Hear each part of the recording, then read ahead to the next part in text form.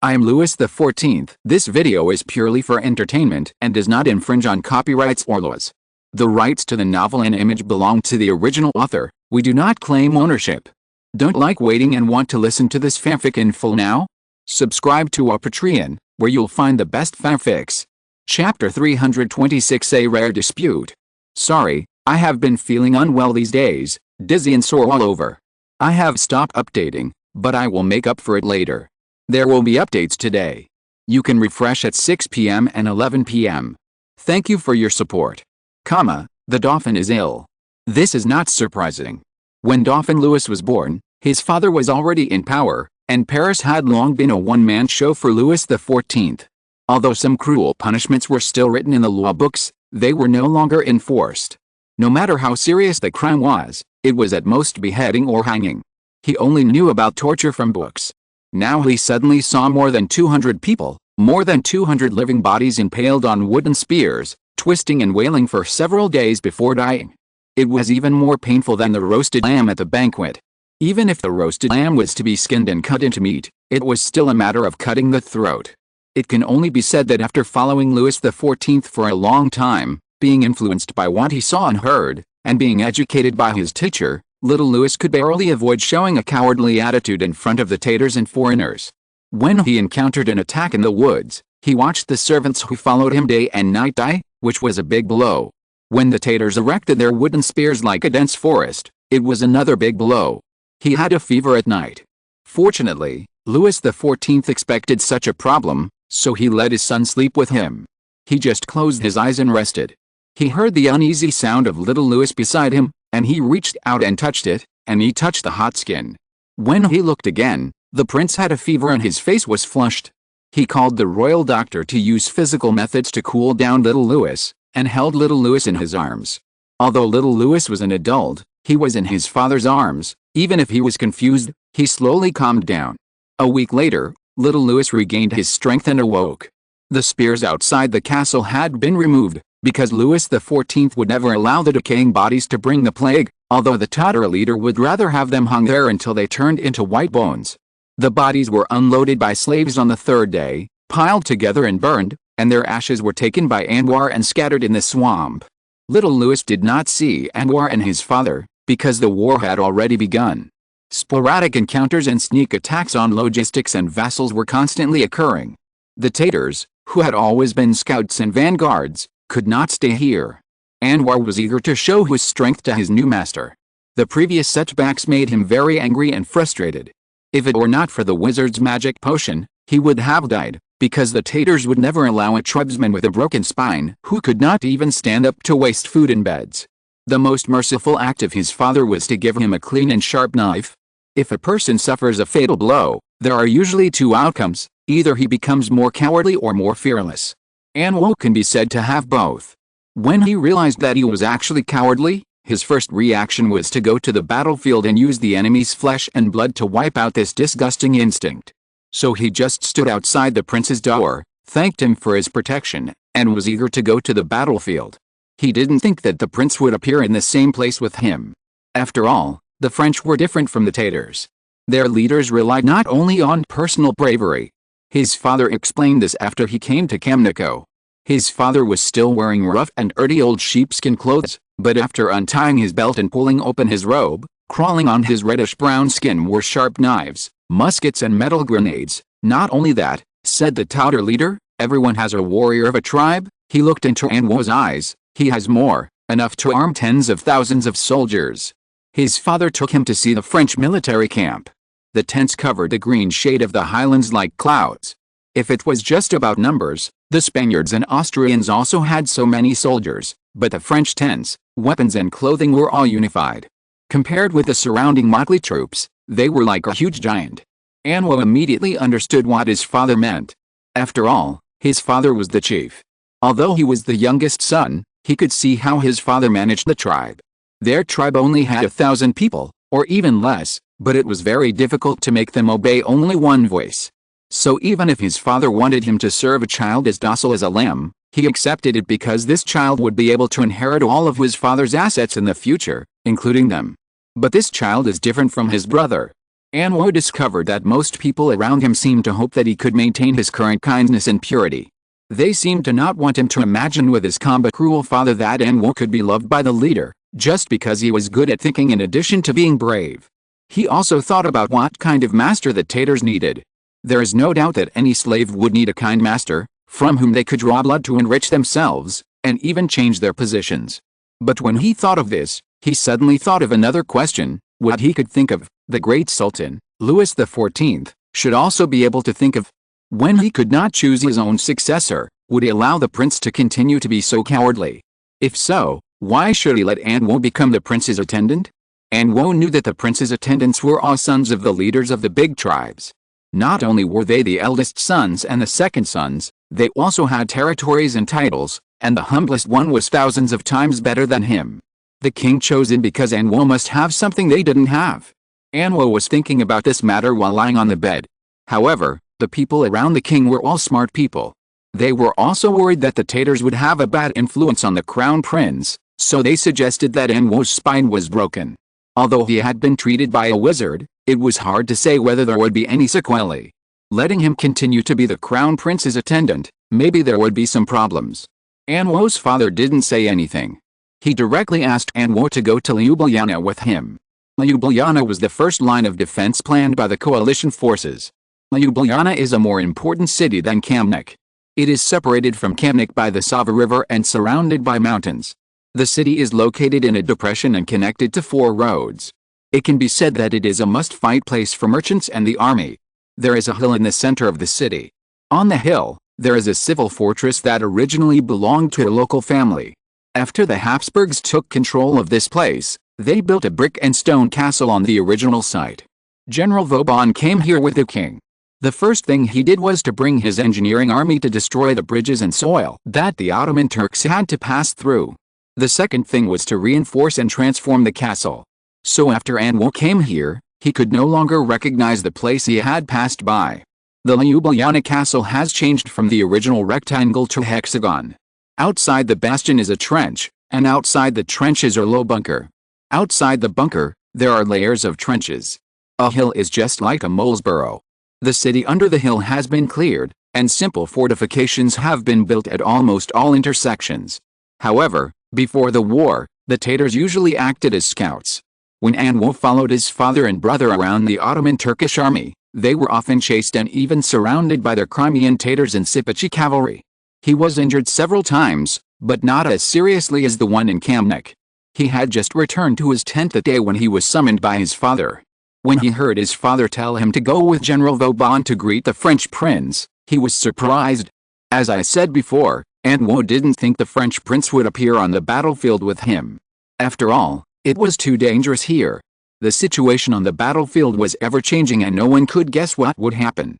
General Vauban also kept a tense face and said nothing. It was Louis XIV who insisted on sending little Louis to Ljubljana.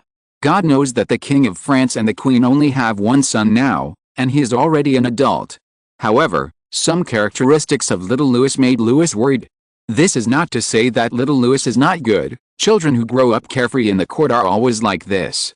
If Louis did not have an adult soul and had not experienced 2 precarious rebellions of the Fronde, he would probably not be able to get rid of the little Louis's current appearance. Kindness, tolerance, and gentleness, but the most fatal thing is that little Louis only has these. Louis can guarantee that before he goes to see God, he can firmly hold the rudder of the big ship of France and prevent it from deviating from the set route, but a pair of weak hands cannot do it. No, it should be said that a weak heart cannot do it. Although little Louis is an adult, he knows nothing about the threats that a king may face and the pain he must endure. He cannot even deeply understand the true humiliation in death. The death of the Crimean Tatars was just a small beginning. It was a small matter that any king, even a minister, could easily deal with. It was not that respecting life was a bad thing, but sometimes fate was so funny. If the person in power could not make the right decision, he would find that perhaps a moment of hesitation would lead to more terrible consequences. The person who accompanied the crown prince turned out to be the eldest son of the King of Poland, Count Henry, with a bitter smile on his face. Because Louis XIV insisted on sending the crown prince to Ljubljana, all his ministers and generals had a quarrel with him. Of course, it might not be so intense, but at least it could be described as a dispute. Even his father, King Ludwig I of Poland, forgot his identity when he heard the news, and hurried over to drag Louis XIV out of the bed, strongly demanding that he withdraw this ridiculous idea. Count Henry was a little envious. No, he was not envious of the little Prince Louis. He had been displaced since he was a child with his father and grew up in the army instead of in the court. But unlike people's imagination, he had long been accustomed to this kind of life. Although it was hard, it was very fulfilling. Moreover, he was more confident than the prince. He was not only his father's heir, but also his right-hand man and indispensable. He envied Louis XIV. During the time that Count Henry and his father, the former Prince of Condé and now Louis I, were in Poland, they had enough of the sarcasm and shirking of responsibility by the Polish nobles and szlachtas. When Henry saw Louis XIV sitting on the throne, he was so envious. But when Prince of Condé really became a king, they realized how heavy a crown could be, and deeply understood why Louis XIV would do anything to reduce the power of the domestic nobles and hold all the power in his hands as much as possible. Louis XIV was once deserted by his friends and relatives, or rather, during that time, except for his brother Philip, no one stood by him, including his mother and Bishop Mazarin, but now he has a group of ministers and generals that he can trust. They may have their own selfish motives, but the Marquis of Louvois, who is bent on seeking the position of Minister of War, and Marshal Schomberg, who is Italian, also repeatedly advised the king at the risk of angering the king. They also had some real feelings for Louis XIV. The Marquis of Louvois even said that if the king thought that the prince should go to the battlefield in person, then please don't do it here and now, at least not in Ljubljana. Even the royal doctor and wizard, Varo Vesalius, who always liked to stand aside and watch, said that they could use wizards to make up for the courses that the prince missed. They should have known that when the king had begun to doubt them, their obstruction would likely put them in a bad situation. When the power of the Sun King had covered most of Europe, even if they were marshals or ministers of war, they would be thrown into prison with just one word, but they still said it. Although they failed to convince the king in the end. The little Prince Louis entered the castle under the escort of Marshal Vauban and the guards.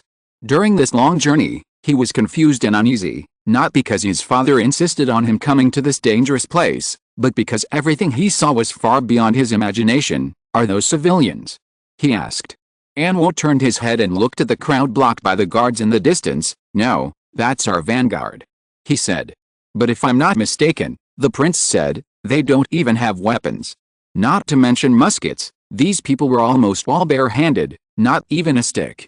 They will not be given until the battle begins, Anwo said, and then he glanced at General Vauban. Your Highness, they are all Highland herdsmen, your father forgave their sins, and then they accepted our recruitment. They are all brave men, you will see. Chapter 327, Ljubljana in Blood and Flesh. The assassination of the French crown prince in the woods was not as Louis thought, something that could be stopped with more than 200 lives. The same thing happened in Sarajevo not far away 300 years later, causing a war that swept the whole world. This incident also led to the expulsion, imprisonment or execution of the people in the Sava River basin. In places he could not see, more people paid the price for this accident, even if they knew nothing. These highland herders were completely desperate. After they lost their cattle, sheep, tents, and the power to exile, they could only sell themselves for a very low price for themselves and their families. All they could hope for was that after the war, the surviving victors would get rewards from this war, and this reward could even make up for their previous losses. What they didn't know was that not far from them, the slave soldiers of the Ottoman Turks also thought so. These slave soldiers were also fresh and cheap. After the tactics of fortifying the city and clearing the fields were adopted by the generals of the coalition forces, the Ottoman army led by Ahmed did encounter some troubles. The first problem was food. 250,000 people could eat up a city in one day. Ahmed's original plan was to extort and plunder part of the cities they passed through, but after this idea was shattered, the armies of the vassal and vassal states immediately felt the pressure of food. In order to appease those hungry hyenas, Grand Vizier Ahmed allowed them to plunder at will. Although the cities they had to pass through were empty, there were other villages and towns nearby. In the past, as long as these villages and towns were willing to offer food, women, and gold and silver, the Grand Vizier would ensure that the other party would not be harmed, but now, Ahmed had to transfer the pressure he faced to the former. Of course, when he made this decision, there was no hesitation, because they were all Christian villages. Even in Istanbul, Although Christians can keep their own beliefs and do not have to abide by the complicated and cumbersome rules and regulations that the Ottoman Turks must abide by, they have to bear heavy taxes and are regarded as slaves bound to the land, and will not receive any respect. This is the case in Ottoman Turkey, and it is even more so in the enemy's land. If there is something to be lamented, it is that Grand Vizier Ahmed suffered a great loss. Because according to tradition, if a village or a city surrenders to the Grand Vizier, all its assets will belong to the Grand Vizier. Although this asset also has a part of the Sultan, it is better than Ahmed getting nothing now. A huge tent was set up on the hill. The Grand Vizier's tent was only slightly inferior to the Sultan's. It almost occupied the entire hill and was divided into several rooms with hanging silk curtains. They were used as bedrooms, reception rooms, meeting rooms, and even toilets. All places were covered with gorgeous silk carpets and decorated with exquisite furniture. There was a small round table next to Ahmed. On the table was a silver pot filled with milk mixed with honey, and on a silver plate were sweet snacks. Musicians holding tambourines, panpipes, and long recorders sat at the edge of the tent. They were several musicians in the famous Ottoman Turkish military band, but when there was no war, they would serve the Grand Vizier and other senior officers. A corner of the tent was opened, and from here you could see the vast and dense tents, like a winding river of cowhide, with no end in sight. The slave soldiers were imprisoned in open-air pens like cattle and sheep. They were naked with white skin, no different from cattle and sheep. These should have been the property of the Grand Vizier, but Ahmed immediately gave up this right as soon as he realized the intention of the Catholic coalition. His decision was very timely. Azip, who occupied the majority of the army, immediately quieted down. Those people were easily satisfied. A slave, a coin, or a piece of greasy meat, a bottle of wine could get them away. Although Ahmed had to lose a considerable amount of income based on the number of people, this money was nothing compared to his head. In Ottoman Turkey, if a sultan was defeated in a war, he would not be able to keep his throne and life. Moreover, Ahmed was only a Grand Vizier after all. Although Mehmed IV was willing to listen to his father's teachings, it was hard to say for him. Ahmed looked at the soldiers who were like ants, with sadness in his heart. He had realized that not only might he not be able to achieve the victory that Mehmed IV expected, but he might even have to stay here forever as an unknown skeleton. The worries of the Grand Vizier were unknown to everyone, even the members of the Motfarika cavalry regiment or the Janissary corps, let alone the lowest level azips. Of course, even if these azips knew, would they have any extra thoughts? These infantrymen were originally used by the Ottoman Turkish legions to wear down the enemy's forces. They came from complex and humble sources, most of them were Turkmen from Anatolia, and civilians from border provinces. 20 to 30 households had to provide a male soldier, and provide food and equipment. Of course, that little food was usually only enough for him to go to the recruitment point. There were also some volunteer infantrymen, who were all believers or converted Christians. Their salaries were also paid by their villages, not the army. Then some people might wonder, in this case, why did they join the army? Back to the previous question, the answer is still the same: they need to get money from the war to cope with the increasingly heavy taxes. In such a situation, the Grand Vizier allowed them to plunder as much as Ali Baba opened the door to the thief's treasure house. The anxiety brought to them by the wheat fields that were harvested and burned early, the empty cities, and the deserted villages disappeared immediately. No matter where you go, it is lively and joyful. Their joy was built on the suffering of Christians. Those towns and villages that thought they would not be affected had little chance of resistance when facing the Ottoman army. They begged to see the Grand Vizier, but their necks were often broken the fastest. These azips certainly did not want the Grand Vizier to change his mind. And unlike the places that the Ottomans had conquered, Ahmed did not need slaves to drag them down. The women, children and the elderly among the captives would all be killed, leaving only young male slaves.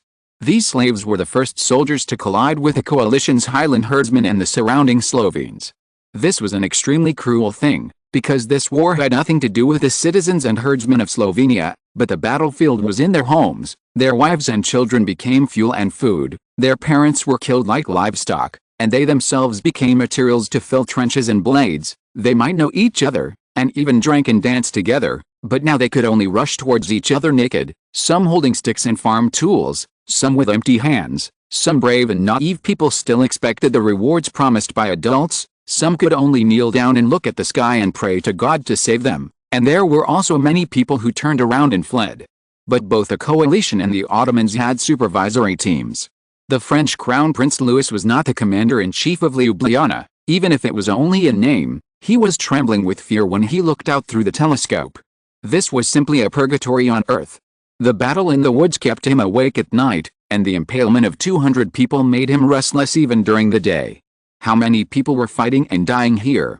1,000, 3,000 or 10,000? He couldn't count them, but he knew that this was just the beginning. So many people had died before the Allied forces and the Ottoman army even saw each other's faces. The encounter in the woods had taught Prince Louis that a real battle would not have any opening remarks. The knights would not shout out their names and titles, nor would they bow to each other, and the losers would not receive any praise or solemn burials. Now he knew that even the largest and noblest war against pagans was dirty and rotten. Unlike what people imagined, you couldn't hear many angry shouts among these enslaved and forced people to fight. They were almost silent. When they were hit in the head with sticks, pierced through the chest with pitchforks, and broken in the neck by flails, the cries they made were like sighs. They fell down with their eyes wide open like cattle and sheep. Looking through the telescope, there were such people everywhere, they fell in the dust, crying. "You must be thinking," General Vauban said suddenly, "this is not something your father would do." Little Louis shook his head slowly. "No, sir, if it were me, I would do the same." Vauban looked at the Dauphin beside him with a little surprise. The Dauphin had just reached adulthood, but his height and weight were no less than a real adult, but there was still a little childishness on his face. "Antoine, Barry and Gabriel are all dead, sir, in the encounter not long ago." He choked and said, "My father should know many more people than I do." General Vauban nodded. "Yes, your highness, his majesty has an extremely outstanding memory. He can remember many people who appeared in front of him." He paused, "And after every battle, your father had to sign the pension list of the soldiers killed in battle. Although Lord Louvois could handle this matter, he has insisted until today. What does that feel like?" The Dauphin murmured. "I don't know, but your majesty must be having a hard time." General Vauban said. "So for the sake of our soldiers," said Louis the Younger, "we must abandon our honor and morality."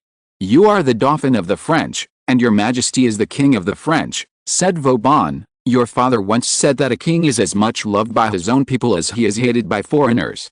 He took the telescope from Louis the Younger. "The battle won't end so soon. Do you want to take a rest?" "This is what my father wants me to see." The Dauphin looked out.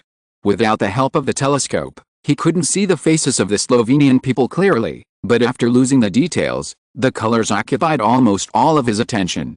The sky was azure blue, the ground was a rough dark green, the trenches were like crisscrossed black oil strips, and the people like ants mixed together like gray water. They flowed here and there, filling the trenches and the ground little by little. Chapter 328, Ljubljana in Blood and Flesh, 2. Sorry, it's late. I was not satisfied with the chapter I wrote yesterday, so I rewrote this chapter. Such a scene reminded little Louis of the scene of Lebrun and others' painting. The painters who had the support and funding of the entire royal family never spared the paint. They would always use a spatula like a shovel to pick up a ball of paint and throw it on the canvas as they pleased, and then spread it lightly, and finally modify it with a brush. Sometimes, some colors and shapes did not meet their expectations, so they picked up more new paint and used it to cover the original colors. The commanders of the Allied forces and the Ottomans seemed to have the same intention. Group after group of slaves and mercenaries were driven onto the battlefield. No one cared about their life or death, and no one cared about the outcome. Everyone knew that such a battle was meaningless. To put it in a difficult way, the reason I invested these consumables is because I don't want the enemy's consumables to consume my soldiers.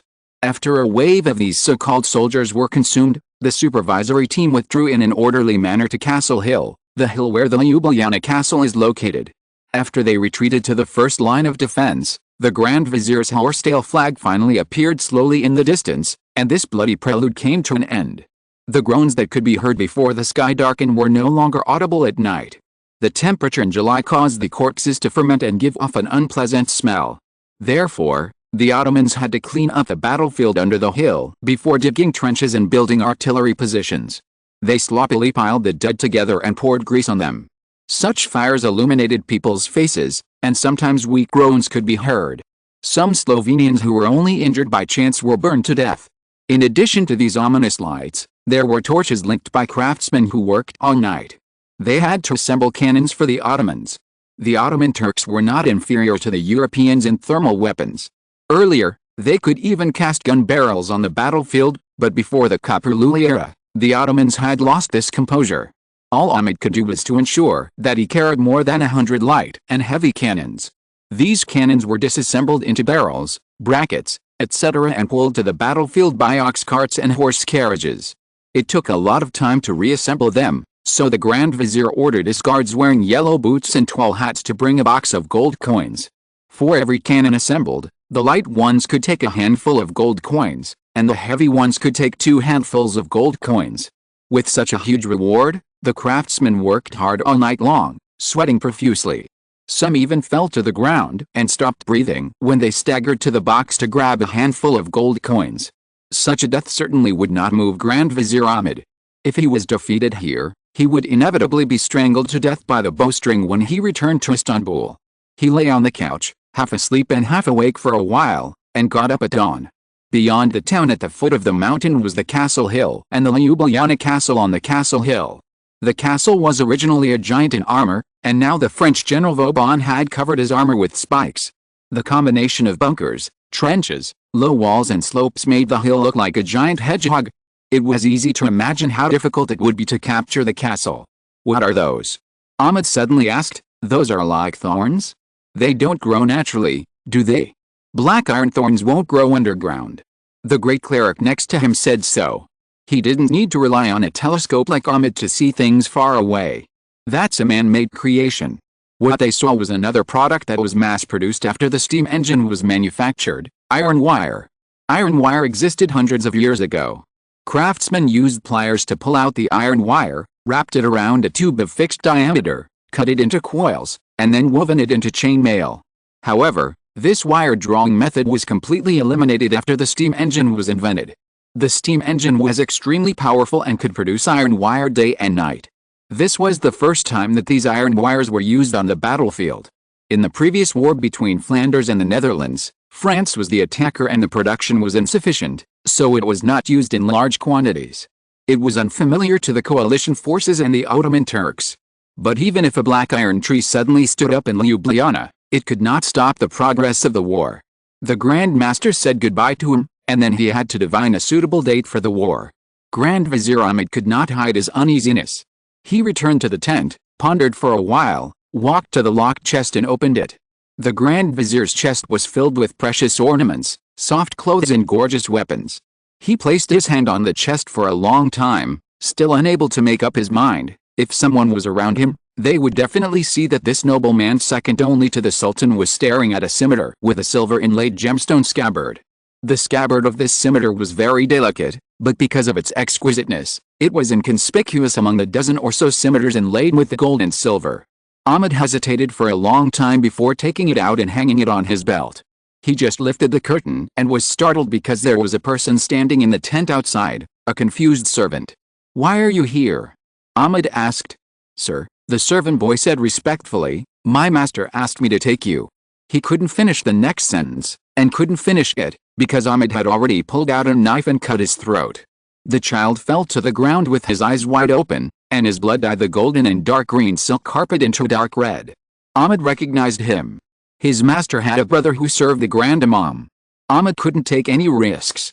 The next morning, the light artillery brought by the Ottoman Turks had been assembled.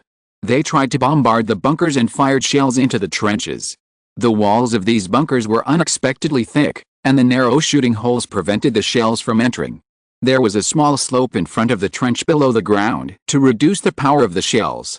Although it was effective, it was still disappointing.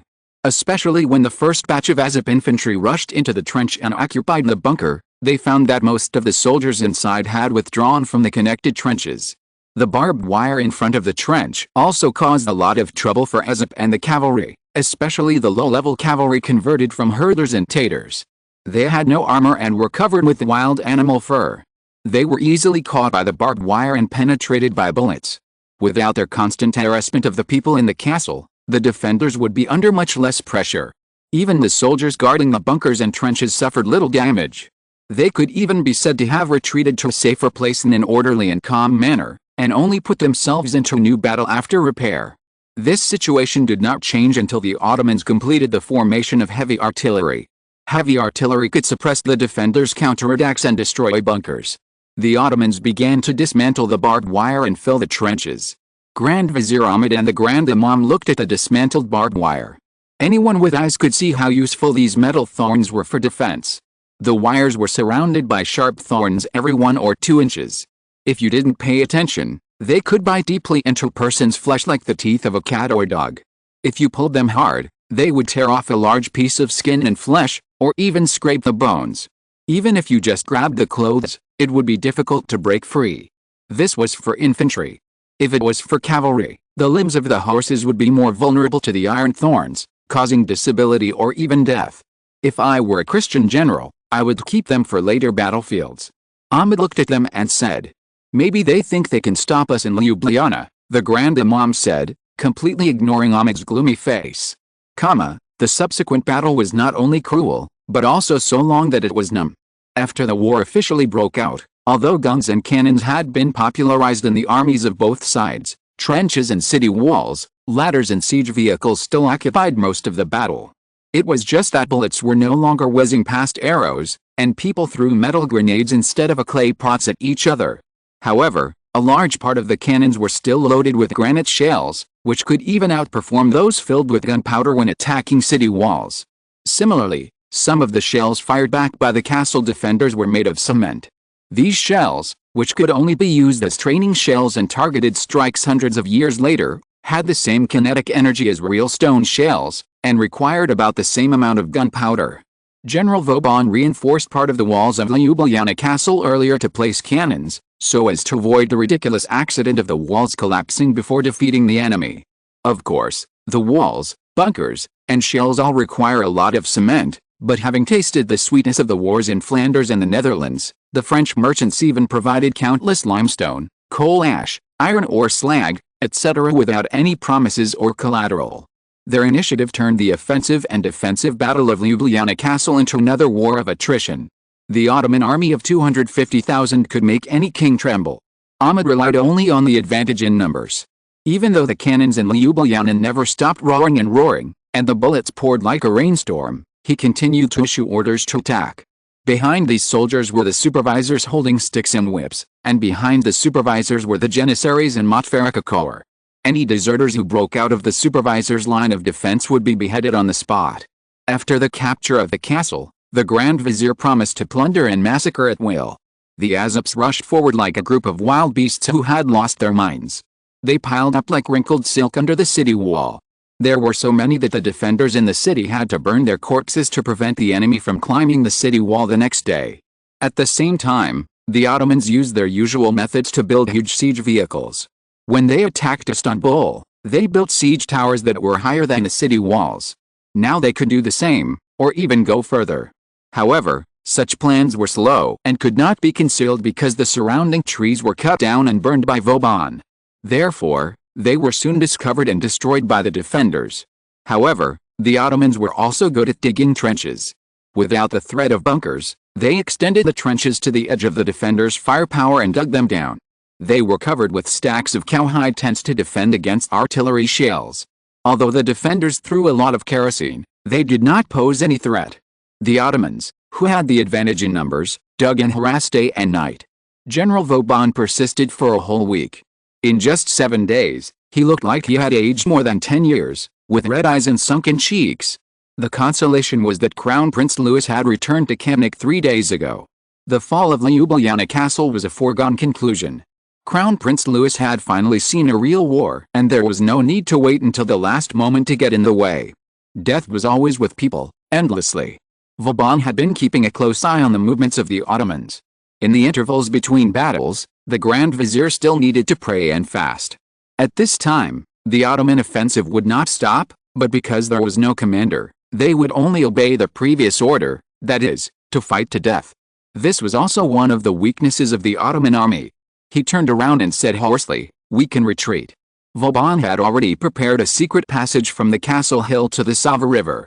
Although there were inevitably cavalrymen from the Ottoman vassal states wandering around, they were mainly responsible for sentry and patrol tasks. Their own strength was not strong and their numbers were not large.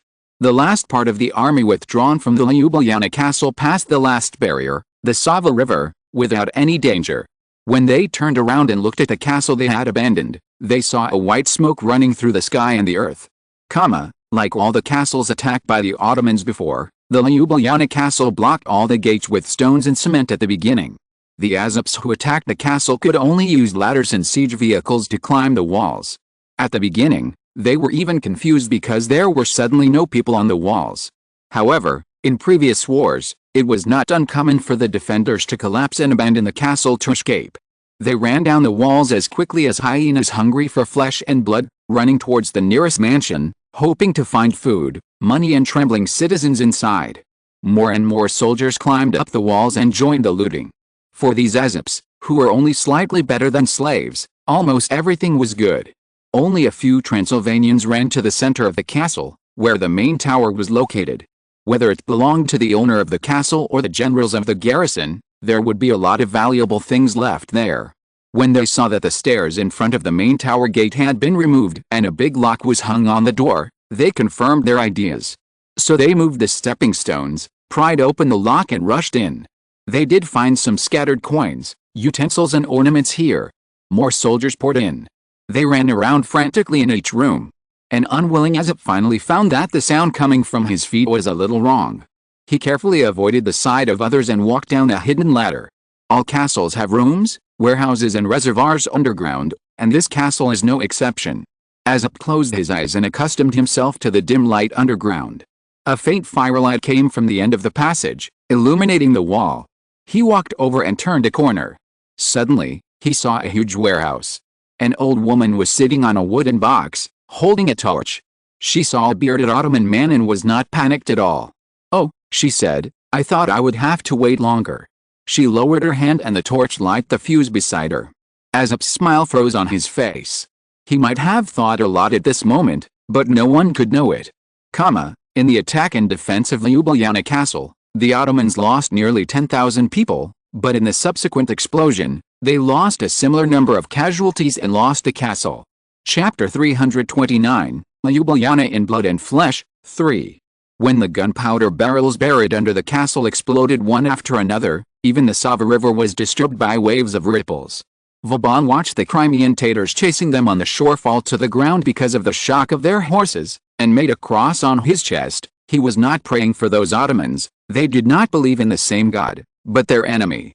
He was praying for the king's purse. Compared to others, Vauban was probably the least worried about the crown prince encountering irreversible harm and danger in Ljubljana, because according to the king's arrangement and struggle, they had to bear very little responsibility, mainly to delay the progress of the Ottoman army, without having to hold Ljubljana, and they lost even fewer people in Ljubljana than in Flanders. Of course, in order to make others speechless, King Louis XIV of France, who was unwilling to contribute, had to pay. Cement, gunpowder, and barbed wire, even if the factory had been built, were still not cheap. It was a considerable expense for merchants to transport them all the way here. Louis XIV never asked Leopold I for this money, so Leopold I could not blame Vauban or any Frenchman.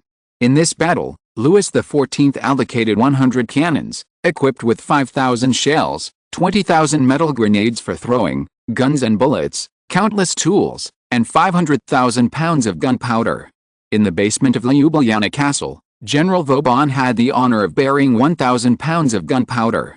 The energy of the gunpowder exploded in an instant, lifting the entire castle into the air. There was no need for many people in the castle, and there were almost no people who survived by chance. In fact, half of the castle hill collapsed. Fortunately for Grand Vizier Ahmed, he did not think this was a victory worth boasting about, so he did not rush into the castle, and his tent still stood on the edge of the city. When the explosion occurred, the whole city was shaking. Even without a telescope, they could see that Ljubljana castle had become a mausoleum, and tens of thousands of Ottomans were buried in it. The bricks and broken rocks that poured down like a rainstorm caused a lot of additional damage. Ahmed stubbornly rode on his horse and went to check the situation. There were wounded people wailing and crying all the way. There were bloodstains and limbs everywhere, and the bodies were covered with grey dust. Unlike Louis XIV's army, the Ottoman army did not have a systematic doctor. Their generals and doctors around the Grand Vizier would not condescend to serve an ordinary soldier. They needed to rely more on their brothers and friends, but their brothers and friends almost all died or were seriously injured in the previous catastrophe. Their screams came one after another. Ahmed, who was annoyed by them, made a silent gesture. A guard beside him immediately understood and walked away. Soon another group of soldiers came over. They carefully examined each wounded person. If they felt that the other party was of no value, they would cut their throat with a knife. After all, the army now did not have enough time and food to waste on these wounded people. Fortunately, the first ones who rushed into the castle were ASAP infantry or low-level cavalry, and dealing with them would not cause too much chaos. A man suddenly rode up to Ahmed. There was only one person in the army who had the right and qualification to do so, and that was the Grand Imam. "Why did you kill Yasha?" Ahmed was prepared for the Grand Imam's questioning. Yasha was the young man whose brother served the Grand Imam. He walked into my tent without permission. Yasha's behavior was actually ambiguous. You could say that he was hiding a conspiracy, or that he was too reckless. But even if there was no reason, Ahmed, as the Grand Vizier, would not be punished for killing a servant boy. The Grand Imam just suspected that Yasha had seen something. "I've heard some rumors," the Grand Imam said. "Ahmed, I won't believe what others say and think you are an impious person, but I hope you never go to the devil at any time. But our enemies are serving the devil." Ahmed said that the Ottoman Turks also used gunpowder. In siege battles, they often dug trenches until they reached the enemy's city walls, and then buried gunpowder and detonated it until the city walls collapsed. But all the gunpowder in their army combined might not be as much as in this explosion. "This is not a reason for you to betray the most merciful." The Grand Mufti said, "I will drive out those devils and their followers. You must stick to your faith." "I will," Ahmed said. It is hard to say whether Ahmed has strengthened his own faith, but he has definitely helped others strengthen their faith. Perhaps it was because of the empty cities, the dwindling food supply, or the explosion in Ljubljana that the servants and slave soldiers of the Ottoman Turks were the first to be shaken. Those Tatars and Christians had no religious support and were excluded from the real lineage. Even if the Grand Vizier allowed them to plunder at will, they still could not get the desired rewards as expected. They did have a lot of slaves, but it was said that because the explosion took away nearly 10,000 ASAP infantry, these young male slaves would be recruited to fill the vacancies. When these slaves were killed or wounded, they would be the next. If it was like before, even if they were injured or died, they would have the loot to ensure the safety of their families. But this time the coalition's scorching walls and clearing the fields left their pockets ugly and shriveled. This made them think of escaping again. Ironically, the 3 legions around the Grand Vizier were dispatched for the first time, and their swords, arrows, and muskets were aimed at their own people. In the dark night, torches were thrown at the feet or horseshoes of the Crimean Tatars, Kurds, Mamluks, and Christians, and then there was the whistling of bullets or the buzzing of bowstrings. According to the order of the Grand Vizier, both muskets and bows were fired 3 times in a row. After 3 times, there were almost no people and horses who could continue to stand. Even if there were, they had lost the courage to rush forward and dared to turn around. No one shouted during the whole process. It was so quiet that it was terrifying. The majesty of the Grand Vizier stood up again. The next day he rewarded a lot of meat, for everyone, even the humblest Tatar. Where did he get so much mutton? The servant of the Grand Master, Yasha's brother, couldn't help asking. The Grand Patriarch gave him a stern look. "Yasha has returned to the true God," he said. "You cannot blame the Grand Vizier." Of course he knew that there was more than just mutton in those steaming pots, but this was not the time to worry about personal grudges and morality. Yasha's brother shut up. It was indeed his instruction that Yasha walked into the tent without permission. The Grand Vizier had more enemies than his friends. But Yasha could be executed, but it should not be done by the Grand Vizier himself. It can only be said that he must have seen something. The Grand Vizier did not even dare to let him say a word. After feeding and appeasing the wolves under his command again, the army abandoned Ljubljana, which was like a chicken rib, and headed towards the north bank of the Sava River.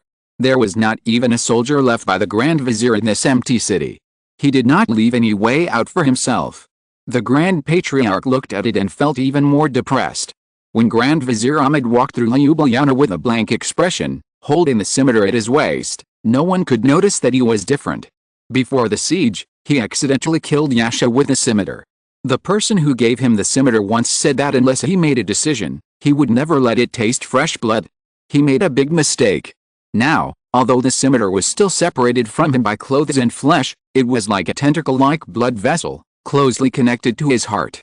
Every time the horse took a step forward, it would become a little heavier and colder, and his heartbeat would become slower and harder. There were several times when Ahmed almost asked the Grand Master for help, but another legend about the scimitar made him shut up involuntarily. If it was not true, Ahmed thought, he would ask the Grand Master to lift the curse for him. As soon as the little Prince Louis returned to Camnical, he had to go to see Louis XIV first. He was the commander, king and father of the little prince. When the little prince ran to the room eagerly, he unexpectedly found that there was another person in the room. He didn't know this person at all. From the seat, posture and eyes, this prince actually maintained an almost equal status with Louis XIV. But he was not a king, nor an emperor. He was a king. And he was the King of France. Louis XIV added in his heart, then looked at Theodoric, "Can I let little Louis call you uncle? You really are." Theodoric said helplessly, "A person who does whatever he wants and acts recklessly." Theodoric is different from Prince Amon of Tzimich.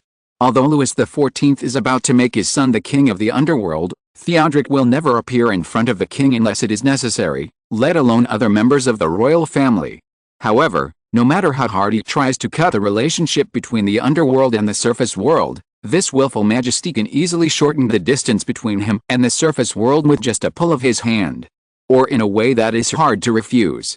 If Louis XIV treated Theodoric with the same attitude as he treated Amon, the Prince of Vanzo could justifiably maintain a cold and distant distance. After all, Theodoric's Merovingian dynasty and Louis XIV's Bourbon dynasty were separated by several dynasties, and their blood relationship was unrelated. But any vampire would inevitably be moved when a king asked his heir to treat him like his uncle. Theodoric was only in his 20s when he died, and he had no children. Uncle Theodoric. Little Louis was always willing to listen to his father, so although he was full of doubts, he immediately stepped forward and took off his hat to salute Theodoric. "You may feel a little strange," Louis pointed to his coat pocket, "but he has always protected me and you, my son, that cat." Little Louis opened his eyes wide in surprise. He knew that there were always some wizards around his father, such as Varro Vesalius and his brother's mother. His brother was also a wizard, but when he was born, Louis had already thought about how to deal with those wizards and the other world, so the prince's view of the other world was that it was an enclave belonging to France, but so far away that he might never go there. Those wizards were the French people in the enclave.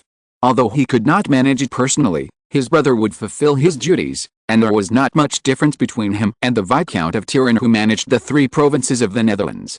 If there was any difference, it was that his brother and he would help each other. The inner world and the outer world should not be mutually exclusive, but complementary. He had also heard that his father had 2 vampire princes working for him, but he couldn't help but dig into his pocket and took out a chubby blue-gray kitten. The kitten was one of the most important amulets that Louis left for little Louis. If there was any accident, little Louis could at least escape alone. Theodoric suddenly had the urge to turn into a bat and fly away immediately, but the window of the room was closed. Although it would not be a big problem for him to pass through or break the window, but he glanced at Louis next to him. His Majesty was smiling. The Prince of Vanzo didn't want to consider how much of a teasing element there was in it.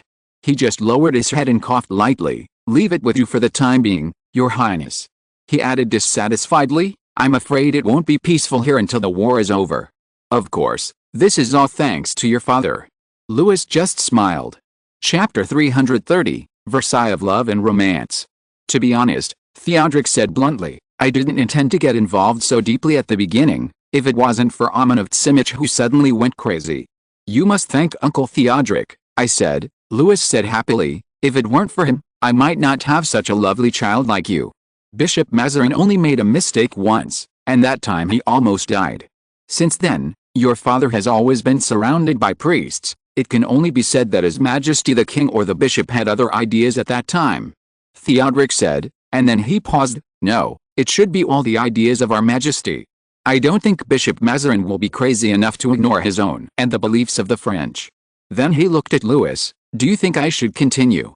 "I don't think there's anything unspeakable between us," Louis said jokingly, and then nodded slightly. "Go on." "Little Louis is also 14 years old, Mr. Theodoric," I was almost the same age at that time. Your father was extremely bold. Theodoric said unmovedly, Your Highness, there were people without faith before him. They were either too stupid, too smart, or too shameless. Your father may be all three. In short, after the time of Merlin and King Arthur, the Church's crackdown on wizards was the most severe and widespread, far surpassing the so-called Inquisition. Of course, you can understand it as just two political forces strangling each other, because their origins are the same.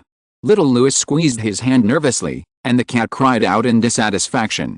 He took it out awkwardly, put it on his knees, and intertwined his fingers instead.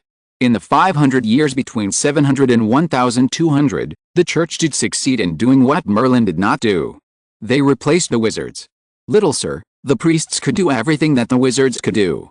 Only a few wizards, because of blood and marriage, of course, the former was the most important, were protected by the king and survived. This situation was not alleviated until the Crusades. Theodoric said here, and Louis raised his hand to signal a pause. Tell me, child, you have finished the history class during this period. You can speculate what consequences it ultimately caused. Facing the king's question, little Louis thought for a while. Of course, as an heir to country, the Church originally wanted to use the Holy War to consolidate its power, but they failed. It was a very serious failure, Theodoric said. The priests of the Church were constantly lost in the continuous wars, so they had to recruit new blood from the inner world. These new blood were the judges and presiding judges of the Inquisition. You can see, Louis said, the Inquisition was still constrained by the Church at the beginning, but within 100 years, their cooperation partners turned to secular forces. Just like the two kings of Spain. Theodoric said, at that time, the Queen of Castile and King Ferdinand of Aragon used the Inquisition to purge different voices in the court and plunder the wealth of their subjects. They used this weapon properly and saved a lot of effort for subsequent rulers. But, he emphasized, but even they didn't do as much as your father did, excessively. Obviously he chose a gentle word as much as possible, although the Church came from wizards, or it can be said that it came from the older polytheism, they did make themselves a virgin. Even if there are no stupid fanatics among the king and queen, the continuous education and guidance for hundreds of years have invisibly established a tight line of defense, making many people dare not cross the line. I know, little Louis pursed his lips and said, I've taken philosophy classes. This is why the more educated people are, the less devout their beliefs are. The king let witches work in the army, and it was also in his new army. What about the previous army? They would either flee in all directions or rush forward, send the witches to the stake, and imprison the crazy king. Like the kings and queens in the past, they also received systematic education since childhood. Although these courses must include theology, there will also be ancient philosophy, mainly Greek and Roman, content. These philosophy courses that flourished in the era of polytheism can make people clear-headed and quick-thinking, and will not be confined to one place and unable to extricate themselves. Some people may ask, wasn't the first university founded by the Church? Yes, Church people, especially those senior teachers who have not yet been deprived of the last bit of reason by alcohol and women, know very well how important education is. It's not that they can't fool the people, but that they can continue to fool the people. When those who hold power and money realize that knowledge cannot be monopolized by the Church, they will start to learn. When they don't have such awareness, the Church is a nest of counterfeiters and fraudsters. The Church can only take the lead and take this power into its own hands. So most people still believe in purgatory now. Louis said thoughtfully. Everyone, except you. Theodoric said. Even I may not deny it. After all, no dead person has come back to tell us whether purgatory, hell and the devil really exist. The king said, but this idea, you can also say belief, has become the intangible asset of the Church. That is, they can use it to bargain with people, gentlemen, such as indulgences, excommunication, and the sacrament of the last rites. Just like the coins in the hands of merchants, the swords of knights and the crowns of kings, they have carefully built a palace and prison of nothingness. Before everyone wants to do anything, he has to think about it, so as not to go to hell or lose the qualification to ascend to heaven. As for the priests, they don't have to pay anything for this, except their spit. Little Louis took a deep breath. He could vaguely feel it before, but today his father obviously lifted the last fig leaf. Perhaps you're wondering why we chose this time, said Theodoric, because you have seen the fickleness and bloody cruelty of the mortal world, And now you will see with your own eyes the weirdness of the extraordinary world, and as I said before, the culprit is your father. Your father is a rogue person who doesn't care about those chips at all, those chips held by the priests. He is more ambitious than any king I have ever seen. He is like another Caesar. He will plunder when he sees it. He can't tolerate another voice appearing in his court or even the church. He set a bad example, worse than King Arthur. King Arthur only had Merlin by his side, and he doesn't mind accepting anyone with ability. So the problem comes, Louis continued, I know everyone is watching me, watching when I will go to hell, but they waited and waited, and not only did I not go to hell, I also got the Netherlands and Flanders, that layer of barriers. No, it should be said that the gauze was finally pierced by me. At this point, even Theodoric showed a sarcastic look. The once handsome Philip IV, king, completely shattered the church's fantasy in military affairs, and Louis XIV destroyed the church's last bit of majesty and faith. France is really a good daughter of the Roman Church, one Goneril and one Regan, note 1. So after the Dutch War, kings of various countries began to use wizards from the other world for their own use. Theodoric said, there are not many wizards with long-term vision and wise minds, but they also have parts that ordinary people cannot replace. The son of King Charles II of England and the sudden recovery of Carlos II of Spain are probably related to them.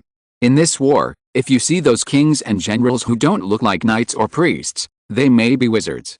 And I heard that the Ottoman Turks also brought their grand patriarchs and priests. Theodoric said, I'm a little unfamiliar with them, so next, you'd better take the cat with you, and it's best not to leave the priests around you. Little Louis nodded obediently. Theodoric couldn't help but glance at Louis. Although little Louis was the son of Louis XIV and had been with him for many years, he didn't have much in common with his father in terms of temper and personality. Then I'll take my leave first, both of you, he said, and then turned into a ball of gray-black mist and went out through the crack in the window. Theodoric could also go out, but the corridor outside the room was full of priests. Although he and the priests around the king had a tacit understanding, it was better for them not to meet each other. Little Louis watched the mist disappear, hesitated for a moment, picked up the kitten from his knees, put it outside the door, and pushed its butt. Wait a moment, said His Majesty the King, I'll give you salmon at dinner. He walked back and saw that his prince had a complicated expression. It would be fine if he didn't know before, but now he knows that the kitten is a part of Theodoric. He must know what the king did to it. Theodoric will understand. Louis said, what do you want to tell me? Father, said little Louis, I thought you would let the Duke of Colonna manage the underworld of France. Why do you have such an idea? Louis said, how could I make such a childish mistake, tearing France apart with my own hands when I finally made it whole? But I'm just a mortal. I'm just a mortal, said Louis XIV. That's not the case, said little Louis, you are not a mortal, I know. Hey, Louis smiled delicately, tell me about it, son. Today was just the right time. He didn't mind letting little Louis get a deeper understanding of the other world. He would rule under his supervision, but what did he hear? The king is a wizard. The Duchess of Montpensier was on the bed when she heard this. It was supposed to be an extremely beautiful night. After losing 3 satisfactory marriages in a row, Louis XIV, Duke of Orleans and Prince of Condé, the Duchess had lost the impulse and enthusiasm to find a husband. However, there were still many people willing to pay attention to the richest heiress in France, including several foreign dukes and princes.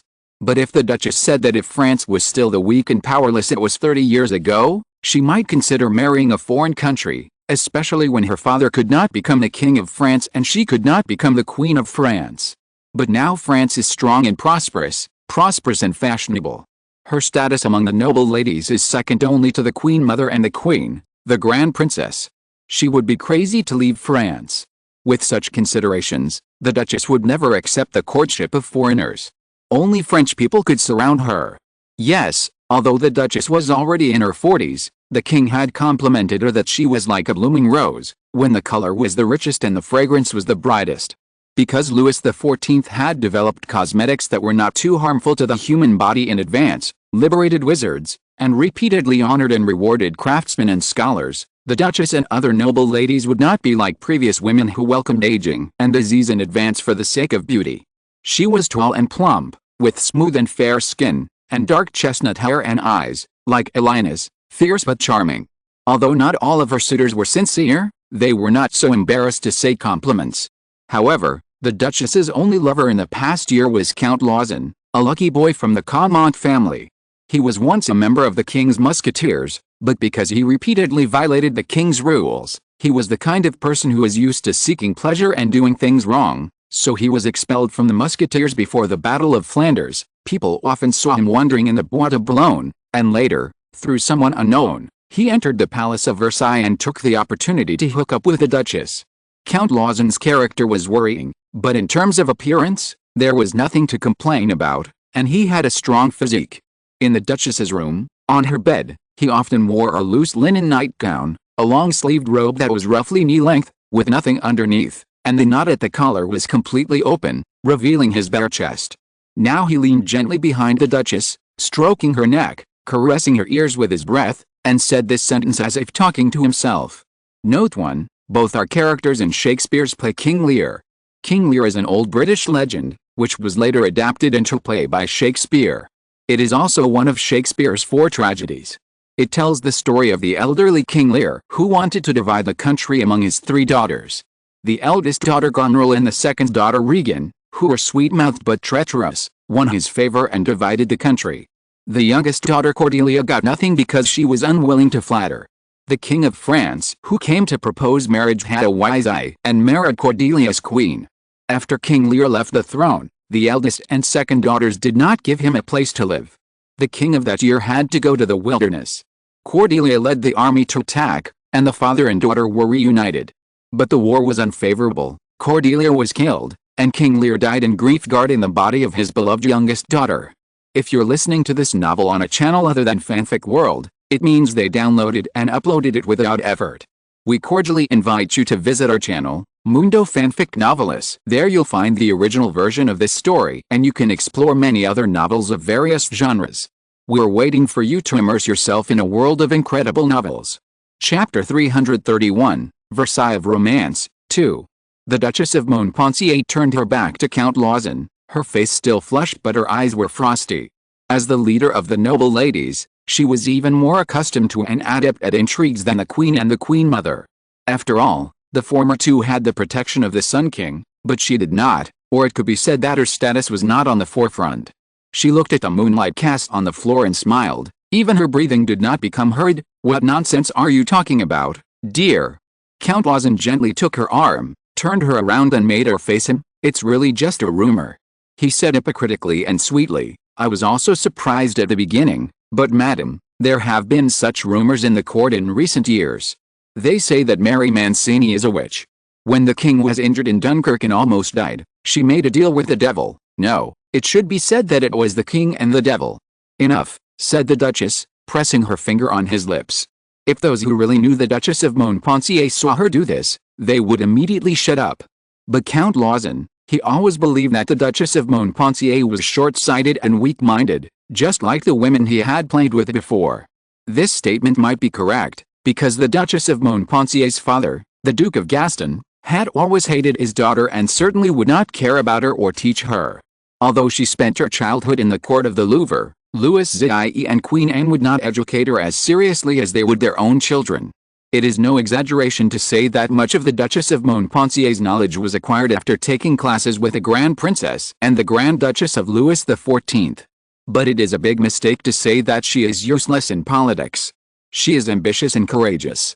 When she finds that things cannot be done, she makes decisions faster than anyone else. Just like when the king returned to Paris during the First Fronde Rebellion, she didn't care that the other party was a married man.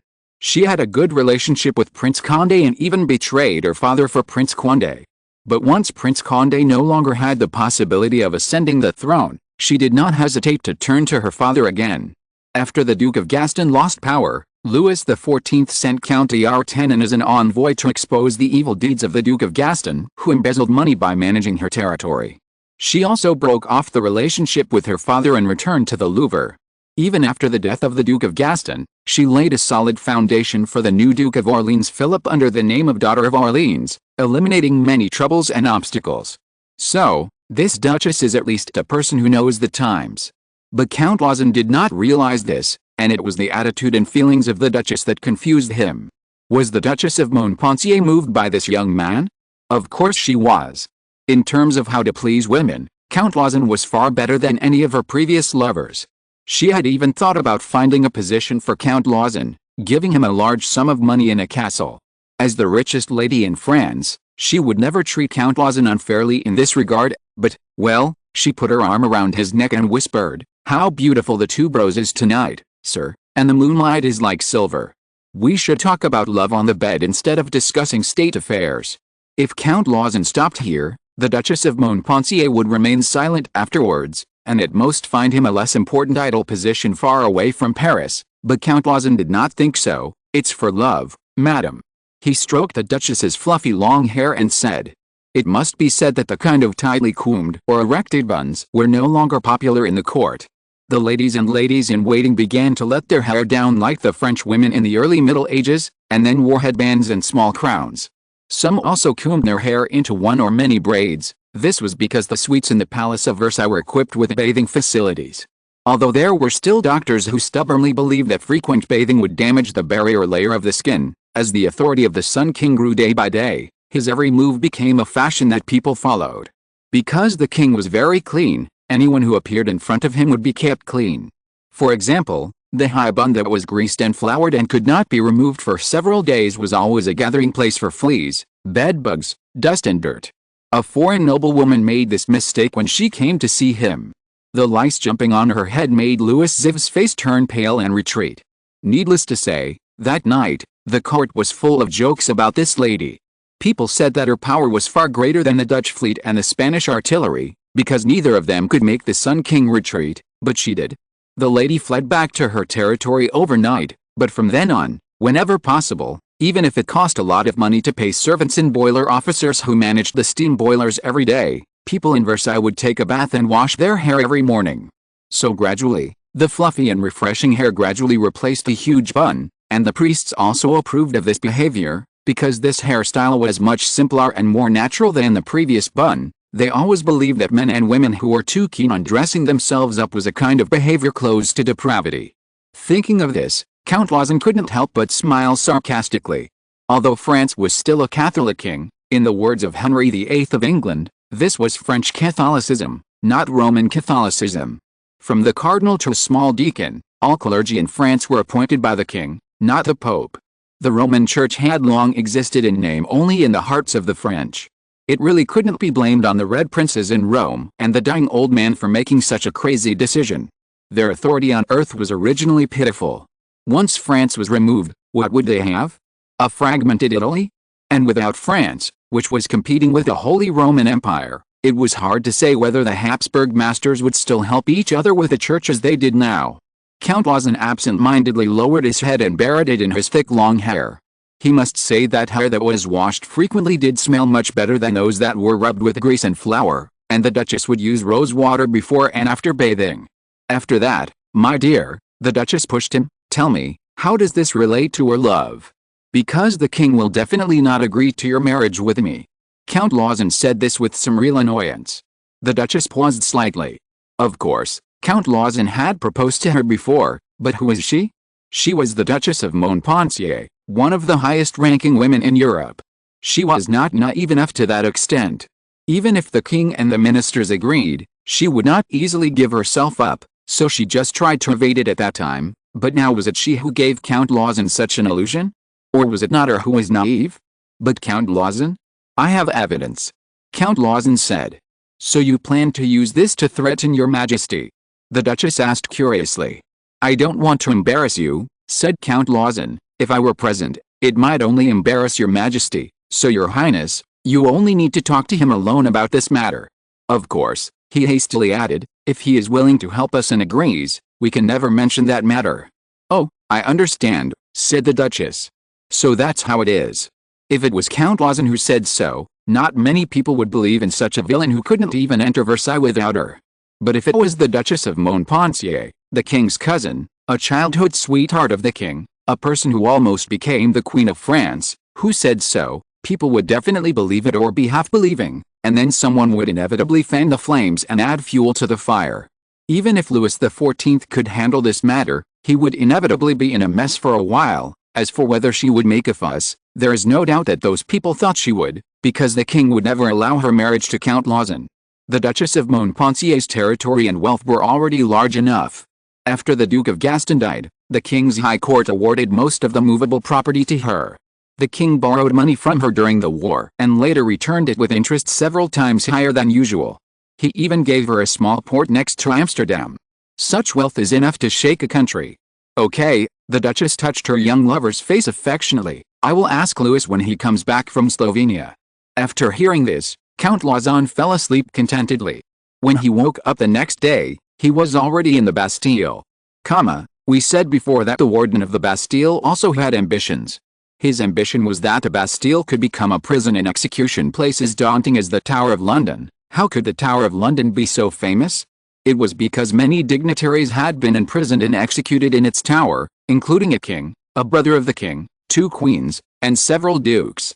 He had always been looking forward to it. Wasn't there a Duke of York imprisoned here last time? Unfortunately, he was not executed, but he was willing to be the executioner. When the first royal lady, Madame de Montespan, and the first noble lady, the Duchess of Montpensier, came together and brought him a prisoner, the warden was full of joy, but as soon as he knew the other party's identity, his face immediately stretched slightly. Count Lauzun, who doesn't know? He is just the lover of the Duchess. Although he has always claimed that he would marry the Duchess as long as he wants, everyone knows that this is impossible. The king will not agree to the Duchess marrying such a person.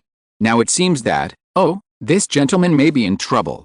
If Count Lauzun was still the king's musketeer, then he would need to be imprisoned and interrogated with the permission of the court or the king, but now he has no identity and is being held in secret, so no one would care where he went. There are many such people in Versailles. Do you need help? No need. The Duchess of Montpensier said with a smile, our servants are very strong. Madame Montespan waved her hand, and the warden immediately withdrew obediently. The servants around Madame Montespan immediately grabbed Count Lauzun and poured cold water on his head. Although it was the hottest month now, the basement of the Bastille was still extremely cold. Count Lauzun woke up at once. When he saw the Duchess of Montpensier, he smiled blankly. Maybe he thought it was just a little joke between lovers, but when he saw Madame Montespan, his face suddenly changed. It seems that you know me. Madame Montespan said. Of course I know you. Count Lauzun said, panting. He rolled his eyes and finally saw where he was under the burning torch. He looked at Mrs. Montespan in panic. You betrayed us. Great, said Madame Montespan unmoved. It seems we can ask fewer questions. The only one who can use this to threaten Louis is the church, said the Duchess of Montpensier. People change, my dear. She nodded to Madame Montespan, and Madame Montespan said, let's get started. No, no, no. You can't do this to me, madam, you can't do this to me. I'm the Pope's envoy. If you are the Pope's envoy, then you should have proof. Where are your documents? Madame Montespan said wearily, forget it, stop yelling. Clement X will not give you any documents, so as not to be betrayed by you. You should know this better than me, sir. Answer me now. Besides the church, who else? Who? I'm sorry, the answer is wrong. Madame Montespan took a step back, but it doesn't matter, sir. We don't have to get an answer. Before Count Lauzun could understand what she meant, he was lifted up by 2 strong servants. They skillfully stripped off his clothes, leaving him standing naked on the ground like a plucked rooster waiting to be slaughtered. Then, they grabbed him and forced him to look at all the torture instruments in the room while he was screaming. People today may not know what this behavior means. In fact, in France, punishment also requires a grand ceremony.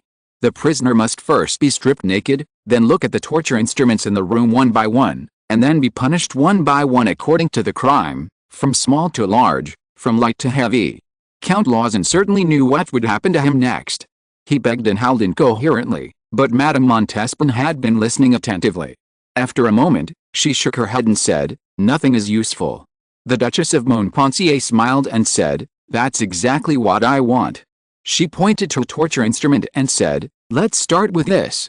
Chapter 332, Versailles of Romance, 3. The witch hunts were only over 100 years old, and although there might not be many genuine witches among them, objectively speaking, when a young girl rather than an old woman was accused, the audience must have been much larger, and the judge would have been very interested. Humans have an unparalleled talent in creating and destroying beauty. Count Lauzun was able to satisfy the Duchess of Montpensier in both the hall and the bed, so he was destined not to be a mere showman. Although he could not compare with the works created by the artists of the French Academy of Sculpture and Painting, he was also lean with long limbs. His skin was as pale as the wall, whether because of panic or because he had not seen the sun. His legs were weak and he could not even stand up, and he needed 2 executioners to support him. Alice, when you see this, don't think that Count Lauzun is a coward by nature. Although he is a villain, the fact that he can become the king's musketeer shows that he is not useless. He may not be afraid of wounds or even death on the battlefield or in a duel, but no one will not be afraid of the torture instruments pointed out by the Duchess. Although Louis XIV abolished some tortures in secret after he took power, retaining only 5 types of punishments for serious crimes, namely, dismemberment by horse, burning, boiling water, beheading and hanging, the torture instruments moved from the castle of Vincennes to the Bastille have never been put away. The King of France has too many enemies, and death cannot deter everyone.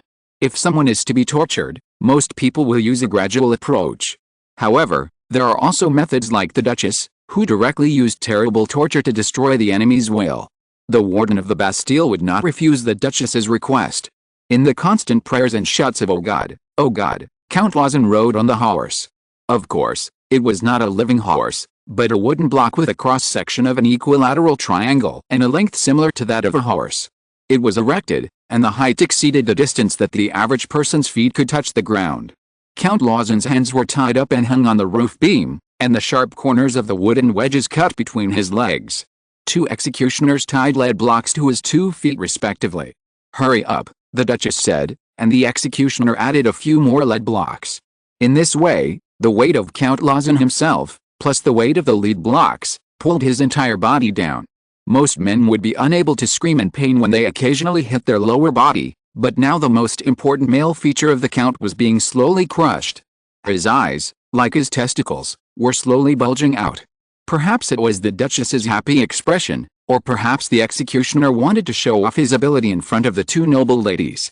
They grabbed the rope hanging from the other end of the beam and pulled it up one after the other. Amid screams that almost tore the room apart, the Count, who was galloping on horseback, was soon bloody. In any case, no matter whether it was a man or a woman, that place was the most vulnerable. Blood flowed down the sides of the triangle, shining black in the candlelight. His feet swayed in the air, along with the lead blocks below. For the Count, a few seconds that seemed as long as several centuries passed. He desperately struggled forward, his head drooped, and he fainted. The warden had been staring at the Count with wide eyes. When the Count fainted, he skillfully took a wine jug with a long spout and handed it to the executioner, asking the Count to put it in his mouth. "This is wine with honey, compressed tablets, lemon and salt," he said. "Watch it, you will wake up soon." The Count did wake up immediately. "Forgive me," he said as soon as he opened his eyes. "Forgive me, Holy Mother, forgive me." The Duchess of Montpensier looked at him coldly. "You can fool me and deceive me," she said, "but you shouldn't." She thought about it here, because Count Lauzun could not threaten Louis XIV, her cousin, the Sun King of France. "You are just a venomous snake hiding in the dark, but I cannot forgive any rebellion, including my father.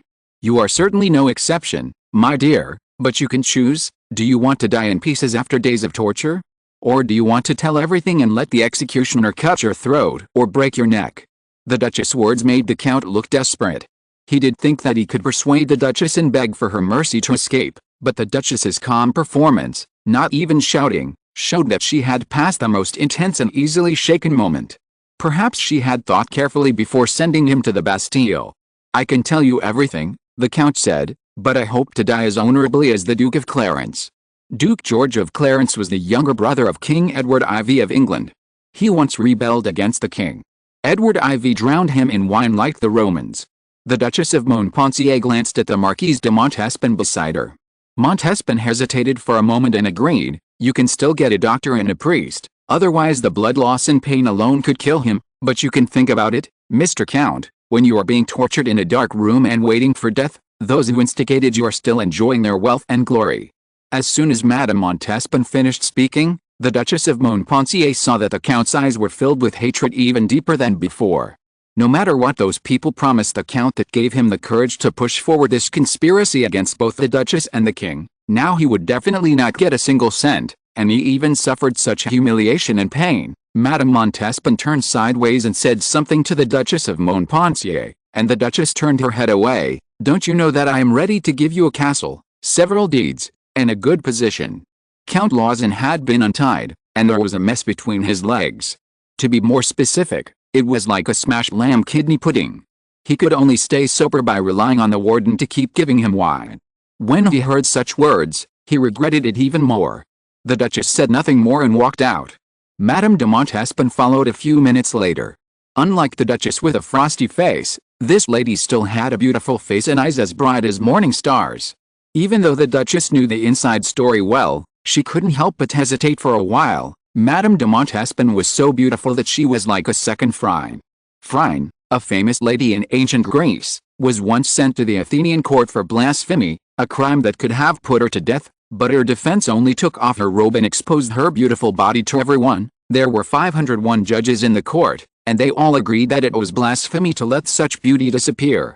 Madame de Montespan was the same now. Even though the Duchess of Montpensier was a woman, she could not feel jealous when facing her, even though she knew that Madame de Montespan was also acting as the king's dagger. Many people in the court knew that this lady was a cruel person, but the love that welled up from the bottom of her heart still made the Duchess invite Madame de Montespan to ride in the same carriage with her back to Versailles. "How is Augusta?" asked the Duchess of Montpensier on the way back. Augusta was the son that Madame Montespan gave birth to for Louis XIV. However, unlike the Duke of Colonna and even the Duke of Harlequin, His Majesty the King was very cold and harsh to this child. He even went to war without seeing him. When the two dukes were born, the small celebration held in the palace did not fall on this child. The king's attitude was the indicator of the ministers and nobles. They tacitly ignored the king's newborn son, as if Madame Montespan had just gone to Fontainebleau for a vacation. Even the Queen Mother never mentioned this matter. The name Augusta was given by Madame Montespan herself. "He is very good, Your Highness," Madame Montespan said. She believed that she had got everything she wanted, but after the child was born, an unspeakable jealousy still swept her heart and body. Why? She was no worse than Marie Mancini or Madame Lavalier. From appearance, figure to help to the king, she was far better than them. But Louis XIV stood on their side without hesitation. Madame de Montespan was not so stupid as to fail to see Louis' intentions. Louis XIV intended to suppress the child because he was wary that she would use her power to cause chaos. "Just wait until His Majesty comes back from Slovenia," the Duchess of Montpensier comforted. "I have a manor in Giverny." She originally wanted to give it to Count Lauzun. "I'll give it to you," she said gently. "You can take Augusta there for a while when you have time. The scenery there is beautiful." "Thank you very much," Madame de Montespan said. "It's a pity that it may not be possible before His Majesty the King comes back, Your Highness, if it's not necessary." She opened the fan, covering half of her face, and looked out the window at the same time. "Don't leave Versailles recently. If you want to go somewhere else, don't come to Paris. It seems that Paris is about to set off another bloody storm." The Duchess sighed. Unlike Versailles, the people of Paris, as Louis said, are a group of fickle and ungrateful thugs. They may never be satisfied. She knows that some people have always complained that the king would rather use foreigners, Schaumburg, and country people, Versailles people, than Parisians. They seem to have completely forgotten that they had twice rebelled and drove the king out of Paris. She said that Louis had been as fair as possible. Although Paris lost its original political status, it also got the crown from the Netherlands. Louis XIV destroyed Amsterdam in the Netherlands and rebuilt another financial center in Paris. Merchants who did not want to see their securities and bills of exchange invalidated flocked to Paris. With the opening of the stock exchange and the new central bank, the gold and silver of the whole Europe seemed to flow to Paris. At the same time, the 4 art academies opened by the king in Paris established Paris as the fashion king of the whole Europe and even the wider region, colonies, Ottoman Turkey and Russia. Some people even said that the Renaissance in Italy had been inherited by Paris and France. Sometimes the Duchess could hardly understand what these people were thinking. Perhaps after the warden and executioner of the Bastille were busy, they would begin to miss the peaceful life at this time. When Louis XIV received the message from the Raven, he didn't care much. Although there were no people with ulterior motives around the little Prince Louis, some people with malicious intentions did approach him when he was busy with the academy. However, as a father, Louis was always cautious. They didn't find an opportunity to sow discord, so they mentioned to little Louis that Louis almost became a wizard. Maybe they thought that little Louis would be afraid of his father and alienate him. But Louis had never intended to let little Louis become a devout believer from the beginning. Queen Teresa was not a stupid person. Little Louis was more curious than afraid. He was still thinking about whether he would become a wizard for a while. Of course not, Louis said, there is a reason for that. At that time, he had not yet taken power. Dunkirk was his first battle. He was far away from Paris and Versailles, far away from the bishop and the queen mother. There were not many trustworthy people around him. The injuries at that time were not something that ordinary doctors could cure. What does it feel like? Little Louis couldn't help asking. A wonderful feeling, Louis said, not a bad one, my dear. It's another feeling as if you are above everyone else. They're all mortals. You are a wizard. You can do things they can never do. You can fly. You can light fire with your fingers. You can also control animals and monsters. If I were not the king, if I were Philip and Philip was me, I think I would stay in the other world. But not because of power or anything else. If Philip was the king, then I would try to conquer that strange place for him. Like Uncle, and what the Duke of Colonna is doing now. Well, Louis XIV said, because once a country is divided, terrible things will happen, just like a giant beast being dismembered. No matter how strong its mind and will are, without a body it can only wail in vain, and may even gradually become weaker due to rotting wounds, and eventually fall down. All divisions are like this. No matter how small it is, or how necessary it is, or for some high-sounding reasons, like beliefs, races, or regions, wealth, status, etc. So, Louis said, I can forgive any enemy, even if he has tried to kill me or has killed someone I love, but there is only one sin that I, and you in the future, can never forgive, and that is anyone who dares to cut France, no matter what his reason is. I have been unwell these days and have not updated. I'm sorry.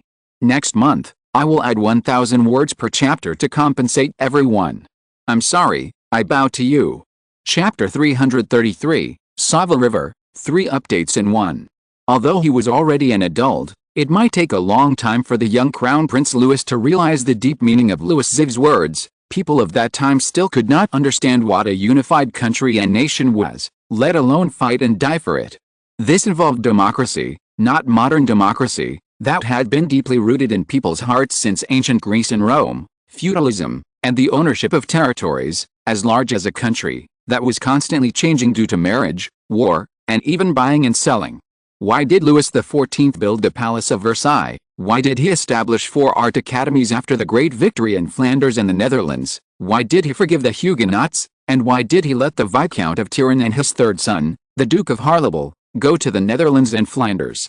It was because he really could not continue to tolerate these nominal subjects and actual princes. In the Far East, even children knew that they had to clench their fists to attack, but the lords and knights here always wanted to tear the country apart. Although from their point of view, this is natural and reasonable, but it is conceivable that if there were no series of victories on the battlefield and in the market that won the king a voice, Louis XIV of France would be just another Leopold I. Even when his own country was threatened, he had to rely on the help of friends or even enemies. But don't be too anxious, Louis shook his son's hand. What I want to hand over to you must be a complete and powerful France. He thought about it and didn't continue. Among the 3 sons, he loved Luciano the Little, the Duke of Colonna, the most, but he was most partial to Louis the Little.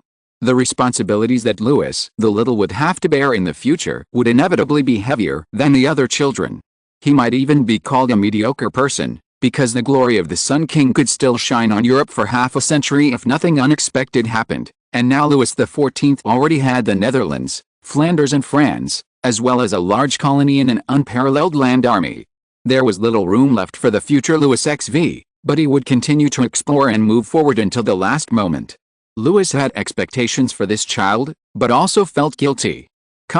Little Prince Louis may not yet understand Louis XIV's strict requirement that a country can only have one voice, but now General Vauban, Marshal Schomberg and Count Henry, as well as King Ludwig I of Poland have already deeply understood the profound meaning.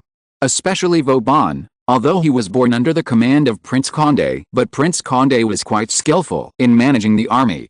When he came under the command of Louis XIV, he was gradually spoiled. Of course, the spoiled here refers purely to a soldier. He was used to His Majesty the King standing silently but firmly behind him like a battle flag, used to the unimpeded logistical supply created by the Marquis de Louvois, used to the sophisticated weapons and sufficient horses, used to the soldiers who were energetic, neatly dressed, strictly abided by military regulations and determined. When he was defending Ljubljana, he didn't feel anything because he was surrounded by almost all French soldiers, but when he withdrew across the Sava River and joined the coalition forces, he was like going from a magnificent, clean and well-organized palace to a chaotic, dirty and smelly slum. There were people everywhere.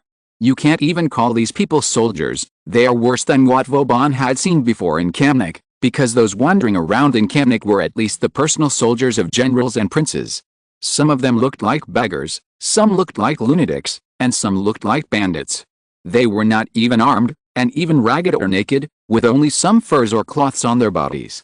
When Vauban's troops passed through the so-called camp, their eyes were fixed on their clothes, muskets, horses and carriages, especially those who were wounded.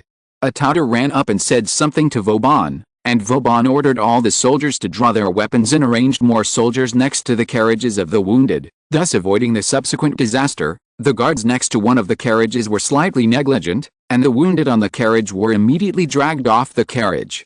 Seeing this, they were terrified and immediately rushed up to hit them with the butts of their rifles and stabbed them with bayonets, and finally snatched the people back from the pile of soldiers.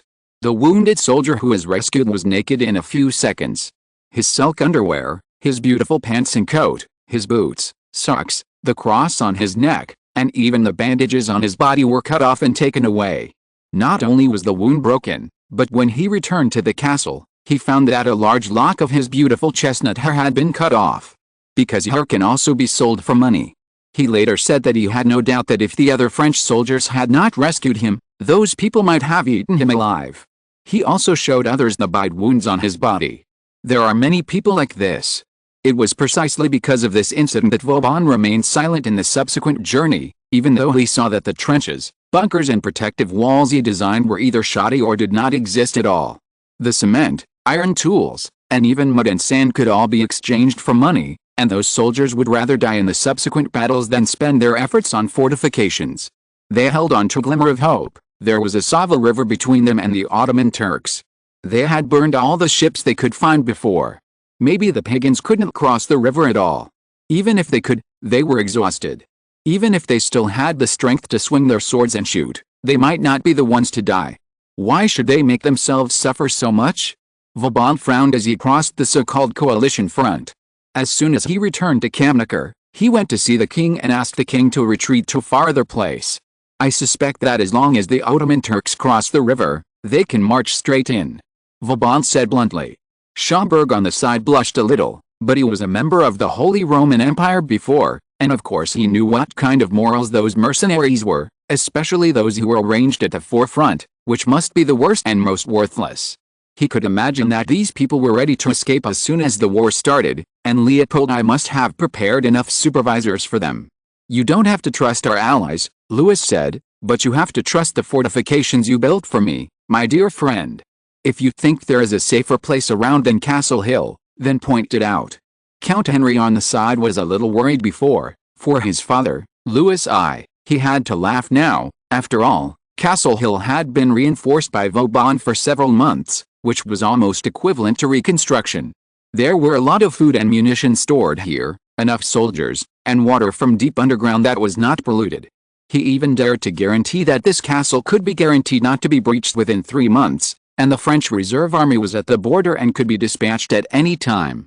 And I can't leave either, Louis said. You all haven't forgotten that I am the commander here.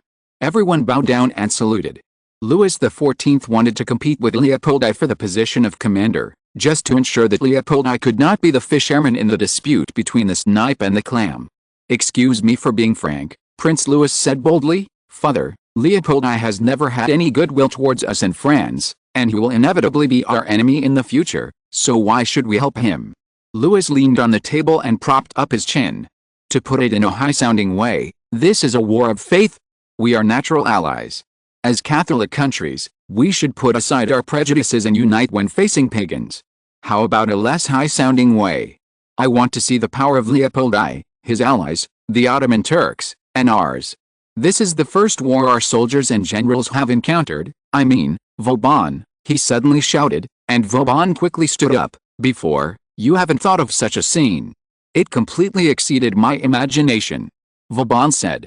No matter how you imagine, it's useless facing the enemy, Louis said. The only way is to see it with your own eyes, hear it with your own ears, and feel it with your own body.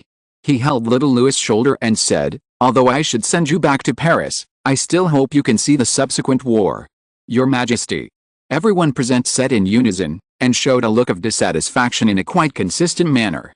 Gentlemen, said Louis XIV, when do you think the next time the Dauphin will see this grand scene? Will he still be just a spectator like he is now? Can he still say, I want to go back to Paris? But your Majesty, the Prince of Orleans is still in Paris. Louis said lightly, if you really have no confidence in me, in yourselves, and in the Dauphin, then I tell you, there are still third and fourth heirs in Paris. This sentence was so heavy that no one dared to respond. Instead, the Dauphin Louis stood up. I can understand your feelings and consider your worries, but I am here to support my father, my king. I am an adult. I may be the commander-in-chief in the next war. I must stay here, gentlemen. I believe you can guarantee the safety of me and my father. I will be with my father and witness your victory for France. Louis touched his son's shoulder comfortingly. Then this matter ends here, he turned to little Louis. You go back to your room now and have a good rest. Little Prince Louis knew that what was going to happen next was not something he could participate in, so he bowed to the king and left. Louis had sent Vauban to Ljubljana before, not to show off, but to prevent this capable general and his army from being forced into the chaotic war afterwards. He certainly saw more than Vauban, and the intelligence his spies sent every day could fill up an entire room, mainly because the coalition was too chaotic. As the saying goes, a vassal of a vassal is not my vassal. Leopold I did not have many troops under his command that he could directly command, and he still relied on several powerful princes, and the knights and knights under these princes also had their own thoughts, not necessarily bad intentions, but even if they were kind, soldiers who could not obey orders would also lead to the worst consequences. Here we can see the biggest difference between professional armies and mercenaries. In professional armies, the generals can implement their will to the smallest squad, while in mercenaries, even the highest-ranking commanders and captains may not obey the commander's orders. The orders they receive are often general, such as defending a village. Only in this way can the more sophisticated the machinery, the harder the gears. It is still unclear whether these people can complete the task, let alone ask them to do complex tasks such as detours, diversions, and dispersions.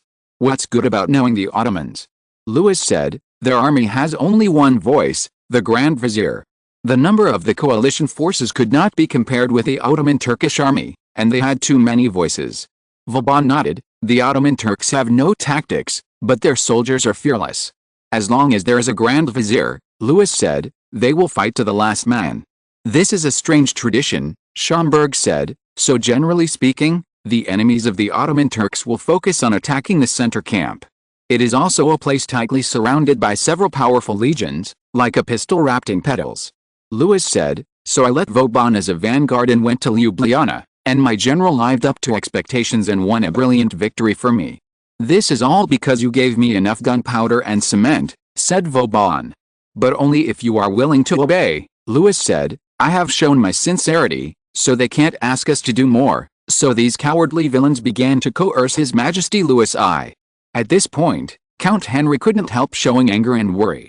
As the King of Poland with an unstable foundation, it was undoubtedly the best way to subdue those great nobles and Szlachta and win the battle against the pagans. But the problem was that Prince Condé was already in his 50s. Although he was strong, he had fallen from his prime. You will go to your father tomorrow, Louis said, with medicine and wizards. Poland also had wizards, but Condé didn't dare to use them. And Marshal Schomburg, your mission tomorrow is to plunder for Louis I. Schomburg stood up, bowed slightly, and then sat down. Vauban and I will stay in the rear. Louis said to Count Henry, go and tell your father that you can make a tentative attack tomorrow, but I don't think our victory will come so easily. But it doesn't matter. As long as our lives are safe, we can try many times. The Ottoman Grand Vizier may not be able to do so. Do you think we may have to defend Kamnik? This is the most likely possibility. Louis said, I will face 250,000 people head-on, unless I am crazy. Fortifying the walls and clearing the fields is not just about moving or burning all the food, but also poisoning the water source. All the ships within 100 miles upstream and downstream of the Sava River have been collected and pierced. The scouts of Grand Vizier Ahmed have already reported this news.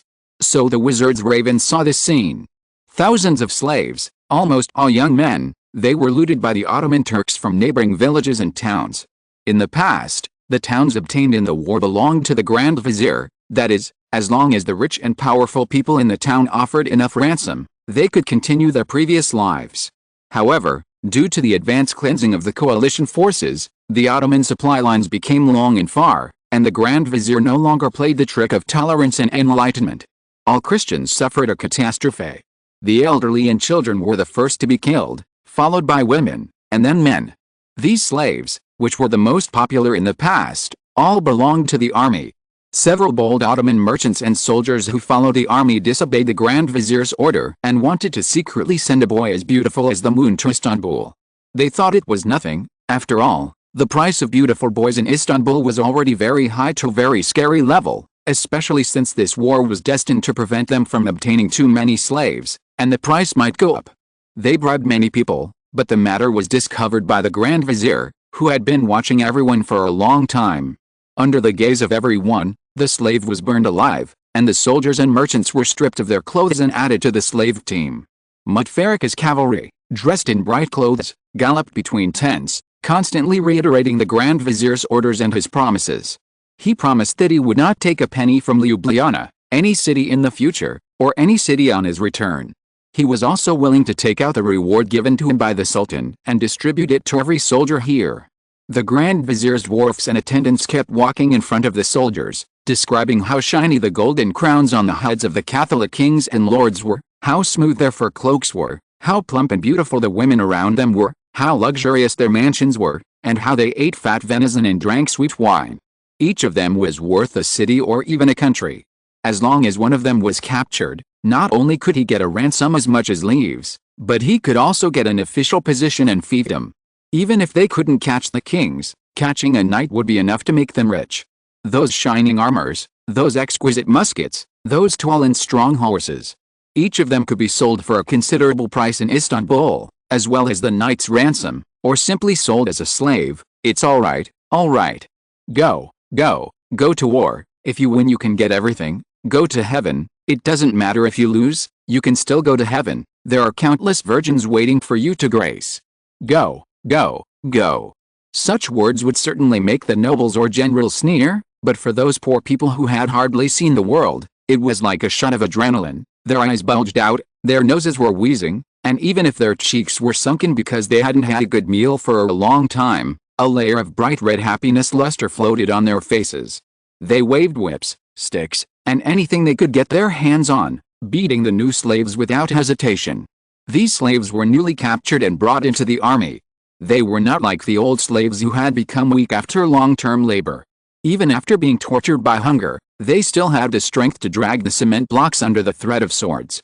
Vauban probably would not have thought that the cement blocks he had thrown on the road to hinder the Ottoman army's march. After moving them away, the Grand Vizier did not just throw them on the side of the road.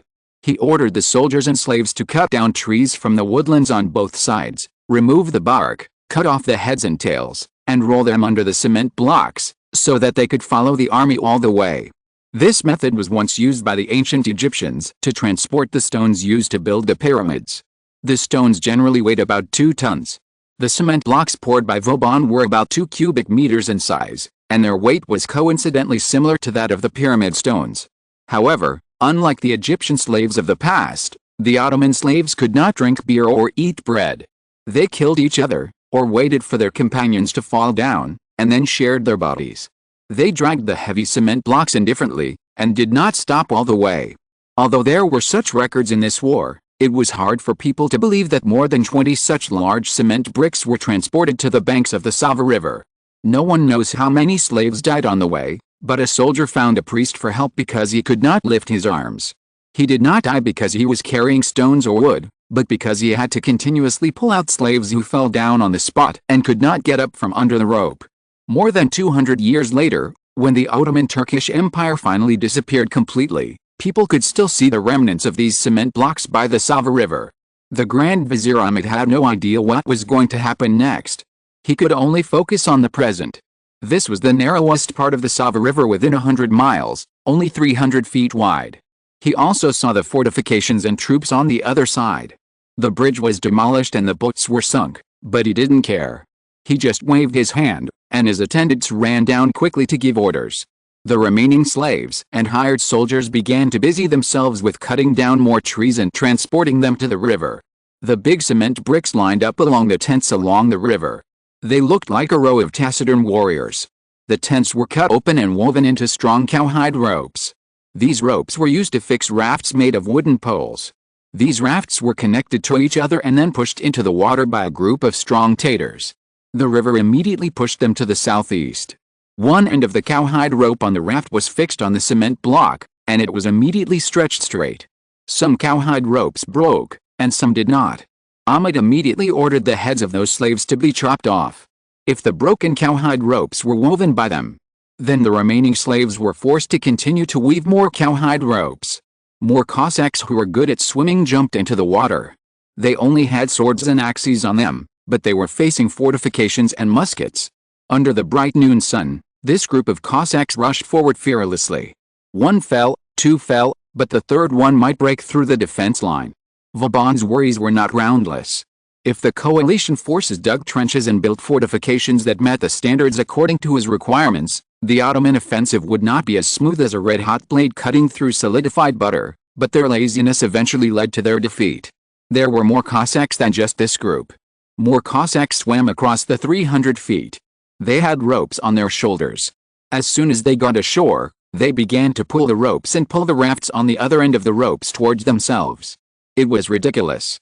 If there hadn't been those perfunctory fortifications, they might have found it difficult to find something to fix the ropes. After all, this was a wide river beach. But these failed to protect the Allied soldiers, but provided the Ottomans with convenient cement blocks. They could directly drive the iron anchors into the gaps and gullies between those things. Looking down from the sky, the Sava River was like an empty loom. The Cossacks were attaching longitudinal silk threads one by one. The rafts were like beads on the silk threads, connected one by one. After they were fixed and straightened, more soldiers further reinforced them. The Ottoman priests gave prayers, the military band played music, and countless soldiers ran across the floating bridges made of rafts in a hurry but orderly manner, like ants. These floating bridges can't allow artillery to pass through, Ahmed said to the Grand Master. The Grand Mufti looked at him sternly. We are here to ensure that our brave soldiers are not harmed by the devil's curse. For the victory over the Christians, Ahmed said. The Sultan said so. The Grand Mufti frowned and looked at him, but Ahmed just waited motionlessly. Mazen, you go with him. The Grand Mufti finally looked away. Mazen was a priest, and his brother had just died in Ahmed's tent not long ago. He bowed to the Grand Mufti and followed Ahmed. What are those Ottomans shouting? A mercenary leader asked dissatisfiedly. His deputy handed him a telescope, his face very ugly. Their artillery passed the pontoon bridge, and they are cheering. How is this possible? ? The mercenary leader almost screamed, but it was true. These Ottoman devils were rushing towards them. Leopold I knew the morals of these mercenaries very well. Those war teams were not in vain. They forced the mercenaries forward and collided with the Ottoman Azips. This was a terrible torrent. Although the mercenaries had originally planned to escape, in fact, once they were caught in it, almost no one had the opportunity and time. They could hardly breathe and could only shout and wave swords. The muskets were almost useless at this time, because even the latest muskets could only hit 2 or 3 enemies, and the damage caused by the muskets was difficult to make these Azips panic. Only the slashing of knives and axes, the bloody stumps, the flowing internal organs, and the shrill howling would make them change their way. Once these mercenaries fell, several Azips would rush over to search for his things, and then new axes or swords would chop them, and then others would avenge them. The Tatars and Cossacks rode on horses, holding muskets, constantly wandering outside the positions, looking for opportunities to break through. When they saw the supervision team, they wanted to defeat or disperse them, because without the supervision team, these hired soldiers would flee. But Leopold's supervision team was different from these mercenaries. Here I want to remind you that the supervision team was not as cowardly as people imagined. They were the general's trustworthy people, with the best equipment and supplies. Moreover, they were always separated from the Ottomans by the mercenary army. They looked at each other from a distance through the chaotic crowd, like wolves and dogs surrounding the flock of sheep and being vigilant to each other. There was also a group of poor people in the mercenary team. They were the herdsmen on the original highlands. Because they were dissatisfied with the coalition forces that looted and occupied their homes, they deliberately introduced the Crimean Tatars of the Ottomans into Kamnacher, and almost hurt the prince of King Louis XIV of France by mistake. The more than 200 piercing pulls can only be regarded as the revenge of the Tatars who served the French.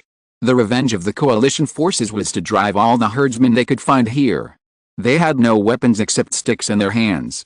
Facing the Ottomans and the supervisors behind them, they would die no matter whether they went forward or backward. Some of these herdsmen might still bet everything on one throw. Compared with the Ottomans, these outsiders were obviously more hateful, but once the battle started, they had no choice. The Ottoman Azap didn't care whether you were forced or voluntary, everything that stood in their way would be destroyed. This battlefield was almost unable to accommodate more people, but soldiers continued to pour in from the pontoon bridge. Some soldiers even jumped off the bridge and climbed up the river beach wetly from the waist-deep water. Some even couldn't suppress the blood in their hearts and slashed at their companions with knives. This situation may have lasted for more than 10 minutes, which was completely different from what the poets imagined and described. The entire battlefield seemed to have been trampled and bitten by a group of wild beasts. The supervisory team had retreated, leaving behind a desperate crowd. Some people wailed and surrendered, but the massacre did not stop until Grand Vizier Ahmed issued an order. At this time, there were not many people belonging to the coalition on the battlefield, and even the wounded were few. They were all dead, and their bodies were laid out on the river beach into a gorgeous long carpet. The Azaps methodically stripped their spoils, just like the mercenaries did to the wounded in Vauban. These dead mercenaries could not escape the fate of being emptied of the last bit of value. The artillery did not play a role in this battle, but it didn't matter. There would be opportunities later. It was not far from Kamnacher. This victory boosted the morale of the Ottoman army until they saw Kamnacher. In the Middle Ages, almost all cities had high and thick walls, otherwise they could not resist the looting of enemies or thieves. Kamnacher was no exception. Vauban did not bother to rebuild the walls, but only added bastions and outer walls outside the original walls. Because time was tight and there was no need to consider costs and aftermath, these bastions and walls were built roughly and cumbersomely, and some places were even unreasonable, but this roughness, heaviness and unreasonableness were all to increase the city's defense. To be precise, the increase in defense against the Ottomans gave the defenders in the city a great sense of security. When he saw the bastions and the extended artillery muzzles, Grand Vizier Ahmed's joy disappeared. The Ottoman tents were spread out under the city walls like continuous fungi again, and the Grand Vizier's tent was the most conspicuous. Surrounding him were the Janissaries, the Mutfreakers and the Sipachi, and Wo said. The prince looked down from the tower. Although he knew that these enemies could not break in here, he believed in his father, but in this situation, he felt dizzy and grateful that he finally decided to stay. Of course, the 25th Army of Ottoman could not all be here. There might be tens of thousands of people here, which was already densely packed, as if covering the entire earth. They seemed to be mighty and endless. They lit torches at night, just like the stars in the sky falling to the ground. This is a scene that makes people feel numb all over. Chapter 334, Battle of Kamnacher. Unlike what people imagine, such a huge battle was unusually boring at the beginning.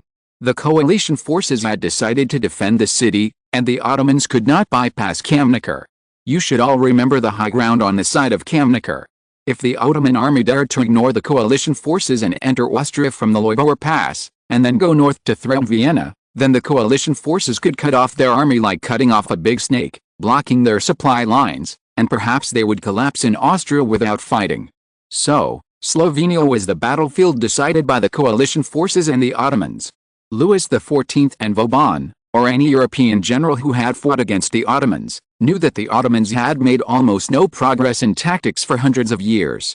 Their extremely deformed political system, in which everyone except the Sultan was a slave of the Sultan, made it impossible for them to establish a regular modern army. Although their army was like a behemoth, it was just a bloated and stupid behemoth. In contrast, they were still making continuous progress in armaments. After the Ottomans stationed outside the city of Kamnacher, They began to methodically build fortifications, dig trenches, and make siege vehicles. The Ottoman siege vehicles used the latest metal connectors. Under the threat and temptation of Grand Vizier Ahmed, they quickly stood up outside the city. Each siege vehicle was as high as the city wall, and the lowest base was as big as a house. The top could accommodate more than 10 soldiers. At the top of the siege vehicle was a suspended bridge. Once the siege vehicle could get close to the city wall, it would be lowered, and the soldiers hiding in the siege vehicle would quickly run up to the top floor along the spiral staircase in the siege vehicle and attack the city wall. 30 such siege vehicles had been erected, but Ahmed did not think it was enough. His steward urged them like crazy. Fortunately, before the war, there were too many people here. They could not do too delicate work, but they could prepare materials for siege vehicles and other equipment. Thousands of people took axes and entered the nearby forest. After the war, there were few wild animals and people here for several years, because the trees were almost all cut down by the Ottomans. After the metal connectors were used up, the only thing used to fix these woods was cowhide ropes.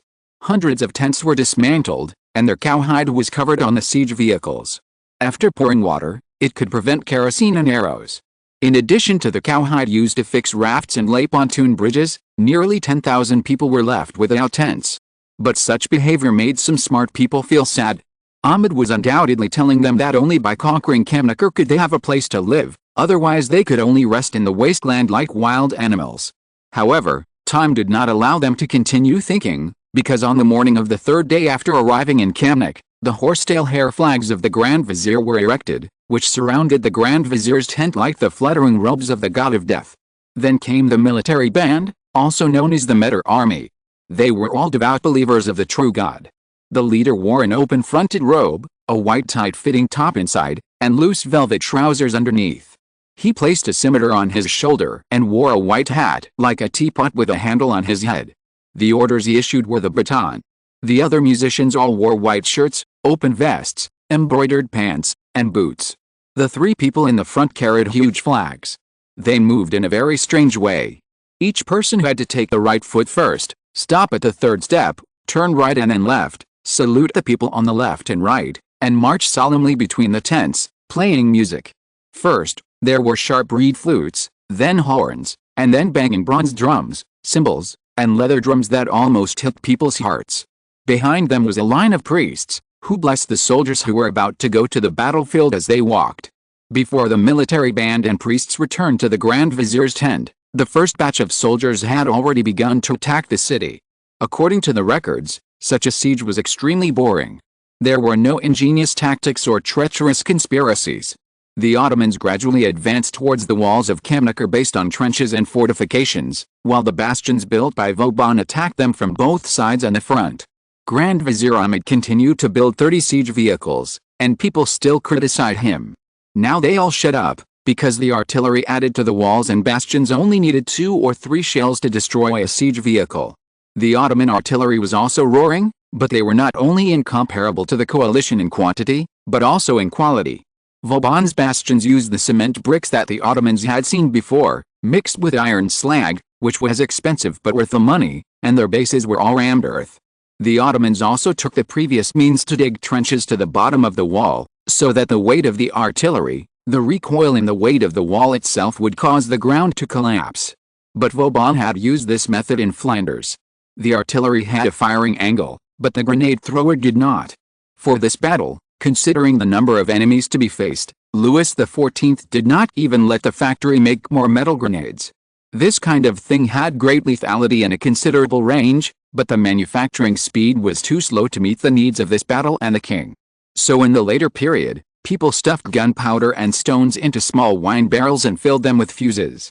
The small wine barrels were used by Bordeaux people to store wine. The capacity was only 1 liter, which was lighter than the original earthenware jars. The problem was that they were not durable in storage. However, this problem was not a problem here. The grenadiers threw these gunpowder barrels towards the trenches covered with cowhide.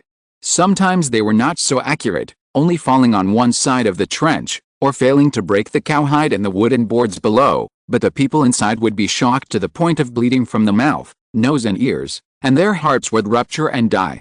These people were quickly dragged out and replaced by another batch of engineers. The siege towers were falling down, and the people inside were inevitably falling from them, or being crushed by the heavy towers. There were also those Azops who were madly moving forward, and forward like ants. They seemed endless, and they didn't care even if there were piles of corpses under the city walls. This kind of battle lasted until dusk. Both the Ottomans and the coalition forces changed several batches, but the former's rotated people probably couldn't go back to the tent, while the latter could go back to the camp to eat, drink and rest, and the injured could be properly taken care of. After several times, the wounded soldiers knew that those places with white, blue and red flags embroidered with the golden lilies were hospitals. When the concept of hospitals was not yet popular, the person who built a hospital here was no one except Louis XIV. Spanish General Juan Patino walked in the newly painted chalk and herb-strewn mansion with a frown on his face. There were more than just French wounded here, because according to the agreement, after the French defended Ljubljana for a week, the three electors' armies would face the Ottomans. The Grand Duke of Brandenburg Prussia had been flirting with Louis XIV for a long time. Although Saxony and Bavaria stood on the side of the Habsburgs, their positions were not so firm. After their soldiers were sent here, they thanked God and the King of France. Such emotions were very unfavorable to their future plans. But could he stop it? Let alone these soldiers from the Holy Roman Empire, even if they were Spanish soldiers, if they were asked to leave their clean and tidy houses, simple but warm beds, effective herbs and devout monks, and return to the camp to fever, to have sex, to wail and wait for death, Juan Patino would be torn to pieces by the mutinous soldiers and thrown into the blazing bonfire. He stood outside the window of a room and looked inside. A thick candle was burning inside. Every soldier was shouting excitedly because the monk was carefully opening a glass can. This can was not even beef, pork or potatoes. Judging from the transparent juice shaking in the candlelight, it should be some kind of canned fruit. He saw that the monk poured all the contents of the can into a large white porcelain bowl. It was citrus. Citrus was not something very rare, but one knew that the French added a lot of sugar to their canned fruit to ensure that it would not rot easily. Only the French king, who planted beets in Flanders and sugarcane in Martinique, could afford such an expense. Of course, his canned fruit was sold at a very high price. In any case, its shape and color were beautiful, and it tasted sweeter than honey. Even Leopold I, who hated Louis XIV, had to add such a dessert to his breakfast, dinner, and banquets, not to mention others. Juan Patino, as a new noble in Spain, had bought it not only for his wife and daughter, but also for the Queen Mother and King Carlos II of Spain. He knew the price and knew that the King of France brought a lot of canned fruit that could almost be used as a reward. King Ludwig I of Poland had a 3-horse carriage here, and other generals of the coalition also received this favor. Juan had such a box in his room, but canned fruit was indeed the least. Even a man with self-control like Juan could not help but drool when he saw the plump golden flesh and sticky juice falling into the porcelain bowl, not to mention the soldiers who had almost never tasted good things. They sniffed the sweet fragrance in the air with their noses raised, their mouths opened involuntarily, their tongues stretched out, and they opened their eyes wide in anticipation. The monks were like a mother treating her many children. He held the porcelain bowl and distributed a spoonful to each of them, ensuring that each spoonful contained a piece of flesh and a large spoonful of soup. When the soldiers ate, they almost swallowed the spoon into their throats. Everyone who ate it had bulging cheeks. Except for the first time, no one would rashly swallow it whole. They lay there, and the pain and fear seemed to disappear, revealing a childlike innocent smile. One took a deep breath and turned away. Not only Austrians, Spaniards, and British, but even some French people felt that their son king had too many soldiers, but these people were far from enough for this king. The king's army would never be single. When people divided mounts, dogs, and clothing into several levels and uses, the classification of the king's soldiers and officers would only become more complicated. He needed pure new troops, loyal guards, traditional dragoons, and the most advanced artillery and musketeers. He also needed a navy that could gallop on the sea, and even the power in the other world that mortals should not touch. He and Leopold I of the Holy Roman Empire were destined to become enemies, so he would seize every opportunity to weaken the enemy. As a Catholic country, as a country still in an era where religious beliefs could cause wars, he could not refuse Vienna's request for help. So was it possible for him to take the opportunity to gain the most benefits from this battle? On the one hand, he wanted his army to experience such a war, and on the other hand, he wanted to find out the details of the enemy. In addition, Schomberg also gave him some inspiration. Since Schomberg could become a French general, other Austrians or other people in the Holy Roman Empire could not, since they were all mercenaries. Mercenaries meant that anyone could hire them. Louis XIV needed more soldiers to complete one of his grand plans. What one could think of, others could think of, but this was completely Louis XIV's conspiracy. They had no right to ask the soldiers to refuse the treatment and care of the French. Some soldiers had even begun to clean up the nearby mansions and expand the hospital for these monks and nuns. Of course, we all know that they were some witches. They could get paid, or not, because no one knew who would be carried off the battlefield next. Expanding the hospital was necessary because the next day, the Ottoman offensive became increasingly fierce. The advantages they had gained in armaments and fortifications were forcibly equalized by the Grand Vizier Ahmed with a number of people. The Azaps climbed up by stepping on the corpses of their companions. The Ottoman artillery was pushed forward again and again, and they did not care even if they entered the range of the defenders' artillery. The artillerymen were not comparing experience and calculation ability, but simply comparing speed. Sometimes the artillery on the bastion was overturned, and sometimes the attacking artillery exploded. The number of artillery on both sides was considerable, but there were always one or two artillerymen on the defenders who valued their lives more. After a gap was opened in a bastion, the Ottomans swarmed in. The siege tower was pushed to the wall for the first time. Although the barrel of explosives was thrown down immediately, it leaned against the wall and the hills where corpses piled up after falling. So some of the strongest Azaps immediately climbed up with knives in their mouths. They landed on the wall and fought with the soldiers of the defenders. Fortunately, this situation was immediately discovered. More defenders rushed up and finally threw these Ottomans off the wall. But such progress undoubtedly inspired more Ottomans. If you stand on the wall of Kamnik, you will find that except for your back, there are enemies on the left, right and front. They are like rain pouring from the sky and magma overflowing from the ground. You can kill 1, 10, or 100, but there will be 1,000 after that. The person who took the turn to defend the city wall at this time was Frederick William, Elector of Brandenburg. His wife was the daughter of Orange, who had raised and guarded William III of the Netherlands.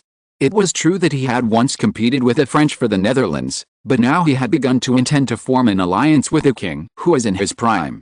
Although Louis XIV's eldest princess had unfortunately become the queen of the Swedes, he still abandoned his son and prepared to marry him to Louis XIV's brother Philip, the daughter of the Duke of Orleans. After his son Frederick returned from Paris, he got more detailed and reliable information, which made him more determined. Although he was still on the side of Leopold I, the Emperor of the Holy Roman Empire, his heart belonged to the Sun King. It was also based on this idea that he was the one who had the most ambiguous relationship with the French in the coalition forces, second only to the King of Poland. For this reason, he bought a lot of arms and equipment from Louis XIV. When there were more than 3 siege towers leaning against the city wall, he touched his beard and made a melancholy gesture. "Take those out and use them." "Now," asked a general beside him, "do I have to wait until the Grand Vizier of the Ottoman Turks asks me to kneel down before I can take them out as gifts?" Frederick said unhappily. "But that's really terrible." "It won't be more terrible than these pagans," Frederick said. A white-skinned Azap was climbing up the wall at this time. He was surrounded by his companions, which gave him great courage. The enemy he faced was just a young soldier. He held a musket and might have remained calm when he was 100 feet away from the enemy, but the distance between them seemed to be pulled face to face in an instant. He could smell a strong smell of slaughterhouse, the smell of blood and the stench of animals. He saw the eyes that were like jackals looking for prey, shining in the light of dusk. He raised his gun, intending to use the bayonet at the end of the musket to defend against the enemy, but it seemed that in the blink of an eye, the musket flew out of his hand. The white-skinned Azap infantryman raised his hammer and prepared to strike again. Before, it was the musket, and now it was the person. The Christian raised his hands, as if he was praying, begging, or surrendering, but nothing could stop Azap from hitting him with a hammer. First his arm broke, then his head burst, and the young soldier fell to the ground, his face strangely not hideous. Azap gasped, straightened up, and then he saw a light brighter than the sun. Chapter 335, Battle of Kamnik, 2. Trade between countries, even hundreds of years later, for an ordinary person, arms trade will become the first word that comes out of his mouth. In the huge procession of Louis XIV from Paris to Slovenia, in addition to his bed and bathtub, armaments are the real highlight, and canned food is just some decoration. Among these terrible goods, white phosphorus bombs occupy an important position, because the consequences of white phosphorus bombs are too terrible. When Louis used them once to deal with black wizards in Flanders, everyone who saw them had nightmares, including wizards. This made Louis cautious about the use of white phosphorus bombs. He rarely encountered the situation where he had to use this killer weapon, but in this battle, the first thing he thought of was white phosphorus bombs. It was more frightening than any shells and bullets, swords and arrows, even demons and beasts, and it was especially true for infantry like Azep who rarely had solid armor protection. What the white-skinned Azep infantry saw was the flash of white phosphorus shells fired from the cannons, exploding in the air. When the white phosphorus burned in the air, it emitted intense light and smoke. It didn't look scary, just like fireworks. However, all those who looked directly at the flames, like this Azep infantryman, fell into temporary blindness. They screamed in horror. When the Christian soldiers on the side wanted to fight, they were stopped in time by their superiors and brothers. Bluish-white flowers bloomed in the air, and the petals scattered, as light as snowflakes or ashes. Once they fell on people, they burned wildly. The white phosphorus shells that once had a huge killing effect on wizards were even more invincible on mortals. This kind of fire could not be extinguished by water, sand or cloth, and even those who dared to help the wounded on fire were not immune. Candles were erected on the walls, and the fat and skin of the people were crackling. Screams and wails filled the air. Some of the gunners firing white phosphorus shells began to tremble, and had to be replaced by others who were more ruthless. They fired at the Azeps clinging to the siege vehicles. The brighter light enveloped the walls and bastions, and even the Grand Vizier Ahmed, who was thousands of feet away, could see it. "Look," Ahmed said, "we remain as merciful as angels, but our enemies have shown our soldiers what hell is." "They will go to hell," said the Grand Imam. "After us," Ahmed said, "this is war, Grand Imam, not worship." "Some boundaries can never be crossed," said the Grand Imam.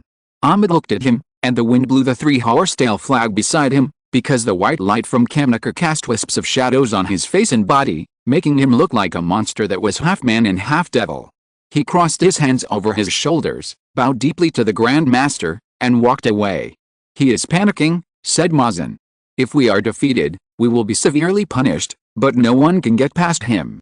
According to the law, he will be torn into pieces by 5 horses. You should not be bothered by your brother's death," said the Grand Master. "He really shouldn't have entered the Grand Vizier's tent without being summoned.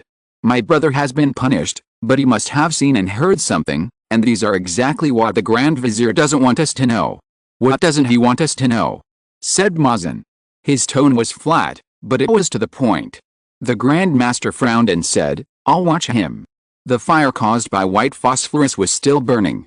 This kind of white phosphorus bomb, which was not simply researched and manufactured by craftsmen and scholars, could continue to burn for a longer time and could also ignite more things. They did effectively curb the charge of the Azep infantry, and the morale of the Ottomans was dampened. Ahmed returned to the tent, untied the scimitar from his body, and rubbed it repeatedly. The ruby on the scimitar scabbard flashed a tiny light, and the ivory decoration on the handle looked like a flower at first glance, but it was countless ghosts entangled together. At night, countless torches were lit on the walls of Kamnik. Craftsmen and soldiers used temporary ramps, pulley cranes and buckets to deliver cement and sand to the walls, and repaired those places damaged by Ottoman artillery overnight. They encountered a few small and minor harassments, but it didn't work. On the Velikopleni highlands, sparks flickered. In this era, most people in the army still had no night vision, but King Ludwig I of Poland had not only his soldiers, but also Louis XIV's dragoons and the winged cavalry raised by the nobles. These cavalrymen totaled about 12,000 people, and each of them was extremely strong. Their eyes shone like wolves in the dark. Several wizards dressed as monks walked among them, looking up at the sky. The weather was clear these days, but there were still clouds, just not as thick. The wizards calculated the wind direction and speed. This was what they often did as astrologers, but this time Ludwig I did not need them to give any mysterious instructions, as long as the speed and direction of the wind could meet their requirements. The Polish winged cavalry were far away from the cavalry column. Their attire was also strange. They carried 2 small barrels on the back of their horses and bows and arrows on their backs. The breath emanating from these people made the horses restless. Ludwig I once again looked at the people around him, especially the generals. He led the group of cavalry with small barrels and his 2,000 guards to set off first. The other teams followed or detoured according to the plan. Looking down from the sky, you can see that the huge cavalry team is slowly extending its tentacles like an octopus, surrounding the Ottoman tent. There was also a bonfire burning outside the tent. A group of Cossacks pulled up their carriage defense line, that is, the carriages were lined up in a row as a defense for the camp. The camp was full of Cossacks. They drank wine, ate black barbecue, squatted down and kicked their feet to dance. The dust raised could almost build a new fortress. Although there were also people on duty, they would also be rotated to drink. So before they completely quieted down, everyone must have been in a state of drunkenness. A Cossack guard looked at the camp where the sound gradually became lower. A Cossack was singing a song, as if praising beautiful girls, brave warriors, the just and generous Grand Vizier, and the Sultan of Istanbul. He was so engrossed in listening that he almost ignored the stranger who was walking out of the darkness. "Who is it?" he shouted, and then he saw a Crimean Tatar on horseback. The Tatar was wearing a rough sheepskin coat, and a silk sack hung around his waist that did not fit him at all. "I want to exchange a musket. Do you have one?" Because except for the 3 most important legions, all the Sultan's soldiers provided their own weapons and food, so the Cossacks did not doubt. "What do you want to exchange?" The Tatar stopped about 5 feet away from them and dropped the sack, which made many crisp noises. A Cossack picked it up and opened it. There were 2 silver candlesticks and a plate inside, all of which showed signs of collision. They were holy vessels of the church. The Tatar must have stolen or robbed them from somewhere. A Cossack raised the musket beside him, but the Tatar shook his head. "No, I want the French one," he said. "I want the French one." The Cossack laughed. "Even those pot-bangers may not be exchanged for you. The French muskets not only have a long range and good accuracy, but also have bayonets of the ferrule type, instead of the socket type used in other countries. When the soldiers face the enemy who is pressing step by step, they can directly switch from hot weapon war to cold weapon war without the need for temporary bayonets. Who doesn't want such a weapon? Although there are several pounds of silver here, it is still unlikely to exchange for a French musket. As for the pot-bangers mentioned by the Cossacks, they are referring to the soldiers in the Janissary Corps. They have no flags, or rather, the flags are the big pots they use for cooking.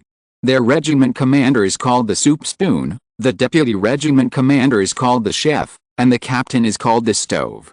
They use pot-banging as a horn for attack, and call their companions pot-side when begging for help. If they lose their pots in battle, the corps will lose all its honor.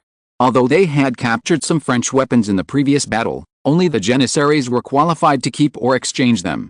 If they were Spanish or Austrians, the Tatar said, "I wouldn't be able to give you that much." In the end, they made a deal with a silver candlestick and a plate. The Tatar took up his musket and tested it in the air, then turned and disappeared into the darkness. "See," the wizard said, and the cavalry retreated from his glass ball and nodded. They still tried to avoid contact with these special people. Wizards were servants of the devil, and this concept was still deeply rooted in Europe, but they also had to admit that with the help of wizards, they could reduce a lot of difficulties and possible harm. That Crimean Tatar, of course, he was just Anwo pretending to be one. Tatars are almost all a mixture of locals and Huns, and their faces have many similarities. The difference between Crimean Tatars and Polish Tatars is that most of them converted to the Ottoman Turkish sect, so they often wear black brimless hats, striped robes and open vests. It was a night owl that came out of Anwo's robe. The cavalry cast admiring eyes at him. Anwo returned it to the wizard. The Tatars are not so afraid of wizards. Their shamans are quite respected in the tribe. Anwo said that if they can afford it, his tribe will welcome wizards to settle in. "My owl can only get this close," the wizard explained. "The Ottoman patriarch should be in the camp." "I understand," Ludwig I said. He looked forward and silently pointed with his scepter. After the Crimean Tatar left, the Cossacks briefly admired the silver plates and silver candlesticks, and picked up their instruments, wine jugs and weapons again. But during the period of the instrument, a Cossack with a keen hearing suddenly raised his head, followed by others. No one was more familiar with the sound of horse hooves than them. "Enemy!"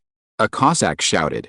They then heard a lot of crackling sounds, as if something was being smashed, the sound of horses' hooves whizzing past, and after throwing a small barrel of kerosene onto the Cossacks' wagons, the cavalrymen drew out their arrows and rubbed them against something around them. The mixture of yellow and red phosphorus immediately burned, and they turned around and shot an arrow into the darkness. The flame on the arrow ignited the kerosene-soaked wooden boards or cowhide, which emitted an ominous red light, and the Cossacks could not extinguish it no matter whether they used mud or water. Some of the Cossacks immediately chased after them, and then they found that such a situation was happening in many places. This was not a nuisance, but a formal attack. Although it was unexpected, the fur of wild animals and the feathers of birds emerged from the thick night, which were the Polish winged cavalry. Louis I led the way, and his son Count Henry accompanied him because of the favor of Louis XIV. They passed by rows of winged cavalry. There are many legends about the winged hussars, but the more common one is that the feather racks they stood behind the saddles were to guard against the Huns' lassos. When the Huns of the Golden Horde fought against the Poles, they often used lassos to pull down knights from their horses. However, as Ludwig I once observed, this statement may not be correct, but the Huns' lassos were also learned by the Polish winged hussars. They waved the ropes with hooks and embedded them into the gaps of the Cossack carriages with a thud, and then with the help of the pulling force and momentum of the horses, they could pull the burning and shaky carriages apart in an instant. Once a carriage was scattered, there was a gap there. Although the Cossacks gathered together and tried to fight these uninvited guests, first of all, there were not many of them who could see freely in the dark, and secondly, there were more and more burning carriages. Once the winged cavalrymen succeeded in pulling down the carriage, they immediately retreated to the sides, even dropping the lassos. Then, the sound of horse hooves rolled in like summer thunder, and the following winged cavalrymen pierced the center of the camp like a sharp spear. The cavalrymen who had burned the Cossacks' chariots scattered from them and continued to set fire in this tent city. You can imagine what kind of scene this would be. There were fires everywhere, smoke everywhere, and a dazzling haze everywhere. You seemed to see only your companions. When you found the enemy, you were already dead. Some people were crying and shouting. The Ottomans were proud of the number of soldiers, but now they had to suffer from it. More and more Ottomans were driven out of the tents, or simply burned to death in the tents. Ludwig I and his eldest son led the Polish nobles and Szlachtas to rush around in the camp, showing amazing good luck and courage. Several wizards followed them closely to prevent them from getting the wrong direction. This was entirely possible. Suddenly, a group of cavalrymen in shining armor and colorful clothes appeared in front of them. Someone shouted, "Mutafarica." But even if no one said it, Ludwig I could guess that the leading cavalryman glanced around and also recognized the king and his son among the invading enemies. He bowed to them and then drew his scimitar. Count Henry rode out and fought with him. Chapter 336, Battle of Kamnik, 3. Let's go! King Ludwig I shouted. In the camp of tens of thousands of people, in the darkness, in the fire, they bravely moved forward. Even King Ludwig I and the wizards around them didn't know if they could survive. It was too chaotic here. Everyone gnashed their teeth to the point of almost breaking. They brandished swords, shouted wildly, and gathered together as much as possible. In this situation, if they were left alone, they would die. However, the Ottomans were constantly attacking them, just like a river hitting a reef. Some fell off their horses, some died, and some disappeared. The wizards followed Ludwig I closely. They had a sharp weapon, which was purified kerosene and gunpowder. Sometimes they would light the fuse and swing the barrel, letting it fly far in the air before landing. Then the noisy Ottomans would go to the place where the fire started. Sometimes they were used on their enemies.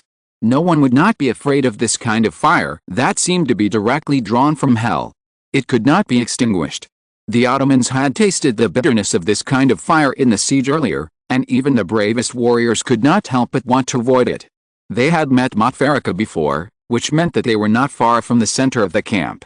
When they heard the sound of banging on the cauldron, Ludwig I was not so surprised. He and the commander of the Ottoman Turks, Grand Vizier Ahmed, were facing each other from a distance, separated by a janissary corps. Every soldier in this corps wore a big white hat. They rarely went into battle directly, and only appeared at the decisive moment of the battle to give the stubborn enemy the last blow. They had not experienced siege warfare and were full of energy. With abundant food, they would never suffer from night blindness. The Sultan and the Grand Vizier always gave them the best equipment and instruments. They were holding the latest muskets and posing the shooting posture that Louis XIV had posed in the Flemish War. Although most of them were infantry, they were more difficult to deal with than a cavalry team. The winged cavalry rushed towards them, gunshots rang out, and the horses and knights fell down. Between the tents and the dust, the occasional flash of fire illuminated the face of Ludwig I. He issued orders in Polish, and the light cavalry rumbled and patrolled repeatedly, looking for gaps in the army formation. They also held muskets and fought sporadically with the soldiers of the Janissary Corps, but it was obvious that the Janissary Corps lived up to its reputation. They had a will as strong as steel, and their beards would not tremble easily even if their companions died beside them. As the calls from the surroundings became louder and louder, the soldiers of the Janissary Corps even threw torches from the army formation, revealing the enemies confronting them. The surrounding Sipachi cavalry issued calls familiar to the Ottomans. They were annihilating those enemies who were completely worthy of respect in terms of courage. The Grand Vizier made a gesture asking them to surrender. A follower in yellow clothes beside him was galloping towards them on horseback. He was Amidst's messenger. Ludwig I remained motionless. He took off a longbow from behind, put on an arrow, and shot the follower in yellow clothes to death with one arrow. Before Ahmed had time to change color, he suddenly heard loud shouts. All the winged cavalry and dragoons standing behind Ludwig I shouted with pride. They urged their horses, obviously to launch a heroic attack. Ludwig I listened to the ridiculous convo, and rushed forward fearlessly. Behind him was a torrent of steel, feathers and fur. The sound of the pots of the Janissary Corps also rang rapidly, urging and encouraging, but at this moment, the small barrels that had destroyed the Cossacks' wagon formation appeared again, just the last bit of gunpowder. In the burst of fire, the defense line that the Ottomans thought was absolutely insurmountable cracked a hideous bloody hole. Ludwig I shouted hoarsely. The Grand Vizier's tent stood on a low hill, hundreds of feet away from him. How close and how far this distance was! The soldiers of the Janissary Corps rushed up like crazy, even using their bodies to block the horses' hooves, but Ludwig I only had his eyes on the man in the robe. He didn't even notice that the wizards around him were also decreasing. Devils! A group of priests blocked the wizards. The French wizards showed a sarcastic smile. Who? You. Who doesn't know who? Tracing back to the origin, all extraordinary people are from the same lineage. The history of wizards is earlier than God or Jesus, and also earlier than their gods, but at this time no one wants to care about such things that can never be explained. They strangled each other without hesitation like the soldiers around them. What surprised the Ottomans was that they could not resist these demons. These wizards were carefully selected by Louis XIV.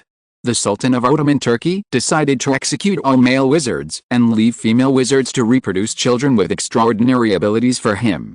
Naturally, he was destined not to trust them. It was difficult for them to directly contact the documents and files left by wizards, and of course they could not learn any powerful magic. The spells they used now were almost all slowly figured out according to the scriptures. Of course, for them, this was divine magic, but how could the Sultan allow them to master magic that was too dangerous? This is blasphemy! Mazarin shouted. Although the Grand Master had said before that these pagans had made a deal with the devil, he had to believe it now. A mortal actually introduced the inhuman power that all kings kept secret into the war in the secular world. Wasn't he afraid? Wasn't he in pain? How could the glory of the mortal world compare with the light of heaven? He fell to the ground, trembling all over. His hands and feet were paralyzed by the devil's curse, and only his throat could make sounds. Whatever you say, said a wizard, who picked up a scimitar from the side and cut Mazarin's neck. Mazarin tried to grab the wound. As a descendant of a wizard, he had a strong vitality, but the blood took away his magic power. His gods did not descend upon him or kill his enemies with thunder. As an Ottoman priest, he was so pathetic because he was not as pious as other priests and did not fully believe that there would be countless virgins waiting for him in heaven. Like Grand Vizier Ahmed, he had ambitions for power, which was why he ruined his brother's life. Someone stepped on him, but he no longer felt pain. His eyes were dimming rapidly. No one knew whether he felt regret or not. Such a small person almost destroyed the Grand Imam's trust in Ahmed, but now he could do nothing. 100 feet. This was the last distance between Ludwig I and Grand Vizier Ahmed. It was unimaginable. However, between him and Ahmed, there were soldiers of the Janissary Corps who were as solid as a city wall. They were the strongest and most fearless of all the soldiers, and there were only a few dozen left around Ludwig. Ludwig I pulled out a musket from his chest, a gift from Louis XIV. He did not ignite the gunpowder, but just pressed the trigger. A dazzling light flashed from the muzzle, then once again, and once again, 5 times in a row. For the first time on this battlefield, not a round, but a conical bullet whizzed out of the barrel. At a distance of 100 feet, Ludwig I could almost guarantee that every shot would hit. Can he succeed? He didn't know that lightning, brighter than gunfire, suddenly burst out from the Grand Patriarch's hands. They leaped into the air, then drilled into the ground, and intertwined in front of Grand Vizier Ahmed into a white fine net that was so bright that the entire battlefield could see it. Bullets hit it, and countless blue arcs of light jumped like fish in a net. The Grand Patriarch's beard gave off a burnt smell, and the hair, feathers on the hats, and fur of everyone around him stood up. "This is King Ludwig I of Poland." Ahmed said, "Leave him here. Grand Patriarch, capture him." The Grand Patriarch just looked at him indifferently. "I have made enough concessions," he said. The current disappeared, and he also took a step back. The Grand Patriarch's meaning was clear. He had summoned the thunder just now because he couldn't bear to see Ahmed being killed by a pagan, but he would not interfere in the war of mortals unless the other party was a devil or their followers. Ahmed had to turn his attention to the yellow-clad attendant closest to him, but before he could issue an order, louder noises and fire were heard. Several teams rushed from all parts of the camp and joined Ludwig I, like streams gathering into a river. The Ottomans who had originally wanted to surround them suddenly suffered a blow no less severe than before in other places. The camp was once again in chaos, with soldiers trampling on each other, and tents being dragged down and burned one after another. Ludwig I had already found the nearest gap under the call of reinforcements and led his knights to charge out. Ludwig I finally calmed down when he saw the familiar blue flag with a golden lily. His son, Count Henry, had returned to him when he was in a stalemate with the Ottomans, but he was inevitably scarred and covered in soot. Less than half of the 12,000 cavalrymen he led out eventually gathered around him, and Ludwig I was so tired that he could not speak. Count Henry quickly supported his father and sent him to the carriage. In name, the battle was to kill Grand Vizier Ahmed, but even Leopold I, who proposed this goal, did not think it could really become a reality, to kill their commander in a camp of hundreds of thousands of people, unless the Archangel Gabriel cast thunder and destroyed the Ottoman camp like Sodom. It could even be said that Ludwig I was able to rush to Ahmed, which was enough to surprise them. No one could blame the King of Poland, unless someone thought that they could also go to Grand Vizier Ahmed. Ludwig I had to thank Louis XIV for being able to keep half of the 12,000 people. Louis XIV gave this relative more than just canned peaches. He completed his work excellently and beyond expectations. Then it was the others who were troubled. In fact, their pressure may not be as difficult to deal with as they imagined. Kamnik is now a huge city. Driven by money, Venetian merchants are still sending Italian volcanic ash, the main material of cement, to Slovenia. At the same time, through Switzerland, merchants from all over France have continuously sent supplies that can keep them going until winter. In contrast, the huge number of the Ottoman army makes it impossible for them to fight any protracted war unless they plunder the surrounding areas. But in the surrounding areas, except for those places that are willing to obey orders to fortify their walls and clear the fields, almost all the villages and towns have been cleaned up by them once. Wait, if Ahmed wants, he can turn to Upper Hungary. The problem is that Upper Hungary belongs to the Prince of Transylvania, which is their most powerful arm and springboard. The Ottomans killed by Ludwig I's winged cavalry and dragoons may be less than 1/10 of the soldiers who panicked in the dark and flames, trampled on each other, fought each other, fled, and died or disappeared for various inexplicable reasons. Grand Vizier Ahmed even had the urge to execute 1 or 2 legion commanders, but he knew it would not help. Besides, it was not their fault. The 3 legions had fulfilled their duties, but as for those Azips, Tatars or Cossacks on the periphery, you could not expect them to have strong will, strong physique and cool head. The Grand Vizier was not stingy in using them. Isn't it because they were not of much value? Moreover, those Christians not only had muskets and cannons that were 10 times better than theirs, but also had so much explosives and kerosene. Ahmed did have an army of 250,000 people, but they were still flesh and blood, and would still feel fear and want to flee because of pain. Ahmed didn't know how much of this kind of gunpowder, kerosene, and the terrible white phosphorus bombs encountered during the siege were left by the Christians. After seeing the first people who escaped back, he ordered them to be killed, not only because of their cowardice, but also because their wounds looked so terrible, so deep that they could touch their internal organs or bones. Their lewdness and miserable appearance would directly affect other people. He pulled out the scimitar, his face uncertain, paused, and then put it back. No, it was not the time yet, he said to himself. He still had as many soldiers as wheat grains, and he still had a chance to win. But another voice said, "Really?" He had already lost 30,000 people before he even set foot in Austria. How many more lives would he have to lose, and how much time would he have to waste? The letter from Muhammad IV had expressed his dissatisfaction with him, and his political enemies were like wolfhounds, looking for an opportunity to attack. "Master," his attendant whispered outside the tent, "the Grand Mufti wants to see you." The Grand Master suffered the most losses in this battle. He did not bring many warriors with him. In order to snipe the wizards, he lost his closest disciple Mazarin. Now he only has a few trustworthy people around him. Moreover, these Christians actually ignored their God and openly used wizards. This behavior made the Grand Master both horrified and troubled. He walked into the Grand Vizier's tent and wanted to ask Ahmed if he had thought about what to do next. They might be able to defeat the united Christians here, but the problem is that the time, soldiers and supplies consumed here will make it difficult for them to move forward in the enemy's land. Now is still the hottest time, but winter will soon come. The 250,000-man army is a bloated monster, and the speed of advancement and retreat is extremely slow. If it is delayed until winter, it will cause more non-war losses. Their mercenaries, slaves and Azapu can have far less cold-resistant supplies than people imagine. And the longer the war lasts, the soldiers will find that what they get from this war is not enough to make up for the losses after they leave their homes and lands, and the result will be a large number of deserters. The Grand Sheikh was worried and Ahmed was full of doubts. The Grand Sheikh seldom came to his tent. Did he find out something, or did Mazarin find out something? Although he was dead, he still planted a malicious seed in the Grand Sheikh's heart. Now this seed has taken root and sprouted, and is about to bear fruit. Ahmed's ears were buzzing. He could understand what the Grand Sheikh was saying, but he couldn't understand it.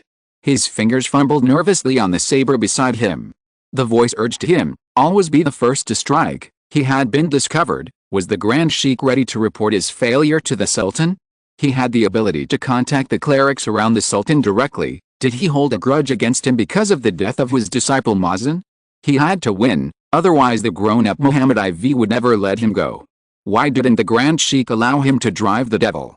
Even the most pious and greatest kings had used the devil. Christians were also controlling the devil, and they should have the power to do so. He was fighting for the Sultan, for the agent of the true God on earth, and he must win, no matter what means he used. When Ahmed came to his senses, he had already thrust the scimitar into the Grand Imam's back. At this point, Ahmed calmed down, because the Grand Imam had come with the intention of questioning. So there were only two of them in the tent. He stretched out his hand to hold the Grand Imam's fallen body. The old man with the gray hair actually had the last breath, and he opened his eyes wide. If Ahmed had used only an ordinary knife, he would not only fail to hurt the Grand Imam, but would suffer himself. But Ahmed pulled out a devil's scimitar. The Grand Mufti was not worried about his own lost life. He would go to heaven and sit with the saints, but he had to worry about Ahmed and the Sultan's army. Ahmed was immortal. He did not know how heavy the price of making a deal with the devil would be. Those Christians would fall into the hell. Ahmed was destined to do so, but the Sultan's army could not be buried here. The battle ended in vain, and only a few lives were lost, but most of the army could be saved. But if they stayed here? Ahmed reached out and pressed the Grand Mufti's mouth. What are those Ottomans doing? Schaumburg asked. Those on the city wall heard the wailing like waves, and the Tatars and Cossacks were cutting off their hair with swords and rubbing dust on their foreheads. They waited for a while and got unfortunate bad news. The Grand Mufti of the Ottomans is dead. This chapter is updated. Chapter 337, Battle of Kamnik, 4. Europe is different from another country in the Far East. If their generals or even kings died or were captured in the war, the remaining people would just scatter like birds and beasts.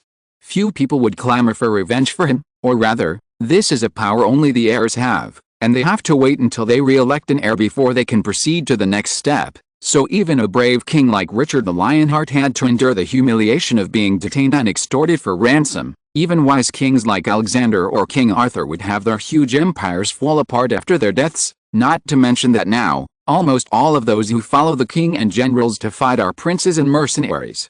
The former only recognize their vassal obligations, and the latter only look at who can give them money. Once their masters and employers die, they will immediately give up everything and go back home. The situation of the Ottomans was slightly better, but if Grand Vizier Ahmed was really captured or killed, the army that lost its only commander would have to return to Istanbul.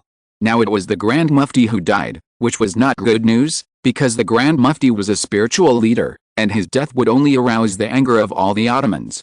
Later, when the monks of Kamnik recorded this war, they unexpectedly only recorded a few numbers, without a long description.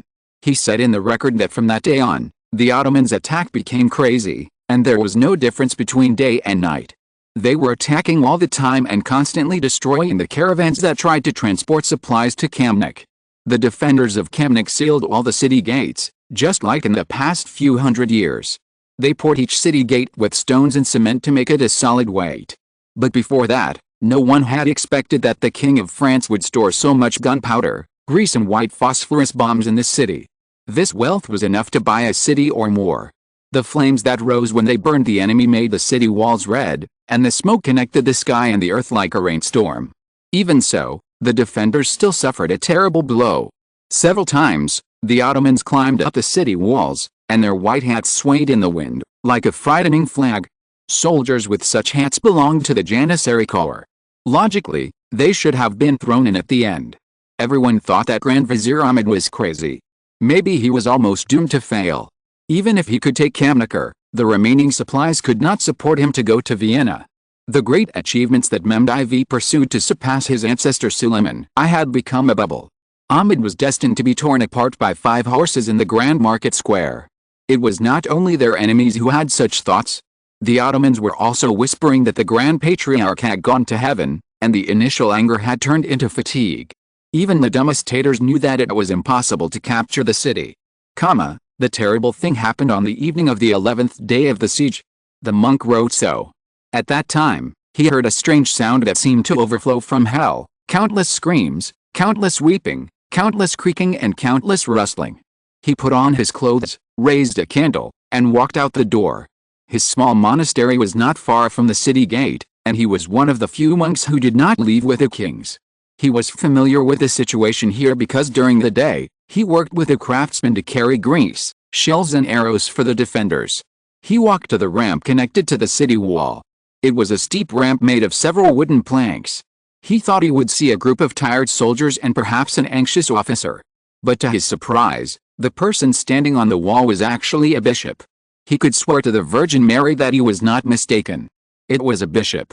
Although he was wearing casual clothes, the purple-red belt around his waist was so conspicuous under the torch. There were no soldiers on the wall, only monks in brown robes and priests in black vestments. The bishop was also a little surprised when he saw the monk, but it seemed that something important had come. He had no time to care about a small mortal. He just waved his hand, and the monk walked back to the room in a daze, but his will remained a little clear. He almost climbed out of the window of the room, but before he could think of falling from the small room on the bell tower to the ground 30 feet away from him, he saw the black tide rising from outside the city wall. Looking again, what is that tide? It is simply the devil crawling out of hell. No, even if it is the devil, it will not be more terrifying than them. The devil at least has skin, eyes, and mouth.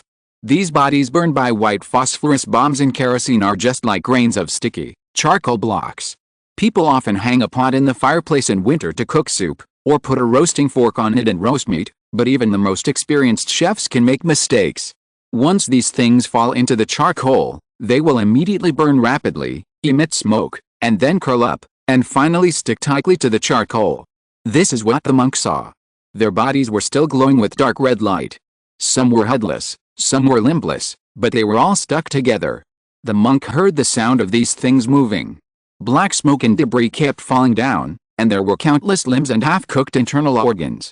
The monk thought he should have prayed loudly at that time, but he also admitted that he might have cried or trembled in horror. He didn't remember how he crawled back to the room, and he didn't even dare to stick his head out to take a look. More likely, the prayer he heard was not his own, but that of the saint. His small monastery was so close to the city wall that half of the courtyard wall and several rooms were demolished to block the city gate, but the demons he feared never climbed up the tower as he imagined, tearing him apart and devouring him. The monk finally got up with difficulty after seeing the sunlight coming in through the window. He looked out of the window. All he could see was black ash. He tried not to think about what they were originally, but fortunately, he saw a set of footprints walking from the city wall into the city. Later, the monk's notes were left in the monastery. Around 1997, several historians accidentally discovered it while studying the Battle of Kamniko. However, they always believed that the so-called devil was just the monk's imagination, which was very common on the battlefield.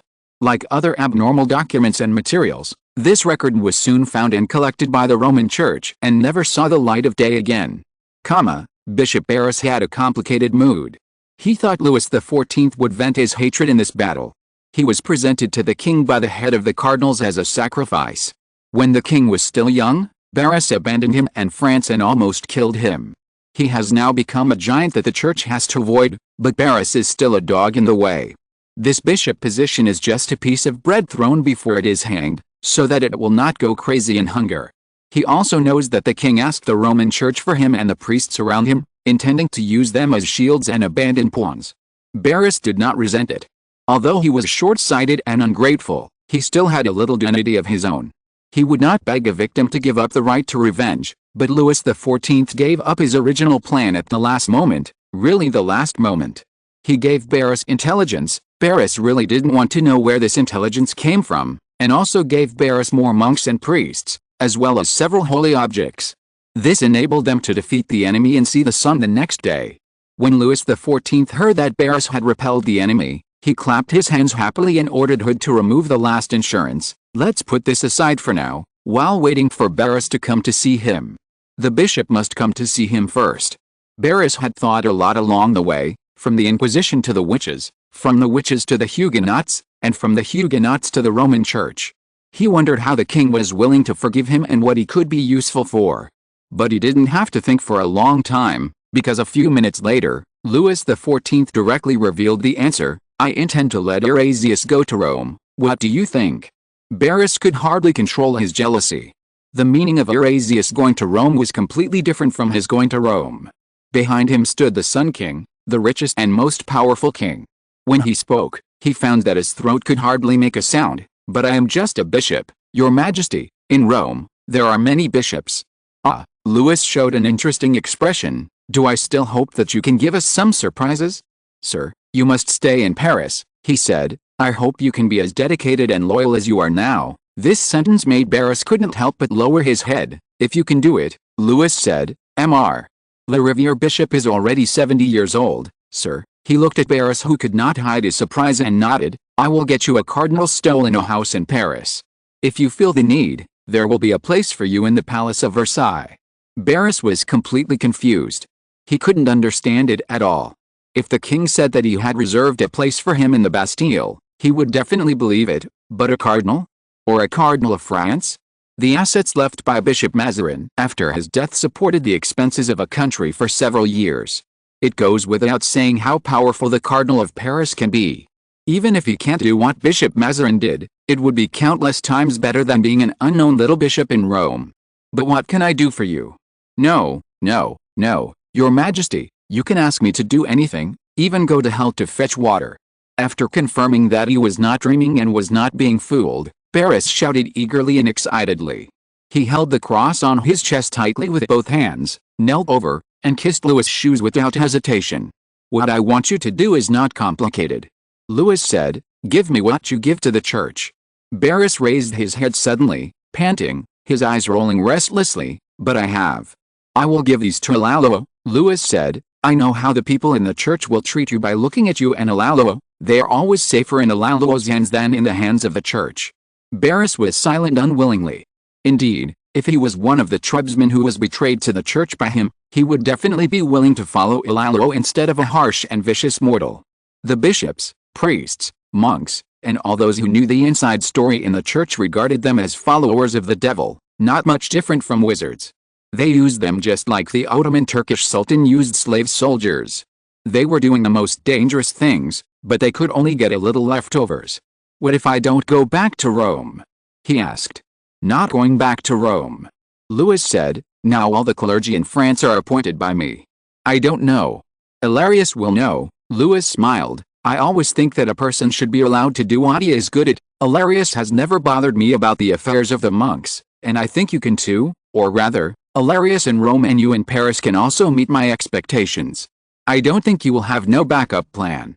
Now, I want you to hand over this backup plan to Hilarious, and then you can spend the rest of your peaceful days in Paris. The King of France tapped his cross with his toes. What you wanted 30 years ago, sir, you can get now. Bontemps walked in after Barras left. Louis looked up and saw that there was only a cup of tea on the silver tray. It seemed that Bontemps didn't think the king would be willing to keep Barras for a cup of tea, and there was no need for that. In a way, Louis quite liked this kind of person. As long as the bait was enough, he would pounce on him. Are you really determined to hand Paris over to this man? I need someone like this to supervise Paris for me, Louis said, a shadow flashing across his face. Maybe I am too tolerant. Not long after he left France, those ambitious people were ready to make a move again. Isn't the gallows that Madame Montespan has set up in Paris enough? Bontemps said. Bishop Le Riviere was not a diligent and hard-working student when he was in the seminary, and he is indeed exhausted now, Louis said. I need a cardinal who is absolutely on my side. Barras. His age and experience are just right, and no one can afford a higher price. If it was Barras 20 years ago, Louis would not consider it at all, but now Barras has been tortured to the point of losing all confidence. He will hold on tightly to the life-saving rope thrown by Louis XIV. When La Riviere was chosen as the cardinal, it was because he was not an ambitious person who liked to point fingers at others. He was happy to accept everything the king gave him and was very satisfied. He had a room in Versailles and mansions in Paris and Fontainebleau. He lived a happy life, except that he occasionally had to cover up the king's impiety. But it was too difficult for such an optimistic person to face the oppression from the Roman Church and the conservative forces of France. Before going to the war, Louis XIV promised him that he would choose a new cardinal after returning, and Bishop La Riviere would retire to a monastery to be the abbot. Regarding this candidate, Louis XIV originally wanted to give Hilario, but the restlessness of the Roman Church made him change his mind. Although the head of the cardinals was willing to cooperate with Louis and even sent his illegitimate daughter as a hostage, no one could tell what would happen in the future. Moreover, Louis's uncompromising behavior on the right to appoint and dismiss the clergy and religious taxation destined him to be difficult to reconcile with the church, as long as there was an ambitious bishop in the church. In this case, why didn't he choose one of his own to enter the church? Hilario was an extremely bold person who was good at seizing opportunities. He was an Italian, in his prime, and could secretly control the monks of Gaeta Island and Girona Island, the power in the hands of Barras. Whether it was the Inquisition or the Roman Church, he didn't have to worry about not finding strong supporters. Behind him was Louis XIV, the Sun King, an absolute giant to help him. Moreover, compared with those insatiable Roman priests, he definitely did not ask for much. Louis had tentatively mentioned this to him, and Hilario was certainly willing, even though there would be thorns along the way, and those already solidified classes would certainly slander and blame him in every way. But when he thought of the rewards after the success of this matter, his face, which still looked somewhat lovely even after he was over 40 years old, could not help but smile sweetly, and he even recommended Barras to Louis. Barras was a short-sighted poor guy, but he still had some advantages. Barras had been the chief judge of the Inquisition in Paris for 20 years, he had been working in the Roman Church for 20 years, and he also had a group of monks and wizards loyal to him. He was old, and if Louis XIV gave him a chance, it would be his last chance, and even he could not stand another toss. And what could those people give him? He had lost confidence in the Roman Church, and the dignitaries in Paris had changed several times. Except for the king, he had no familiar people. Of course, necessary beatings are still necessary, but even if wizards have longer lifespans than mortals, they are only for ordinary mortals. Louis felt that it was good enough that Barras could give him 10 years. 10 years was enough for him to select and train a suitable cardinal. While planning this, Hood came back. Like Barras, he would definitely come back to report after completing such an important task. The wizard was covered with white dust, and there was some invisible milky mud under his feet. "Is everything done?" Louis asked. "Everything is as you expected," Hood said. His collar was soaked, not because of how difficult what he was going to do was, but because it was too dangerous, so dangerous that if he handled it carelessly, he could send half of Kamnagar to the sky. The coalition forces did not have an endless supply of gunpowder, and since the siege began, they had been cut off from the outside world. So much gunpowder had been used before, and Louis XIV could not produce some out of thin air. However, in order to satisfy the appetites of more than 100,000 people, Kamnik had stockpiled a large amount of food, including a large amount of wheat flour. Kamnik was an ancient city, which meant that it had sewers and catacombs like most Roman cities. To some extent, its bottom was also riddled with holes. With wizards and kerosene, it was easy to dry them. Louis did not expect these things to have the unexpected results that Ljubljana had, but he had to ensure that even if Barras and his monks made mistakes, his prepared means could bury those terrible evil spirits in the stones. Why did Theodoric, Prince of Vanzo, leave Paris and travel all the way to Slovenia? It was because he heard that the Hittite patriarch of the blood race seemed to have reached a deal with a certain powerful human. The sacred weapon of the Hittites is a scimitar. It is said that all those killed by this knife will become its slaves and be driven by it. Not entirely true, but it can indeed drive corpses. Dealing with the devil is a rebellion against God for the Ottomans, but now that there is a Louis XIV, it is hard to say whether there will be an Ahmed. If you're listening to this novel on a channel other than Fanfic World, it means they downloaded and uploaded it without effort. We cordially invite you to visit our channel, Mundo Fanfic Novelis. There you'll find the original version of this story, and you can explore many other novels of various genres. We're waiting for you to immerse yourself in a world of incredible novels. Chapter 338, Battle of Kamnik, 5. I think this war can be over. What do you think, Bontang? Louis asked. I think so too, Bontang said. People in this world always have an illusion. What others can do easily, they can do too. They don't know that Louis can intervene in the other world as a mortal king. In addition to the necessary courage, he also has good luck that even Bishop Mazarin has to admit. He may die under the curse of the Black Wizard, the Mancini family may reject his proposal, or a devout believer may think he blasphemed the gods and assassinate him.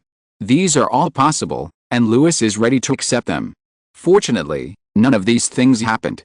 Now we have to see what kind of end those kings who have finally reached out to the other world, because greed has finally overcome faith and fear. However, the situation of the Grand Vizier, Ahmed, who they are facing now, may be very bad, because after the corpse ghosts failed to attack the city, the Ottomans not only did not continue to attack the city, but also sent envoys to negotiate with the coalition forces. After all, the Grand Vizier is nothing more than the Sultan's slave, said Theodoric, but the Grand Master is second only to the Sultan in religious status. Their identities are equal in a sense. The Grand Master was caught off guard against Ahmed and was assassinated by him, but the Grand Master's disciples discovered it immediately. Did they report this to the Sultan? Yes, said Theodoric. He was quick. When the zombies were destroyed by Barras and his monks, he set out for Osman's camp to search for the devil's scimitar, but he was almost discovered and attacked before he reached the Grand Vizier's tent. It turned out that the Grand Master's disciples had taken advantage of Ahmed's slackness and rushed up to capture him. They did this after Ahmed summoned the devil. You can explain it as they need to provide evidence to people, or you can explain it as they also hope to see the zombies capture Kamnikal for them. But they certainly didn't expect that as soon as the Grand Patriarch died, Louis immediately ordered the army to withdraw from the city walls. He asked Theodoric what the Ottomans' attitude towards wizards and vampires was. In fact, even without Prince Vanzo, according to the books that Louis's merchants had collected for him in Istanbul, in Ottoman Turkey, even the most pious and firm believers would make deals with the devil, or in other words, they believed that being able to make deals with the devil, or even deceiving the devil to gain benefits, was something to be boasted about, but their priests were much more rigid and strict. That is, if it was Ahmed who made a deal with the Hittite Patriarch, then the Grand Patriarch would definitely not allow him to wield the scimitar.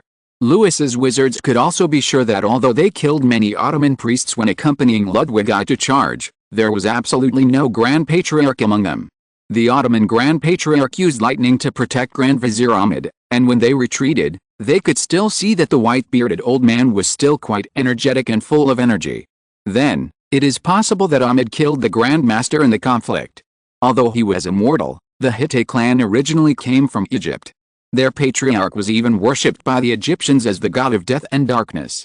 Although he later lost in a fight with another blood clan and had to leave Egypt, it is beyond doubt that he studied ancient Egyptian magic. This magic knife may have far more power than people think. In fact, Theodoric did not smell the scent of the magic knife. Perhaps it has absorbed enough souls and blood for the real owner and has returned to him. In short, those Ottoman priests failed to find the magic knife, but they always have ways to search and find all kinds of clues. After all, in Istanbul, these priests are equivalent to judges and inquisitors of the Inquisition. It should be that the Grand Master gave them some information. Theodoric said. The Grand Patriarch must hope that this army can return to Istanbul, Louis speculated. This expedition is doomed to fail, but looking at the behavior of Grand Vizier Ahmed, it seems that he wants these 250,000 people to be buried with him. Does the Sultan of Ottoman Turkey still maintain the tradition of dismembering the defeated generals? Ahmed can become a madman, but it is not easy for the Sultan of Ottoman Turkey to gather these soldiers.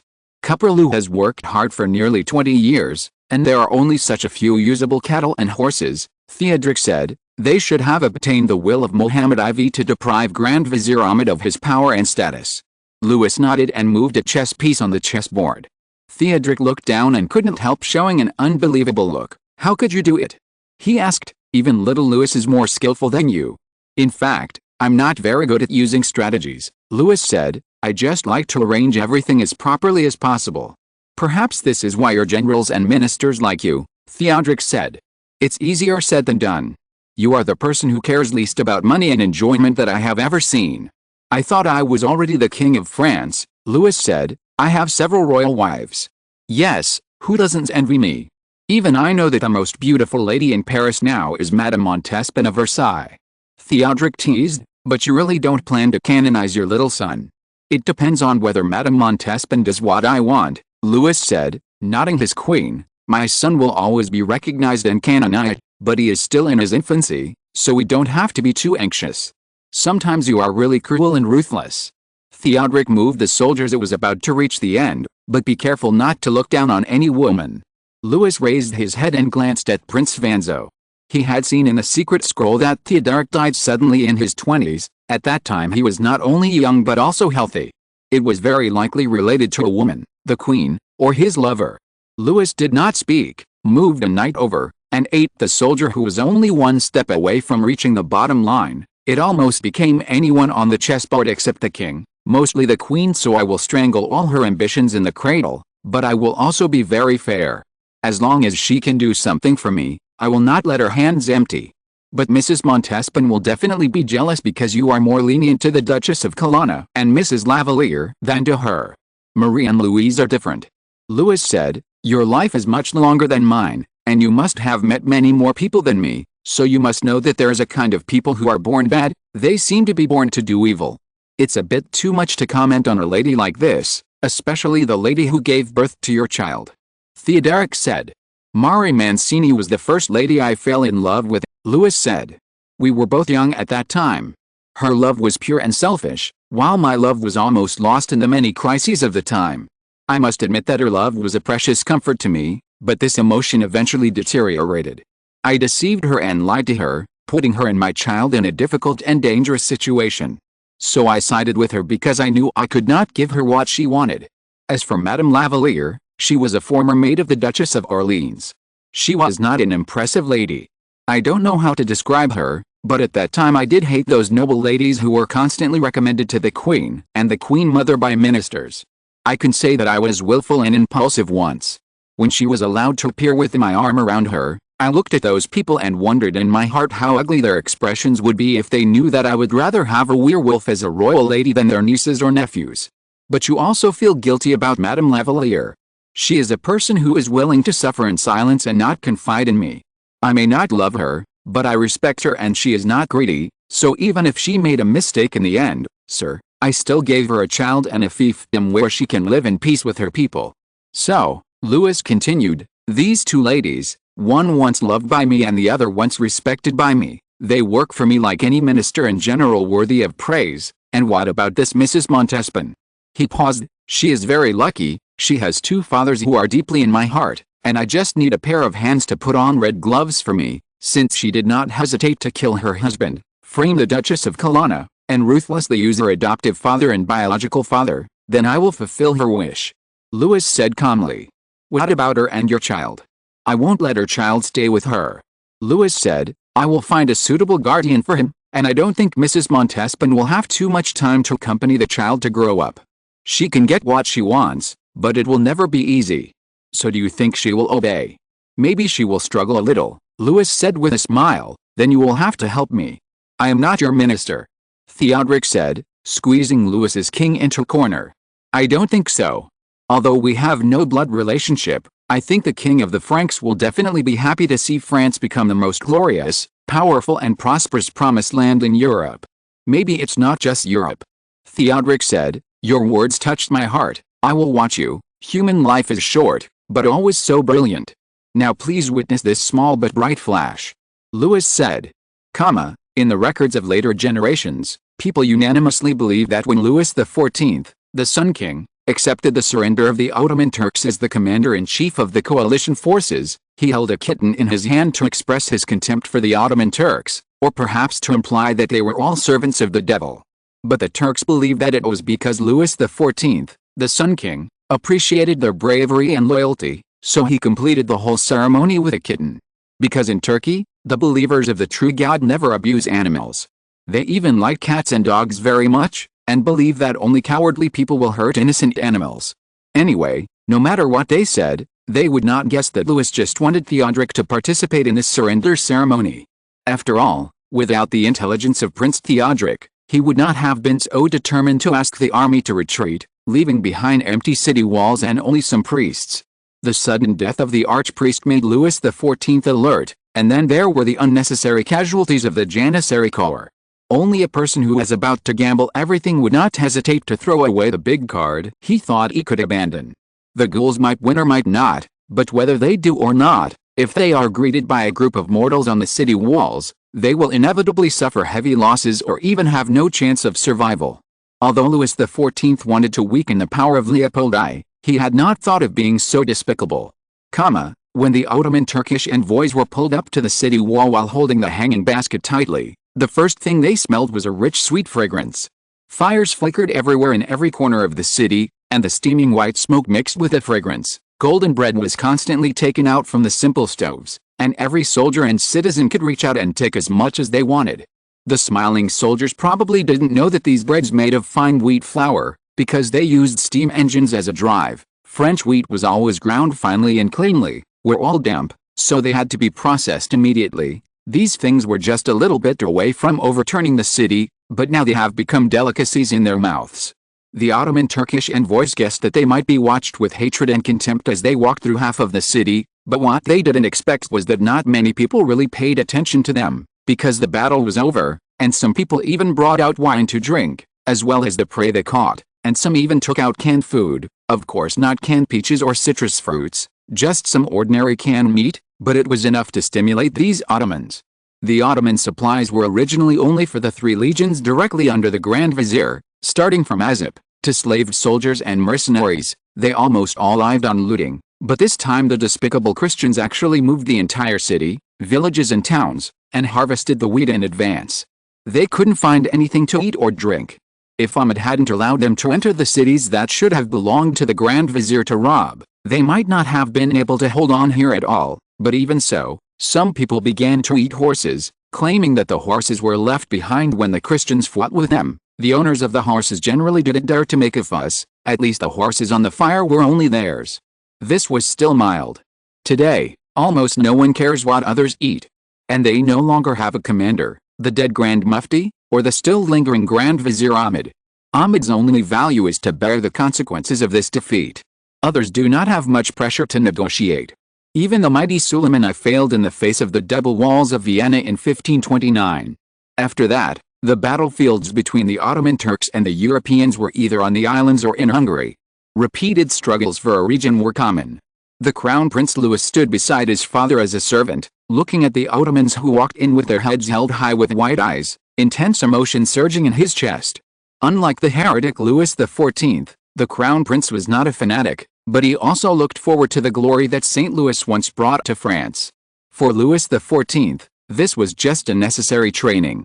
For him, his crown prince, and his army. Not all wars would be a situation where people were not treated as human beings. Louis did not know whether his future battlefield would appear on the Ottoman Turkish side, but if his eldest son, the Duke of Colonna, could unify Italy, he would also have to face the Ottoman Turks. The Ottoman Sultan had been eyeing Europe for hundreds of years, and they had attacked Naples more than once. Renaissance writers also mentioned that even the citizens of Florence were looted and sold as slaves by the Ottomans. Now it seems that the Ottoman Empire is still a giant python.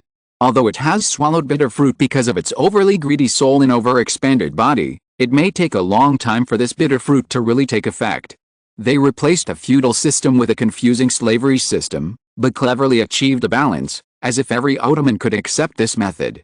So, it is not the Holy Roman Empire but the Ottoman Empire that truly inherited ancient Rome.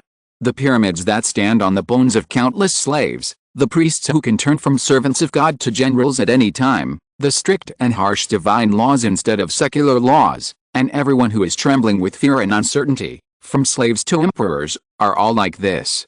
This thought prevented Louis XIV from having too many emotional fluctuations when he accepted the kneeling of the Ottoman Turks. For France and him, the war was over. France's expenditure in this war was no less than the war against Flanders. In contrast, his army suffered little loss and successfully defended the dignity of the Christian world. He had discussed with the head of the cardinals. In order to prevent some people from making trouble under the pretext of faith, he would go to Rome to accept the Pope's praise. Bring the army. So after the peace talks, the French evacuated faster than the Ottomans. They could go south from Slovenia and directly reach Italy. It only took less than 2 weeks to enter Rome. It was said that Clement X was already dying when he issued the last edict, but now he was miraculously alive. Louis thought of the letter from the head of the cardinals and couldn't help but guess that the Roman Church, at least the Castel Sant'Angelo, had completely fallen into the hands of the head of the cardinals. The tone of the respectable Red Prince in his letter does not seem to be asking Clement X to face Louis XIV. Tomorrow morning, this chapter will be updated with another 1,000 words. Chapter 339 St. Louis. Things turned out just as Louis XIV had expected. When he was still 7 days away from Rome, news came that Clement X was seriously ill and dying. On the 5th day, the respectable old man went to see God. On the 3rd day, the door of the Sistine Chapel was closed. The election of the Pope began. On the last day, when Louis XIV entered Rome, he heard waves of cheers, crying and laughing, and they were also passing a small note with a name on it being Benedetto Ordesqualchi. Louis XIV couldn't help but smile when he saw this. It seemed that the head of the cardinals had finally succeeded in getting the papal crown. He didn't rush to congratulate and flatter the new pope. Instead, he immediately stationed in the territory of the Colonna family. The Colonna family was once a powerful family in Rome from the 12th to the 15th century. They had a pope and many cardinals. However, such power had disappeared with the decline of the church. Now they could only guarantee the peace and prosperity of their ancestral land, that is, the town of Colonna. That is, this town could afford the stationing of Louis XIV, the Crown Prince Louis, and the 5,000 elite soldiers and generals accompanying them, including the guards, musketeers and dragoons, because they had just come down from the battlefield with the Ottomans. Although this battle, which everyone thought would be difficult and long, ended a little bit anticlimactic, it did not prevent people from respecting and fearing them at all. The Colonna family offered everything they could, including food, wine and even prostitutes, but the latter two were rejected. However, another gift really made Louis XIV overjoyed, because the person who came was his beloved eldest son, Luciano the Younger, Duke of Colonna. Accompanying the Duke were his young fiancée Anna Medici, his fiancée's uncle Francesco, and the future Grand Duke of Tuscany, Cosimo III's eldest son Ferdinand, who was also Anna's brother. Cosimo III asked the underage Ferdinand to come to Rome, on the one hand to seek the Pope's blessing, and on the other hand to meet the son King Louis XIV. Whether the Medici family can be preserved in the future, or go further, depends on whether France is willing to lend a hand. The head of the Colonna family had just said goodbye from Louis' room. The connection between them was established by the deceased Bishop Mazarin. Now that the relationship has changed, Louis XIV has also invested some of his feelings for Bishop Mazarin on him. Moreover, his eldest son occupies a title of the other family's son. The head of the Colonna family can certainly feel Louis XIV's kindness. After receiving a verbal promise of the Duke's title, He was so excited that he trembled all over. Don't be surprised. Compared with a duke's title from the Italian War period, everyone knows which one is more important. The reason why the Duke of Colonna is so respected is because everyone knows that his father is Louis XIV, not because of the Colonna family. After the head of the Colonna family said goodbye and left, Bontang put away the teacup, and Louis looked out the window. When will little Lucy arrive? The Duke of Colonna will probably arrive in the afternoon, Bontang said. He was in Naples before. Gathering the power of the other world there, I prepared a lot of cream rolls, potato chips and cherry jam cakes. These are all the Duke of Colonna's favorites. Of course, I will remind him to brush his teeth. Louis' smile is much more real now. The Duke of Colonna was also taken care of by Bontang for a period of time. Louis XIV is the king, and it is impossible for him to be with his son anytime and anywhere, so what do you think of Mr. Colonna's proposal? It has its pros and cons. Bontang walked out the door with the plates, handed them to the servants outside the door, and walked back. It depends on what you plan to do. Louis pondered for a while. The head of the Colonna family suggested that the Pope preside over the wedding of the Duke of Colonna and the daughter of Cosimo III. The advantage of this was that no one could question the legitimacy of the Duke of Colonna's identity in a wedding blessed by the Pope, and it would also give him an advantage in legitimacy in the battle for the throne of Naples. The disadvantage was that, what Louis promised to the Duke of Colonna was not Naples, but the whole of Italy. Yes, Louis never thought of stopping at Naples. Unification or division, there are only two choices, and division is endless. In a few hundred years, there will still be a huge country across Europe and Asia that will be completely destroyed because of division, not to mention Italy, which has long been accustomed to disputes and division. Louis XIV worked hard for a unified France, and would not watch his children and their descendants being dragged into a dirty and chaotic quagmire. But Cosimo III not only had a daughter, but also two sons. The eldest son was Ferdinand, and the youngest son was Gian. No matter what kind of inheritance law was followed, their inheritance rights were before Princess Anna. But let's put all this behind us. The Duke of Colonna and his wife had not yet married, and they had no heirs. Louis put aside those cruel thoughts that belonged to kings and rulers. This was the end of summer, and the bright red sun was no longer so scorching. The green shade at dusk would still make people feel comfortable and pleasant.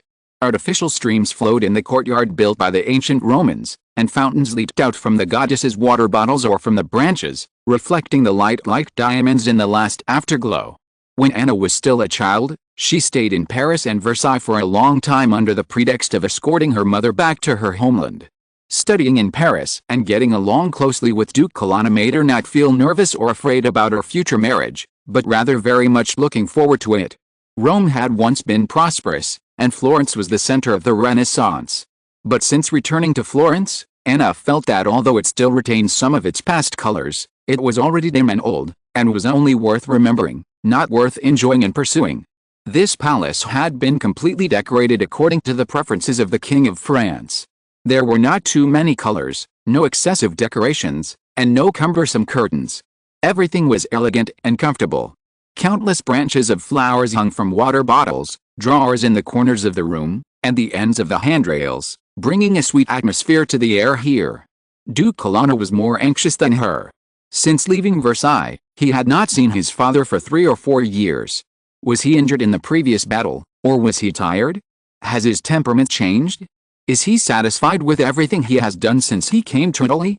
He was feeling uneasy, but he could not help but quicken his pace. Louis did not even wait for his son in the room. While the head of the Colonna family was talking, he had been looking out the window at the courtyard. This mansion originally belonged to a prominent Roman general, and this living room was also the original dining room. After removing the ancient Roman sitting couch, the owner still kept this part facing the courtyard. This part only had columns, no walls, but the hanging curtains were replaced with shuttered wooden doors. Louis walked out of these wooden doors and walked to several large laurel trees. The ancient Romans used laurel branches and leaves to weave laurel wreaths and wear them on the heads of triumphant generals. Now it was past a laurel flowering season, but the fresh smell of laurel leaves was enough to make people feel relaxed and happy. Louis just lay under the tree to take a nap at first, and when he heard that Duke Colonna was coming, he immediately jumped up from under the tree and greeted his son.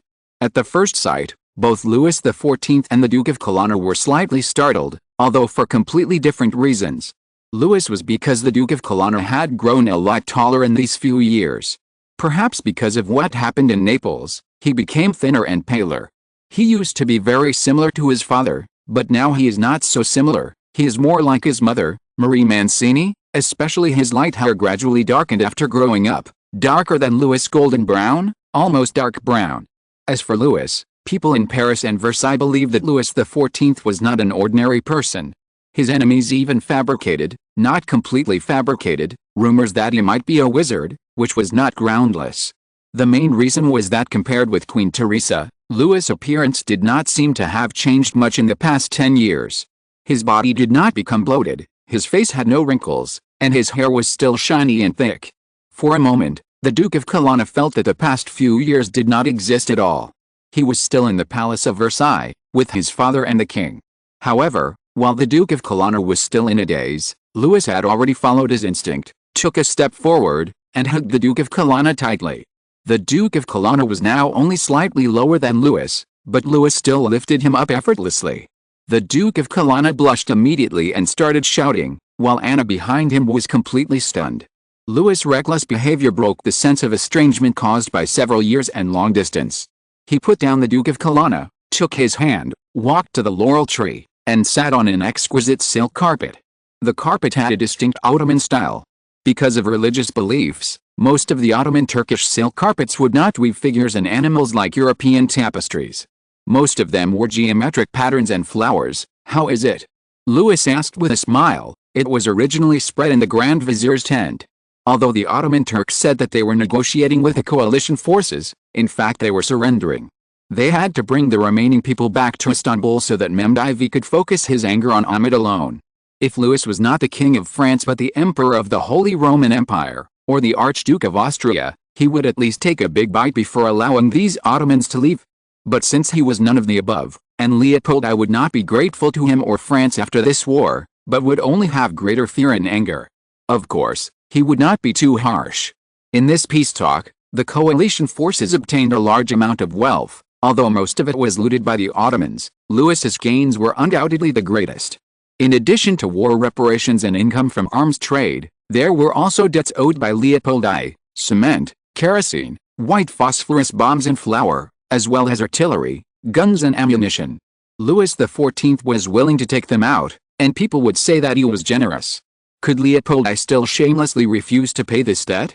Even Leopold I's own general said that it was a great fortune that the city of Vienna was safe and sound, and the war did not even break out in Austria. It was really unworthy of a king to grumble over some small debts.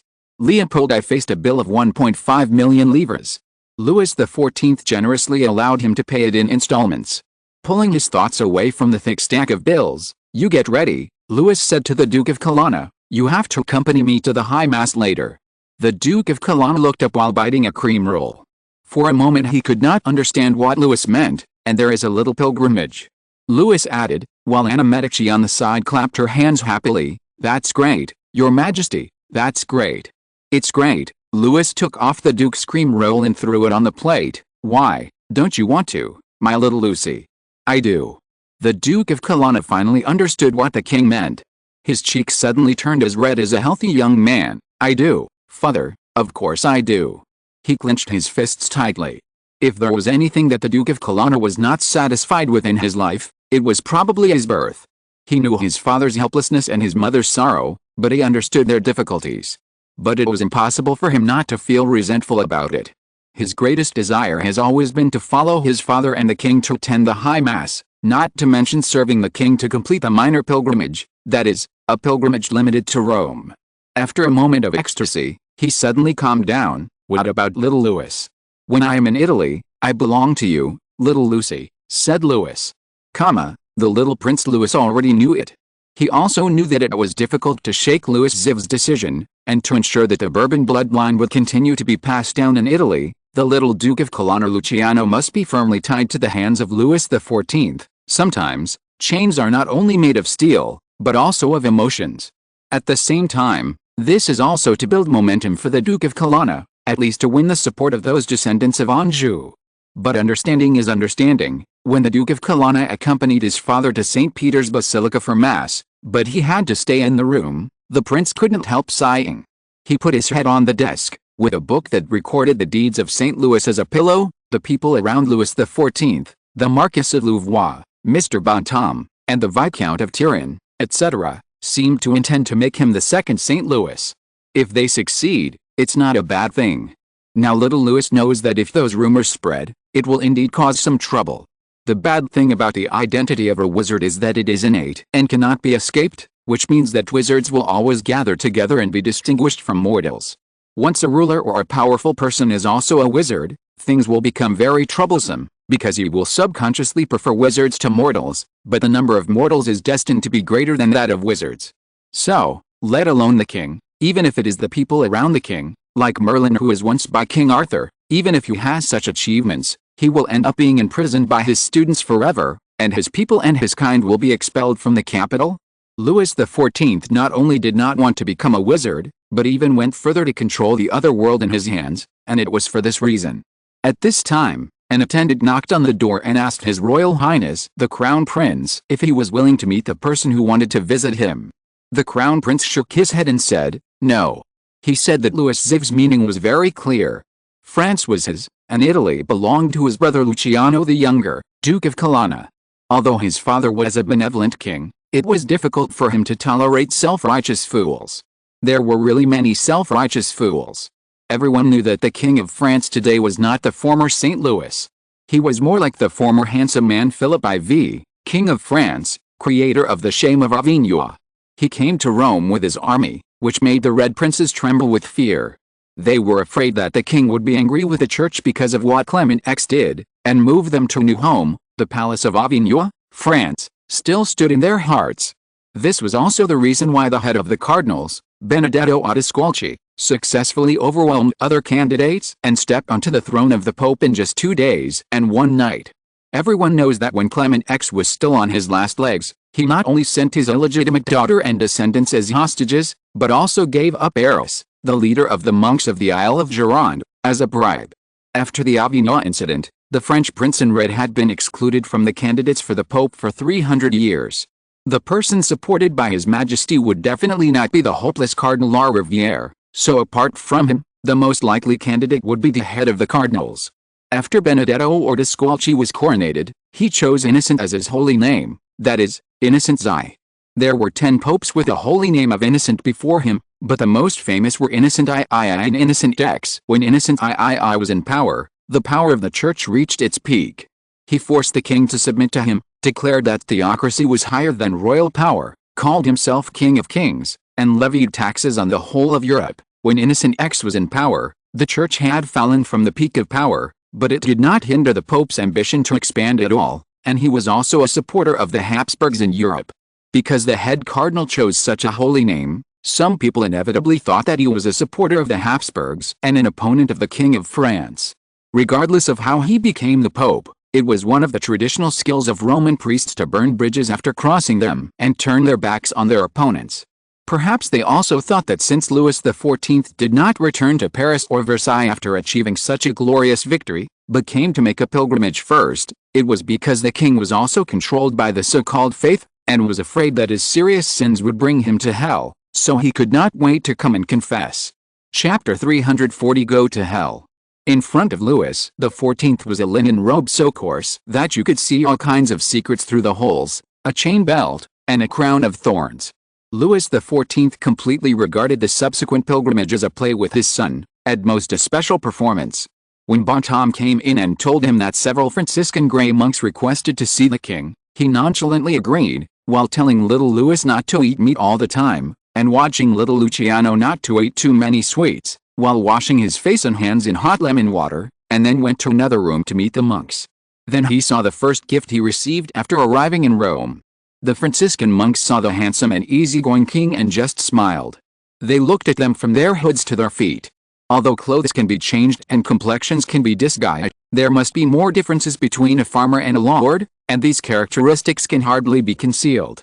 How can a priest who lives a life of luxury in an official residence in Rome and a monk who relies on his own hands to work to earn a living in a remote monastery be the same? These monks are real monks, and Louis XIV's eyes are not so sharp and terrifying. Who asked you to come here? God, said the leading monk. God only speaks to one thing, Louis said, that is everyone's heart.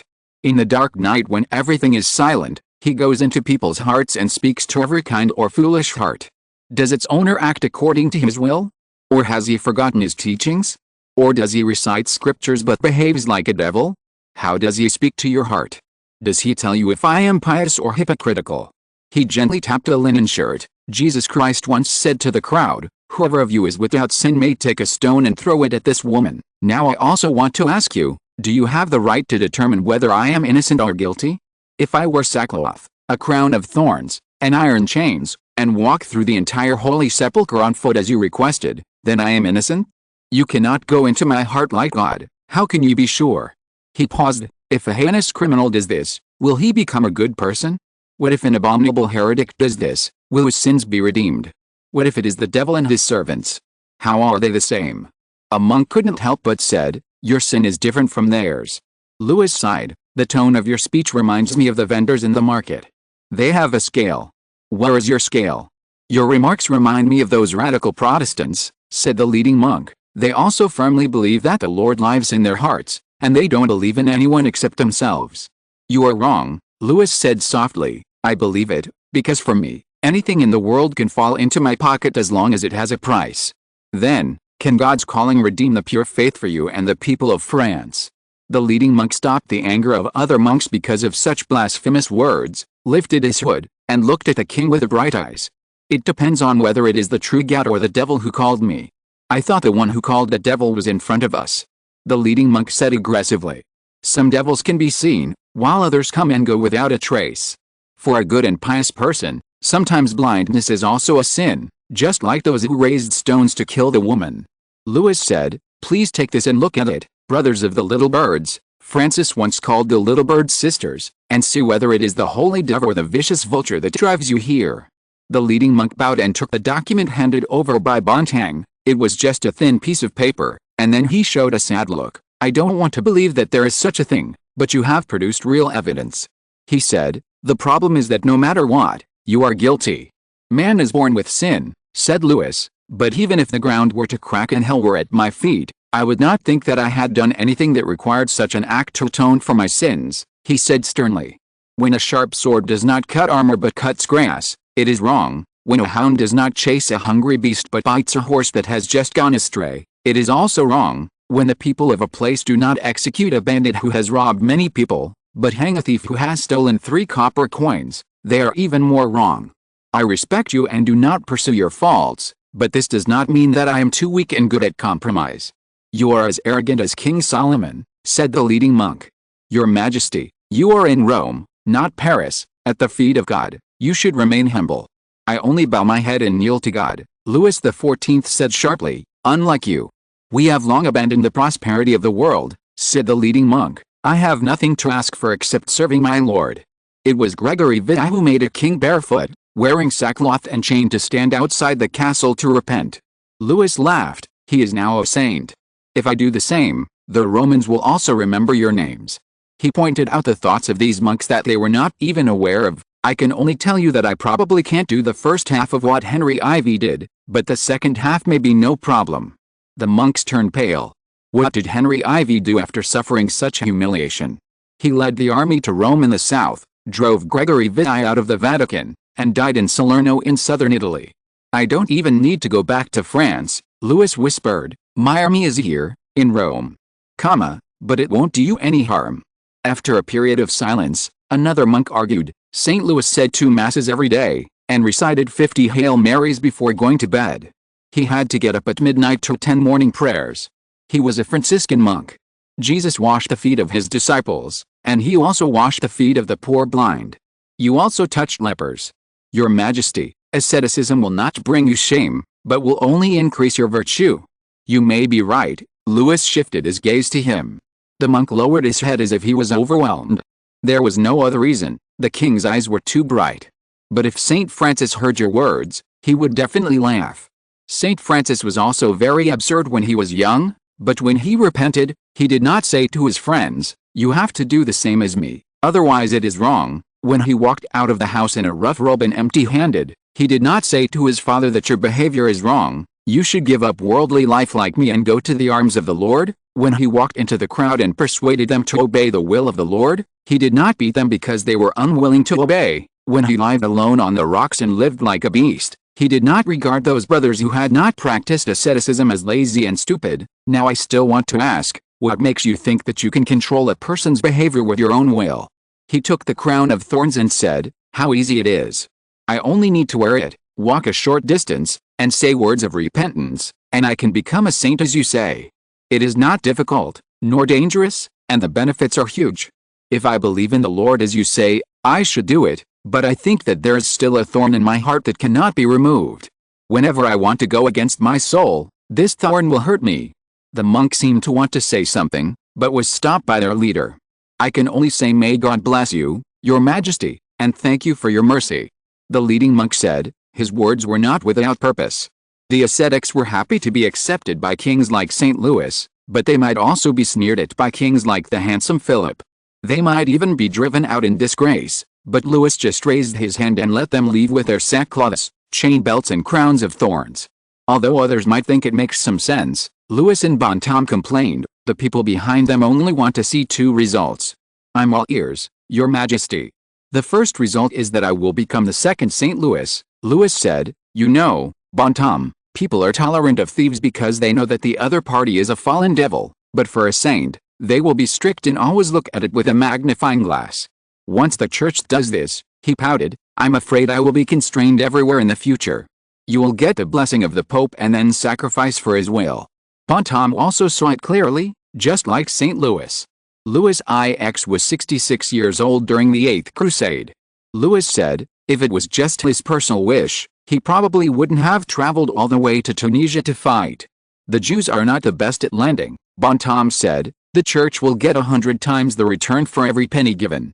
"There is a second possibility," Louis said, "and that is to create a little accident. People are willing to listen to how a saint practices asceticism, but they would rather listen to how a devil is punished in front of the Holy Sepulchre." Bontemps' expression turned cold and hard. "I will order them to clear the parade route again." "Don't worry about that," Louis said nonchalantly. "The only ones they can use are wizards and monks. Barras is with me now, and Hilarius will arrive tomorrow." As Louis said, with Barras and Hilarius, their pilgrimage was peaceful. Although Louis XIV did not want to be the second St. Louis, he still did some of the things that St. Louis had done. He promised to build a church and monastery in Rome in the name of St. Louis, and to enshrine several holy relics seized in this battle in the church. During the pilgrimage, he provided bread and milk to 100 poor people every day, and had meals with 3 of them. Duke Colonna was keenly aware that these 3 people could not be said to be truly poor. He told Louis about this, and Louis smiled and replied that it was impossible for Rome to have truly poor people, because the donations from pilgrims alone were not a small amount, and of course they were different from the truly poor people Colonna had seen in Naples. During the High Mass held at St. Peter's Basilica, the Dauphin and Duke Colonna appeared together, standing on the left and right behind Louis XIV, watching their father and the king being blessed by the Pope. The new Pope Innocent XI also gave them a blessing, which made some people look very unhappy, because even though little Louis was fine, Duke Colonna was a well-known illegitimate child. Innocent XI's move might have been to remedy some of the adverse consequences, but this was far from enough for Louis XIV. "Are you sure?" Innocent XI and Louis XIV met privately later. They sat face to face like 2 strange but friendly guests. The Pope did not salute Louis, and Louis did not kiss the Pope's ring. "You should know Barras," Innocent XI said, "a stupid old dog. Just to get through these few years. I have someone I like very much, but he lacks the qualifications. Hilarius." Innocent XI frowned. "Hilarius. He is a judge of the Inquisition." Innocent XI said, "The ordination of Barras has been criticized by many people. Then Hilarius is not the first." Louis said, "Anyway, he will return to Paris in a few years. Are they still worried that he will become Pope in such a short period of time?" "Of course not." Innocent XI said, "Bishop. I hope it's Archbishop. Then he will be promoted to Cardinal in a few years." Innocent XI said, "Unless he has really made some merits that leave people speechless. This is a hint of the Church's taxation and power to appoint and dismiss clergy." "That's impossible," said Louis, "but I can give up part of the profits from dyes and woolen cloth and give it only to your family." "Not enough." "It's enough," just a position of an archbishop. I'm Benedetto Ordisqualchi, also known as Innocent Zai. Louis leaned back in his chair. I'm not sure, but I do have an idea. What idea? Creed. Everyone who has ever been interested in the Crusades probably knows about Rhodes, which was defended by the Knights Hospitaller, later changed to the Knights of Rhodes, until the last moment, but this island was not the last checkpoint of the Christian world. It was only a few years before the Christian world lost the last sea fortress leading to the Asian continent from the Mediterranean. This sea fortress is Crete. Crete once belonged to a country, that is, the Aegean civilization or the Mycenaean civilization, which appeared even earlier than ancient Greece. However, in the subsequent development, due to geographical and ideological constraints, their development eventually fell behind Greece. After that, it was successively occupied by the ancient Greeks, the ancient Romans, the Arabs, and the Byzantines. In the 12th century, the Venetians took advantage of the Crusades and the division of the Byzantine Empire to buy Crete until 1669. Speaking of which, the Ottoman Turks were able to capture Crete thanks to the Caprulu family. The old Caprulu gave the declining Ottoman Empire a shot of adrenaline, which brought new vitality to this country that was becoming increasingly sluggish because of its huge size. Later, his son, Ahmed, who was to be torn apart by 5 horses because of this great defeat, was the planner and organizer of this battle. It was a pity that the Ottoman Turks never had a tradition of using past achievements to atone for their sins. In other words, Ahmed's life and death depended entirely on the whim of Sultan Mehmed IV. However, just like old ministers and young kings at any time and in any place, it was difficult for a young king to have any good feelings towards the ministers who ruled on his behalf, not to mention that the Queen Mother made Caprulu's son the Grand Vizier. Ahmed was bound to die after returning, and the Ottoman Empire would be in turmoil for a while. Innocent Zai glanced at Louis XIV. He had also read all the documents related to this king. This king had a gambler's temperament. For example, after he took Flanders, he faced a chaotic new territory and the coalition led by the Holy Roman Empire, which could form a huge force at any time.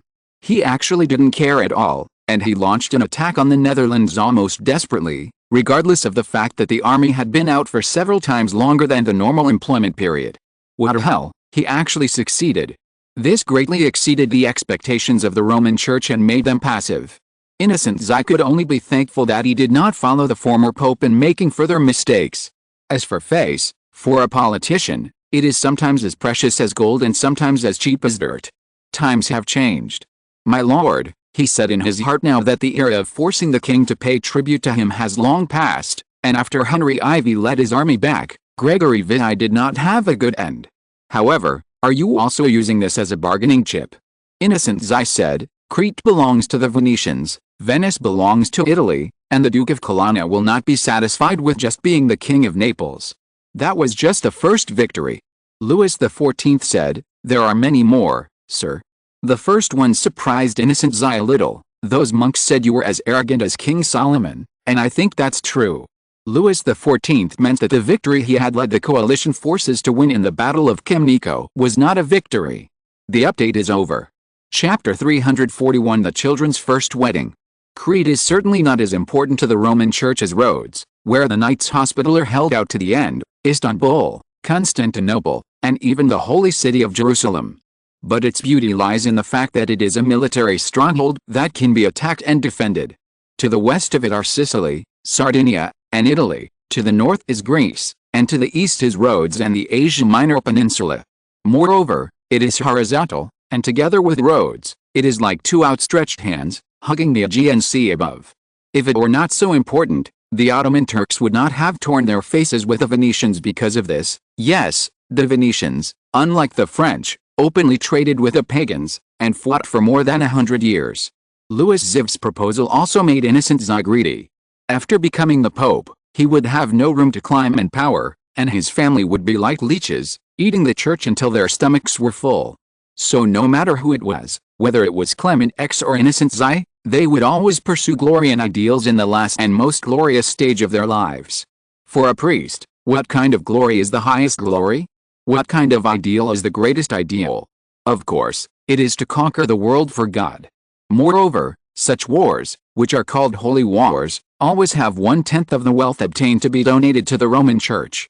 The Church can also continue to obtain considerable and continuous income from the recaptured territories. Even if the King of France intends to take the new territories for himself, to ensure the legitimacy of the territories and prevent problems in subsequent inheritance and transfer, the Church still needs to guarantee them. Of course, such a guarantee is worth a lot of money. As for all the military power of the Sun King, Innocent XI had seen it with his own eyes. Louis XIV's army was in Colonna. When Louis XIV was on a pilgrimage, the Pope put on monk's clothes, brought trusted people, and walked out of St. Peter's Square like an ordinary abbot to see that those soldiers were strong, young, brightly dressed, fully armed, and had a bloody smell in their words and deeds that could only be felt face to face. They were all people who were withdrawn from the army in the previous battle of the Kamnica. When the Pope was taking a rest at a family's house, the family said that these soldiers and officers were honored for their bravery in fighting the devils of the Ottoman Turks and accompanied their king to Rome for a pilgrimage. Logically speaking, thousands of soldiers would be enough to cause irreparable damage to a town like this, but the Pope did not see any robbery, theft or rape, and the residents of the town interacted with the soldiers as if they were familiar friends, rather than enemies that they had to be on high alert against. This was rare, not to mention that Italy had been ravaged by mercenaries for thousands of years. The language barrier alone was a problem. At that time, only nobles and kings, scholars and priests learned foreign languages, not to mention that Italy had an especially large number of local languages. After watching for a while, they realized that compared to the silver tongue that could talk a lot, the jingling silver equi and gold Louis were not as good. The coins with the head of Louis XIV had become the common currency in this town. The French soldiers' salaries were paid monthly without delay. They also received wartime allowances every day on the battlefield. They were generous and never haggled over small things. They were also willing to make friends. They took out a lot of things with a strong Istanbul style, probably spoils of war from the battlefield, which attracted a lot of idle young men and merchants who came after hearing the news, making this place more lively. While in the tavern, the Pope's servants also heard something new.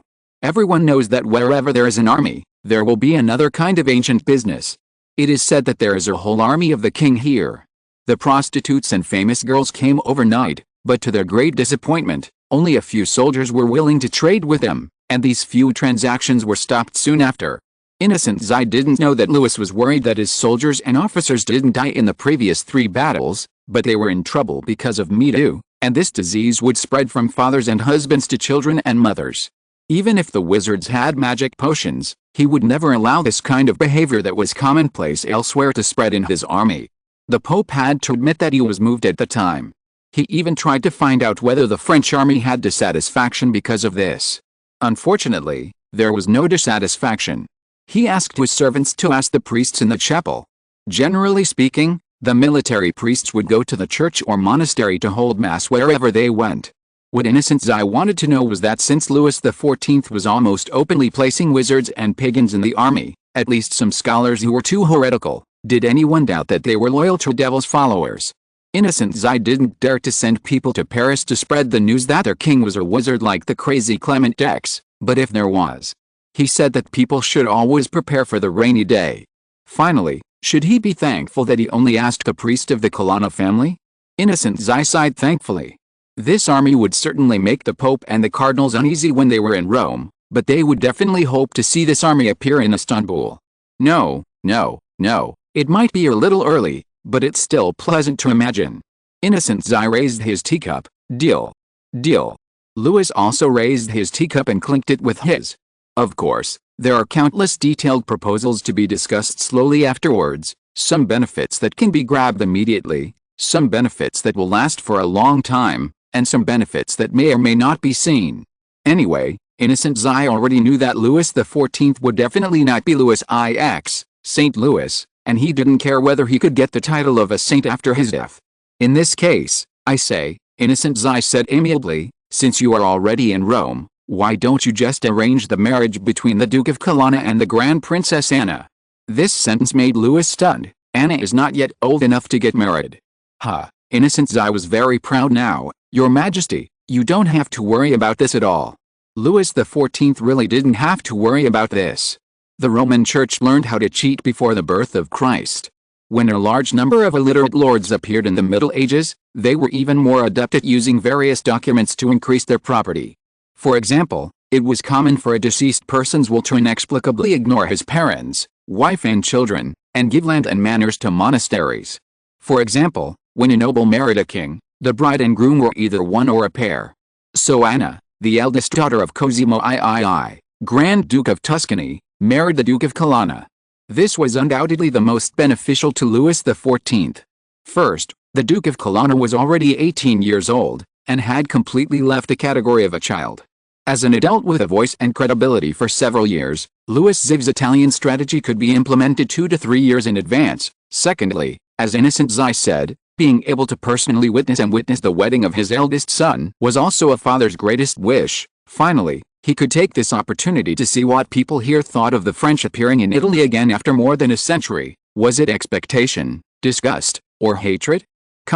After hearing the news, Francesco Medici's gout broke out within a few minutes. The Medici family was in trouble. If the King of France was not present at the wedding, the Grand Duke of Tuscany and the owner of the Medici family could still pretend that the Duke of Colonna had nothing to do with his son king, but it was obvious that the king intended to let his illegitimate son be like the former King Ferdinand of Naples, not only to be protected and rewarded by him like a child born in an orthodox marriage, but also to let him inherit a kingdom from his father's bloodline. When he thought about what would happen to the Holy Roman Empire, Spain, and the Italian princes, Francesco's gout seemed to be in his head rather than in his toes and knees. However, neither he nor the Grand Duke of Tuscany had any reason to refuse, even though Cosimo III's original wish was to get some help from the King of France to ensure that the Medici family's rule in Tuscany could continue. Just then, he heard a noise. He asked his servant to carry him to the window.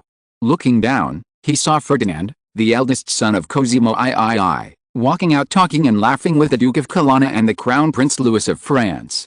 They were of similar age and were both boys, so although the Crown Prince Louis and Ferdinand had not known each other for long, they quickly became good friends. Francesco watched carefully and slowly frowned, because apart from the Duke of Colonna and the Crown Prince Louis, there were only 1 or 2 Italian followers around them, and the rest were all French. Oh, there was one more, but that was also a Tatar named Anvo. His father was the leader of a Tatar tribe. He swore allegiance to the King of France. This child was equivalent to a hostage. They rode out, armed with muskets, and returned with a rich harvest, clamoring for roast venison, and some said they should cook mutton and fish soup, which was a new recipe from Paris. There was so much stuff coming from Paris and Versailles recently: jewelry, cosmetics, clothes, poetry and drama, as well as sculpture and painting. They have replaced Florence, Siena, and Milan as the center of enjoyment and civilization. Francesco was full of worries, and gout made him almost sleepless, and he pricked up his ears. After dinner, the boys went out again, because the King of France brought not only the army but also a troop. Although the props they brought were few due to limited stock, they were enough to keep these children interested in watching one show after another. Ferdinand did not think as far as his uncle and father. Like most of the dandies at that time, his father and mother's unfortunate marriage made his education very lacking. Although Cosimo III had begun to teach him as strictly as possible, the gout passed down from generation to generation by the Medici forced Cosimo III to stay in bed from time to time, so the lively boy ran out to play again. Francesco did not want to blame him. It was because Cosimo III and his wife were not good. By the time the Grand Duke wanted to educate him, his character and habits had been fixed. He was not bad, but lazy and unwilling to take responsibility. Cosimo III was so anxious precisely for this reason. People in the Medici family did not live very long, and he was worried that he would not be able to hold on for a few more years. Now it seemed that he could only hope that his brother could hold on for another 20 or 30 years. Even if Ferdinand could not, they might still consider his children. When Ferdinand walked into Francesco's room with a smile, Francesco instinctively felt that something was wrong, but he still reluctantly sat up and asked in a gentle tone what they were doing. Of course, hunting, swimming, watching plays, dancing, and playing cards and dice. I think you should get ready, Francesco hinted. Ferdinando, your sister's wedding will be held in advance. You are her brother, and you should do your best. I am doing my best. Ferdinand sat down at the head of his bed and crossed his feet. You should also find a wizard to look at your feet. And father, I really don't know what you are worried about. Now you can see wizards appearing openly in every palace. It's never a bad thing to be cautious, especially with them. Francesco moved his body, and Ferdinand immediately came forward to give him a pillow to cushion his back, and then poured him a glass of water. He was indeed not a bad boy. As if to comfort Francesco, he said, "I have a good relationship with the Duke of Colonna, uncle. He promised me that he would definitely treat Anna well, and they will stay in Italy for a long time instead of France. This is what I am most worried about," Francesco said in his heart. "So is the Duke of Colonna planning to take Anna to France for a while after the wedding? Of course, I have to let my mother see Anna," Ferdinand said indifferently, and then he became happy again. "Not only them, uncle, I have also promised His Royal Highness the Crown Prince to go back to Versailles with him." Francesco's eyes went dark and he fainted immediately. The wedding of the Duke of Colonna and Anna Maria Luisa de' Medici was held in the Cathedral of Santa Maria del Fiore in Florence. Before Louis XIV, Charles VI had ascended the throne in Italy and declared himself the King of Naples, and then Louis XI claimed to inherit both Milan and Naples as a descendant of Anjou and Visconti. Louis XIV was the third French king to set foot in Italy within 300 years. Of course, France had never concealed its ambitions for Italy, and Louis XIV had no intention of pretending to be a good man who asked for nothing. But no matter when, a wedding is always a happy event. He selected the people who would go to the wedding with him. In addition to the guards and attendants, Bontemps was definitely a must, as well as Vauban, Schomberg, Marquis de Louvois and other generals. It is worth noting that among them was a man named Nicolas Cadine, who was the son of a lawyer and had been a lawyer, but one day he found that he was more suitable for the army. Perhaps we still remember the friend who came to Paris with Vauban, who accidentally brought a king and his guards to save the life of Prince Condé because of a lover on Turbig Street. He was Nicholas. After Sebastian Vauban caught the eye of Prince Condé and Louis XIV, he was rewarded and promoted. However, Vauban surrendered to the king and stayed in Prince Condé's army. He followed Condé to Spain and was captured together in the Battle of Dunkirk. Later, the prince was pardoned and he was released. He originally wanted to continue his career as a lawyer, but within a few months, Vauban, who was willing to guarantee him, managed to get him back into the army. In the previous battles, he had accumulated a lot of merit, but he was calm and cautious by nature, so he was not as conspicuous as Vauban or others. But as long as Vauban was there, he would not be forgotten by everyone. It is no wonder that Bontemps always received so much respect and bribes. Maybe Louis XIV was not very impressed with him, but when he selected his attendants, he just ticked the name when he saw it. This kind of honor, which may only be obtained by dukes and marquises in Versailles and Paris, fell on the son of a lawyer. We can imagine how surprised and happy Mr. Nicolas Cadine was. Although he was not a frivolous person, he could not help but run back to his room and began to dress himself, his horse and weapons carefully. He also exchanged a belt with another officer, because the cowhide belt inlaid with the gold and gems had a distinct Ottoman Turkish style, and anyone who saw it would know that he was one of the soldiers of this holy war. When it was time to set off, there were about 1,000 people gathered in the square, including ministers of the court, generals, officers, soldiers, bands, as well as entourages and servants, cooks, handymen, etc. They gathered in the streets. Even if they had deliberately lowered their voices, they still couldn't help but set off waves of noise. The additional update is complete. Chapter 342 The Children's First Wedding, 2. Around 8 or 9 in the morning, Louis XIV, dressed up, walked out of his palace. This huge and ancient mansion originally belonged to the Duke of Colonna, but before Louis XIV entered Rome, the head of the Colonna family had already given up the mansion and hung flags with blue and gold lilies on the lintel and under the terrace. This hospitality was completely worth it. Louis XIV did not ride a horse this time, but took a carriage to Florence. In the carriage, he was accompanied by the Marquis of Louvois and the head of the Colonna family. He had a very common name, Giovanni, which was very common among Italians. He looked like any Italian, with dark hair and eyes, and a melancholy and uneasy temperament. Next to Louis XIV was the little Prince Louis, who was a little excited. Of course, who wouldn't want to see Florence, the cradle of the Renaissance and a world-famous resort? Even if Paris and Versailles came later, people would still say they are like the second Florence. Thinking that he would soon go to the city that was like pearls and flowers, the young prince couldn't calm down at all. Louis gently put his arm around the prince's shoulders and hid his sympathetic eyes. The intelligence of this city had been delivered to his desk in great detail. In the letter from the Grand Duke of Tuscany, Some shameful facts were also euphemistically stated. Florence may have been like pearls and flowers, but now the luster of pearls has long disappeared, leaving only a dull and yellow skin, and the flowers have long withered, with only a little color that can be used to recall the past. It seems that the little Prince Louis will inevitably be disappointed along with 1,000 brave and hopeful soldiers. Nicolas Catinat and Sebastian Vauban rode side by side. They were all dressed very brightly today, as were the soldiers and officers. Their horses had been brushed several times, and every mane was shining. Their muskets and scabbards had been wiped again and again, and their boots were equipped with pure silver or silver-plated spurs. Some people even wore furs exchanged from winged cavalry or tatars, regardless of how hot the weather was today. They were quite excited at first, but the further they walked, the more silent they became, and their eyes were filled with disbelief. When Catinat and Vauban first arrived at Colonna, they were also shocked by the town's desolation, but they immediately thought that this was just a Roman town, not a big city like Siena and Florence, so it was not surprising that people's livelihood was declining for various reasons, and the poverty and desolation here also saved them a lot of trouble. Italians had a bad impression of the French, but the residents here found that these French soldiers did not rob, kill, or burn their houses. If they liked their things, whether it was jewelry, furniture or food, they were willing to buy them with real money and Louis coins, so they immediately threw away their prejudices and happily started trading. Catinat and Vauban's ideas were of course wrong. The Colonna family had been operating in Rome for many years, and had produced a pope and several red princes. How could their ancestral land, that is, Colonna town, be as desolate and poor as ordinary villages and towns in France?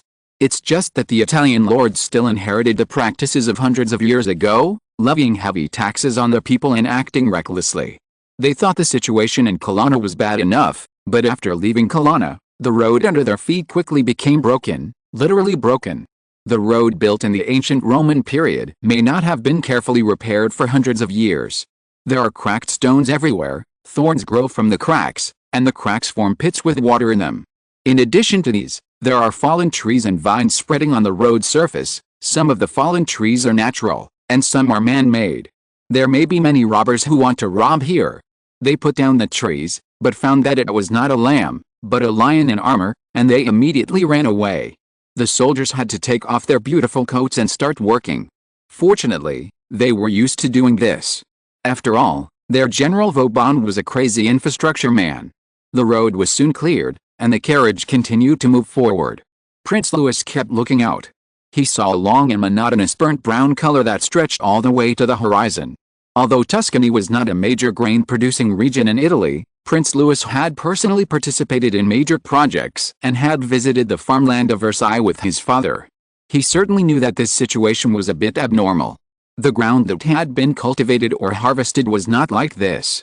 They arrived at the city in the evening. The mayor and citizens lined the streets to welcome the King of France and his army. When the prince jumped off the car, he was almost tripped by a clump of ryegrass. He was startled and thought someone had accidentally dropped a bundle of horsegrass here, but then he realized speechlessly that the ryegrass did not fall on the ground, but grew from the cracks in the bricks and stones. Just like the main road they passed, the streets in the city were also overgrown with the weeds. This was not the most shocking thing for him. After dinner, the mayor here came to thank Louis XIV because he generously gave bread and coins to the people here as compensation for disturbing them. "If you want to thank me," said the king, "then bless the marriage of my son, Duke of Colonna, and Princess Anna, the daughter of the Grand Duke of Tuscany. We will hold a high mass and a parade throughout the city to thank you for your generosity, and also wish your son and his bride to have a healthy heir as soon as possible." The king smiled. This wedding was purely out of political needs. "I just wish them happiness and health," he said. "I will also donate 12 boxes of candles, a set of silver utensils, and some linen to the Siena Cathedral. Please allow me to thank you on behalf of all the people of Siena, Your Majesty," said the mayor. Siena. The prince, who was drinking his milk slowly, looked at the mayor in shock. "Is this Siena?" A trace of shame and resentment flashed across the face of the mayor of Siena, but not towards them. "Yes," he said sadly, "this is Siena." Siena. Prince Louis couldn't believe it at all. He looked out subconsciously and saw only darkness. Siena, which was once rich and prosperous, now has only a few lights at night. The whole city is as silent as death. Because he had been in the carriage, the prince had no way of analyzing the size of the city, but when he saw the bad road conditions, mottled walls, dull clothes, old furniture, curtains, and metal accessories with green rust everywhere, he thought it was an unknown small city. Cities will decline very quickly, Louis XIV said. The larger the millstone, the more strength it takes to make it turn. Once it loses protection and nourishment, even Paris or Versailles will become what you see now. I'm sorry, Prince Louis said to the mayor. I didn't expect Siena to have such a change. It's nothing, said the mayor. Even I almost didn't recognize that this was my Siena when I came back 20 years ago. You are a man loyal to his duty, said Louis XIV, taking out a gold louis from his pocket and rewarding him. After the mayor left, the expression on Prince Louis' face suddenly became complicated. Siena has become like this, Florence. It's not the worst, Louis XIV comforted, but little Louis was not comforted at all. Fortunately, he had such mental preparation. When they arrived in Florence the next day, the Marquis of Louvois heard the prince clearly relieved. He thought he would see a collapsed Florence like those ancient buildings near Rome. No, it was just as Louis XIV said. Although the flowers withered and the pearls lost their color, they were still flowers and pearls. The humanistic thoughts and literary arts here once illuminated the whole of Europe like a torch, and now it still has its afterglow. The Grand Duke of Tuscany, his younger brother, and his son and daughter greeted Louis XIV at the city gate. Although he had some bad thoughts, the always humble Louis XIV would not embarrass his son's father-in-law. He stepped forward, took Cosimo II's arm, and walked forward with him. Everyone smiled. The Florentines and the French, who were like enemies nearly 200 years ago, now loved each other like friends. If anyone asked, they would say that the hatred between Florence and France ended when Marie Medici became the Queen of France. Now they welcomed two beautiful women made in heaven. Although the identity of the Duke of Colonna was still under discussion, the stupidest Florentines knew that it was impossible for the French royal family to have another Medici queen. The Duke of Colonna took the arm of the Crown Prince Louis. If he had not passed through Siena, Louis might not have noticed it at all. The road surface was obviously cleaned and washed. Although the gaps could not be covered, they were cleverly filled with fine stones. These stones were not filled in casually. Both the color and shape were quite consistent with the surrounding stone bricks. It even looked like it was done intentionally. It was worthy of the Medici in Florence that had cultivated and accepted countless painters and sculptors. The walls here were also decorated and painted. The places that could not be covered were covered with silk carpets, curtains and flags. They also used lush flowers to cover some alleys. Maybe it was still a mess inside. Little Louis retracted his gaze and sighed in his heart. What's wrong? Duke Colonna asked. Nothing. Little Louis said that he had decided to use part of his income from this wedding to thank the people who came to bless the newlyweds. The people of Florence were obviously not so easy, although they saw people on both sides of the street still wearing silk coats. The newness and oldness of silk has always been the easiest to see. In the courts of Versailles and Paris, under the guidance of noble ladies such as the Duchess of Montpensier, the prince, who was familiar with the material of the clothes, the wearing time, whether it fits well in other details, could see at once that this might be their last decent clothes. 3 days later, they welcomed Pope Innocent XI and a group of red princes, as well as more priests. The sight of red wide-brimmed hats and hooded cloaks rubbing against each other on the street was something that the Florentines had not seen for hundreds of years. They excitedly ran around the room just to witness this grand scene, and countless people knelt on the ground to pray for blessings. The Pope also gestured to meet their wishes. Needless to say, the ceremony completed in the Cathedral of Santa Maria del Fiore and the banquet that followed, not only the King of France, but also the Grand Duke of Tuscany became generous. Silver coins fell on the crowd like hail, and there was also bread, beer and potatoes. These were foods from France, and they could be eaten and drunk as much as they wanted.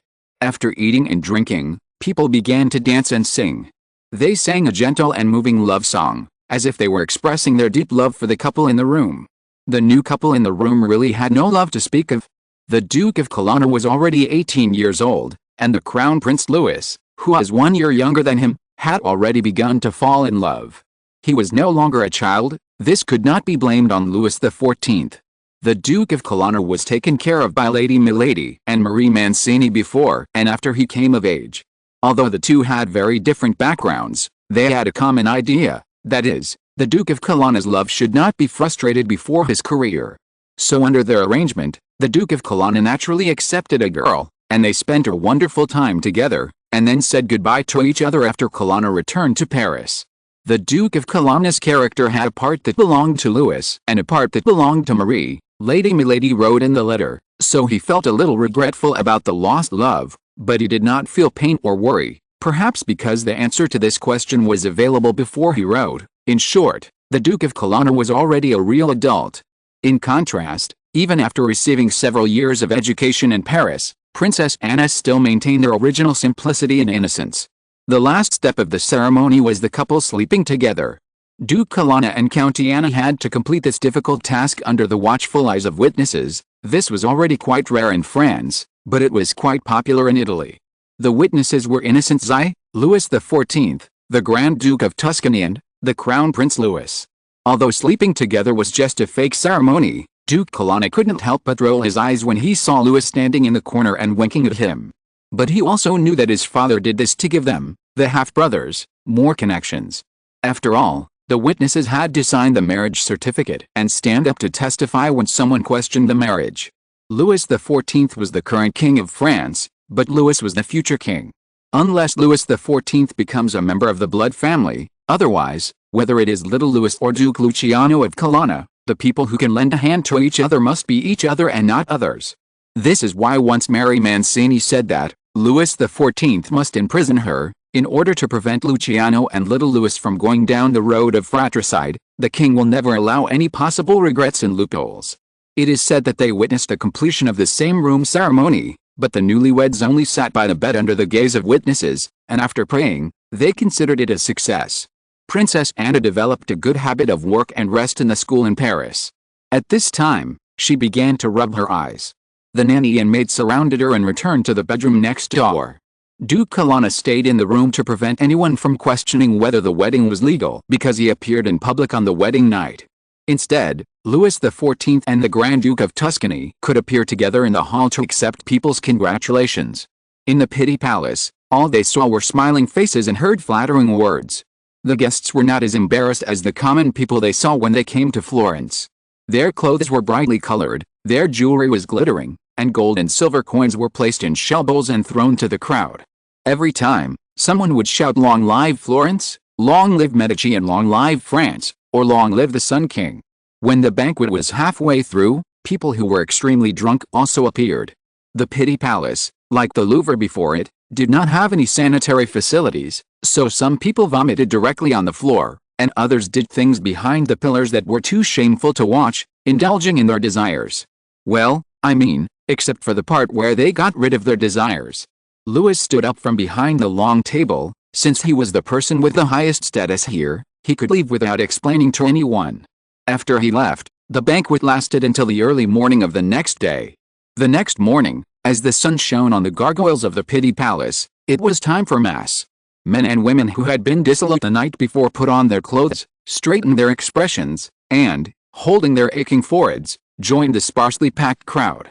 They listened to sermons in the Basilica of Santa Maria del Fiore, received the Eucharist, and visited the sacristy, which is probably the place where the glory of Florence is best preserved. Everything, the ceiling paintings, murals, marble columns, floors, stained glass statues, gold and silver vessels, and countless holy relics, all show how glorious this city once was. At least 1/3 of the utensils, textiles and sacred objects that people see in the cathedral were donated by the Medici family. The sacristy also contains precious souvenirs such as books and rosaries left by 2 Medici popes, as well as various rare items that Queen Mother Mary sent back to the cathedral one after another. The murals and ceiling paintings were also completed by painters dedicated to the Medici family. They have also been responsible for the repair and maintenance of the Cathedral of Santa Maria del Fiore. Their piety illuminates the whole of Florence like sunlight. Chapter 343 The Children's First Wedding. 3. What Cosimo I was so proud of did not resonate with Louis XIV. Although some people have always called him the second St. Louis, Louis XIV called himself the Sun King from the beginning. He did not need any noble title given by the Church. Perhaps hundreds of years later, Louis XIV itself will become an adjective rather than a noun. When people talk about a powerful king, a wise ruler, or even a rich and generous person, they will say he really looks like a Louis XIV. Louis XIV, who has such thoughts, certainly would not have any opinions on churches, holy objects or glass paintings. If he knew nothing about Florence or even the entire Tuscany region, he might stop to appreciate it for a moment. After all, the Cathedral of Santa Maria del Fiore and its collections have considerable artistic value. But the more magnificent this church is, the more desolate Florence looks. Perhaps for Cosimo II and those who are qualified to enter the Pitti Palace, how difficult the lives of those humble poor people are has little to do with them. But the next day, Louis and the little Prince Louis changed their clothes and dressed up as an ordinary aristocratic father and son. They walked out of the Pitti Palace with servants and priests. The saddest among them was the little Prince Louis. He had always had a sweet and romantic fantasy about Florence. After all, many world-renowned scholars and artists came from this free city that was once favored by the muses. How many prosperous scenes were depicted and how many moving stories were told with their brushes and ink pens. They praised Florence as the Garden of Eden on earth. People in the city were carefree, rich and noble. The ground under their feet seemed to be plated with silver, the tableware was gold, the walls were hung with silk carpets and curtains, and the petite girls and handsome boys were immersed in sweet love under the cover of grape leaves. Now they can only see the gray houses, narrow streets and dim sky. If a house is not occupied for a long time, it will accumulate dust and lose its vitality. The same is true for a city. Florence was once known as the crown and pearl of the peninsula for its developed textile industry, commerce and banking industry, but the woolen business here became insignificant after the British and French began to enter this industry, and the position of the banking industry was taken away by Genoa, Venice and the Netherlands, which came later. As for commerce, Italy and the Ottoman Empire encountered the same problem. The new shipping routes changed the trade routes of merchants from the Mediterranean to the Atlantic coast. Merchants no longer had to pass through the land routes monopolized by the Ottoman Empire, nor did they have to spend precious time and energy in Italy. When many ports in France, Spain and Portugal rose rapidly, it was inevitable that the city-states in Italy would slowly decline. If the Duchy of Tuscany could have survived for a while with the tangible and intangible assets accumulated during the Renaissance, then Cosimo II, who had no talent in governing, was a disaster. Every Italian, when talking about Cosimo II, would say that the only correct decision he made during his 20 years in power was probably to marry his daughter to the Duke of Colonna, the illegitimate son of the King of France, and to tactfully reject the solicitation of the Holy Roman Emperor Leopold I. Although judging from what happened later, the hidden dangers of the Duchy of Tuscany also started from this moment, no one can deny that under the rule of the Duke of Colonna, the people of the Duchy of Tuscany finally got a chance to breathe. However, this was a long time later. The Crown Prince Louis looked at those buildings that had been decorated as much as possible but still showed a bit of decadence, the old ships and the broken bridges, and his heart was nothing but disappointment. He and his father have traveled through many cities, Paris, Versailles, Nantes, Marseilles, Calais, Dunkirk, and the 2 cities in Slovenia before. It is not surprising that a city is dilapidated, but this is not Slovenia, which is located between 2 powerful countries and cannot even guarantee the most basic independence, but Florence in Italy. 20 years ago, said Lady Milady. She came to act as a guide for the noble father and son. After all, if it were someone else, they might not take the king and the crown prince to see what they really wanted to see. It wasn't so bad here, but since Cosimo II began to rule the country, yes, he is the same as your father, your highness. After he ascended the throne, his mother ruled the country for a period of time. That lady did things hesitantly and according to the rules. Although it was not very good, it was not too bad either. Here are some other things I want you to see and hear. Louis lowered his head and said at the right time. Little Louis nodded immediately. He had been concentrating enough before, and now he was trying even harder to combine what Lady Milady said with what he saw. Since you have just come from Rome and have made a small pilgrimage, said Madame Milady, then let's start with faith and morality. She smiled and glanced at the Dauphin. Madame Milady was Bishop Mazarin's wife. She was a few years older than Louis XIV. Although she was also a witch, youth was more willing to stay on her than on mortals. However, the wrinkles at the corners of her eyes and lips could no longer be concealed, and she did not want to conceal them. Together with the sunken eye sockets and cheeks, they gave her a strange charm that young women could not have. She looked like a rose in late autumn, withered but still clinging to the branches. The years were gone, but the color and fragrance were more intense. She noticed the gaze of the Dauphin and winked at him. The Dauphin did not blush with his willpower, but Louis XIV was laughing softly. This smile reminded Madame Milady of the blunder when they first met. As a spy of Bishop Mazarin, she had fooled so many people, but she was almost shot dead by the new master she was going to be loyal to. If she really died, Count d'Artagnan would be able to tell this joke for the rest of his life. Of course, she should not tease another Louis. Apart from his identity, his father was still around.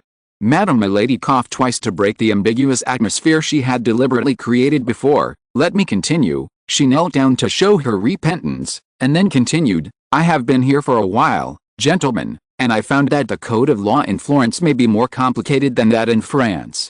As far as I know, the French code is enough to make those students who want to be judges and lawyers complain. Louis said that after he took power, although he deleted and revised many cumbersome rules, he also added many articles. There is actually only one line in the law book of the duchy, said Lady Milady, Cosimo I de' Medici.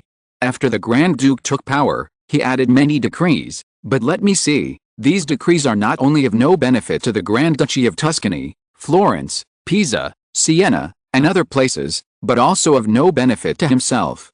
Lady Milady said, Your Highness, I had the honor of being ordered by the king to help Lady Maria Mancini, the Duchess of Colonna, govern Gala. I know. The Crown Prince nodded. France was his and Gala was his brother's.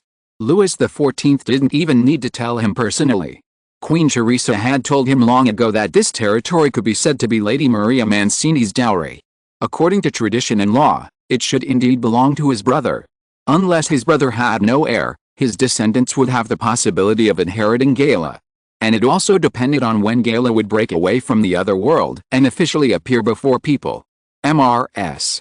Marie Mancini, Mrs. Milady opened her fan, patted her chest, and said with some nostalgia, she is not a vicious person, but she is very willful, arrogant, a little hysterical, and may have had some stupid ideas, but fortunately, at that time, she was at least willing to listen to your father and some of my suggestions. Do you know what I was most worried about at that time? Mrs. Milady looked at the old bridge in the distance. It used to be the jewelry and antique trading center of Florence, and people shuttled back and forth. Now, except for the shops on both sides of the bridge, there are few people. She is often driven by temporary emotions and does things that make people laugh and cry. I won't go into details here, because many of them directly involve the part that you are not allowed to be exposed to now. She nodded to the Crown Prince apologetically. I mentioned this lady to tell you that Cosimo III is even more impulsive and reckless, or short-sighted than Marie Mancini. She straightened up and pointed to the distance. Do you see that small house? I see, the prince said. It looks very new and doesn't quite fit in with the surrounding buildings. This is the new customs house set up by Cosimo III. Lady Milady said with a sarcastic smile, Your Highness, you should know that this is the 10th customs house that merchants come to Florence after entering Tuscany. Prince Louis was obviously stunned for a moment.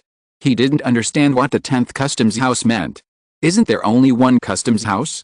Because there are customs houses in Calais, Dunkirk, Nantes and other places. He has visited them in person and watched how merchants pass through customs in Calais.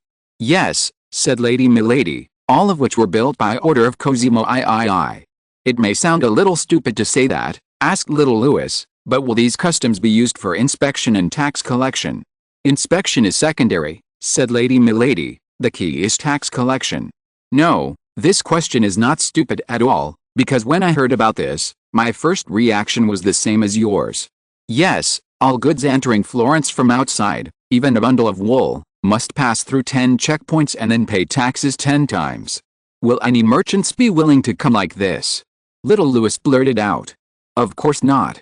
The economy here was not good to begin with. Once the story of the Grand Duchy of Tuscany having 10 customs offices spread, even fewer people were willing to come here. Why did Cosimo III need so much money? Little Louis thought about it. The Duchy of Tuscany had been firm in its neutrality since Cosimo I, neither siding with the Habsburgs, nor with France or Spain. After all, they couldn't even prepare their own army. So Cosimo III needed money, but it shouldn't be used for war.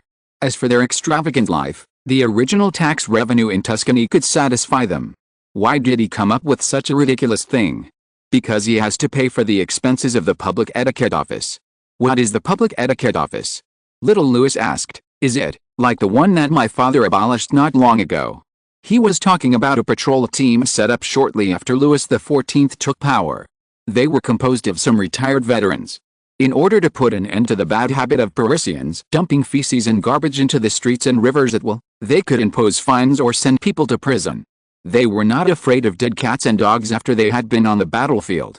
At that time, the streets of Paris at least allowed people to get off the carriage and jump off the horse without worrying about being buried in feces up to their knees, and they didn't have to be afraid that when they were strolling leisurely in the moonlight, urine would come with a cry of "be careful," and make you smelly and wet. In the Seine River, fish and swimmers could gradually be seen. Period. At that time, feces and urine needed to be collected and taken away by feces carts, but as the scope of Paris's transformation continued to expand, the sewer project was completely completed a few years ago, and new apartments replaced the old sheds before. This behavior has become quite rare, so these veterans either retired or did something else. What do you think? It shouldn't be. The prince sighed, and he also saw the turbid river water and the road surface that was washed but still had a lot of solid dirt. This so-called Public Etiquette Office was set up purely to meet the personal needs of Cosimo III, but it requires more manpower and effort than any other department in Florence. At this time, they also walked to the front of the city hall. The lintel of the city hall was inlaid with lilies. It once belonged to the Medici family and was presented to the Florence city government by then head of the Medici family, the tyrant of Florence, Cosimo di Giovanni de' Medici. There were 2 execution platforms standing on the city hall square, one on each side, like some kind of decoration. Louis calculated that they had seen 5 execution platforms from the Pitti Palace to here. There were unexpectedly many people here, and they also saw some young people tied with ropes. Judging from their clothes, they did not look like celebrities, prostitutes, or their guests. Cosimo III is not a lecherous person, Louis said, but he does not look like a Puritan either. This is the open-air office of the Public Etiquette Office, said Lady Milady. These should be the unfortunate people who can't pay the fines. Isn't it allowed in Florence now to engage in this kind of business? Louis heard those people shouting desperately. How is that possible, Your Majesty, said Lady Milady. They should be fined for being with young women in the house. This time, even Eurasius, who was beside Louis, turned his head and listened carefully. If that's the case, he said, does he want to be a saint? Cosimo III's moral code is obviously different from others. Lady Milady said, he believes that if young men are with young women in the house, they will have sex, rape, have children, abort, kill infants, and fall into hell, so he made such a law. What a developed imagination. Louis murmured. Then, what if someone commits incest in broad daylight in the square? Then they are innocent and innocent. Lady Milady said. This answer is really ridiculous and helpless. They did not continue to watch the farce in front of the town hall square. In fact, this was somewhat related to the visit of Louis XIV. When all the prominent people in Florence came to the Pitti Palace to attend the wedding, their children who stayed at home began to become restless. They either held small parties in the name of celebration and took the opportunity to meet their lovers, or they used this excuse to indulge themselves and do whatever they wanted. The wolfhounds of the Public Etiquette Office also found an opportunity. Don't they think? Asked the little Prince Louis. This is really ridiculous and harsh. Ah, it's because you have never been someone's subordinate, or worried about your livelihood. Lady Milady said directly. If she had to return to Paris one day, she might be more cautious, but she had been with the Duke of Colonna for so many years, watching him grow from a baby in swaddling clothes to a young ruler with great ambitions. She was not willing to give up everything in gala, especially after Marie Mancini's stupidity made her fall into the trap of Mrs. Montespan. No employer would see his employees taking money for nothing, especially a department like the Public Etiquette Office that could be abolished at any time and everyone expected it to be abolished. The more unpopular and dispensable it is, the more they will hold on to any trivial matter and make it as serious as possible, because otherwise, it is difficult to show their importance. But this is simply a crime, said the prince. There is such a fable in the Far East, said Louis XIV, when a king likes people with thick eyebrows, all the people in the city draw their eyebrows until they can be connected together. When a king likes loose clothes, everyone's clothes need to be made with 3 times the cloth, and when he likes slender waists, some people starve themselves to death because they want a slender waist. Chapter 344 The Children's First Wedding, 4. You are no different, Lady Milady said immediately after hearing the king's words. Your Highness, you may not know that your father is actually a person who is very sensitive to fashion and trends. For example, jasmine powder, rose rouge, perfume, the screw curls you are familiar with, etc. The initiator is not Mrs. Marie Mancini as people say, but your father. Prince Louis immediately looked at his father with surprise.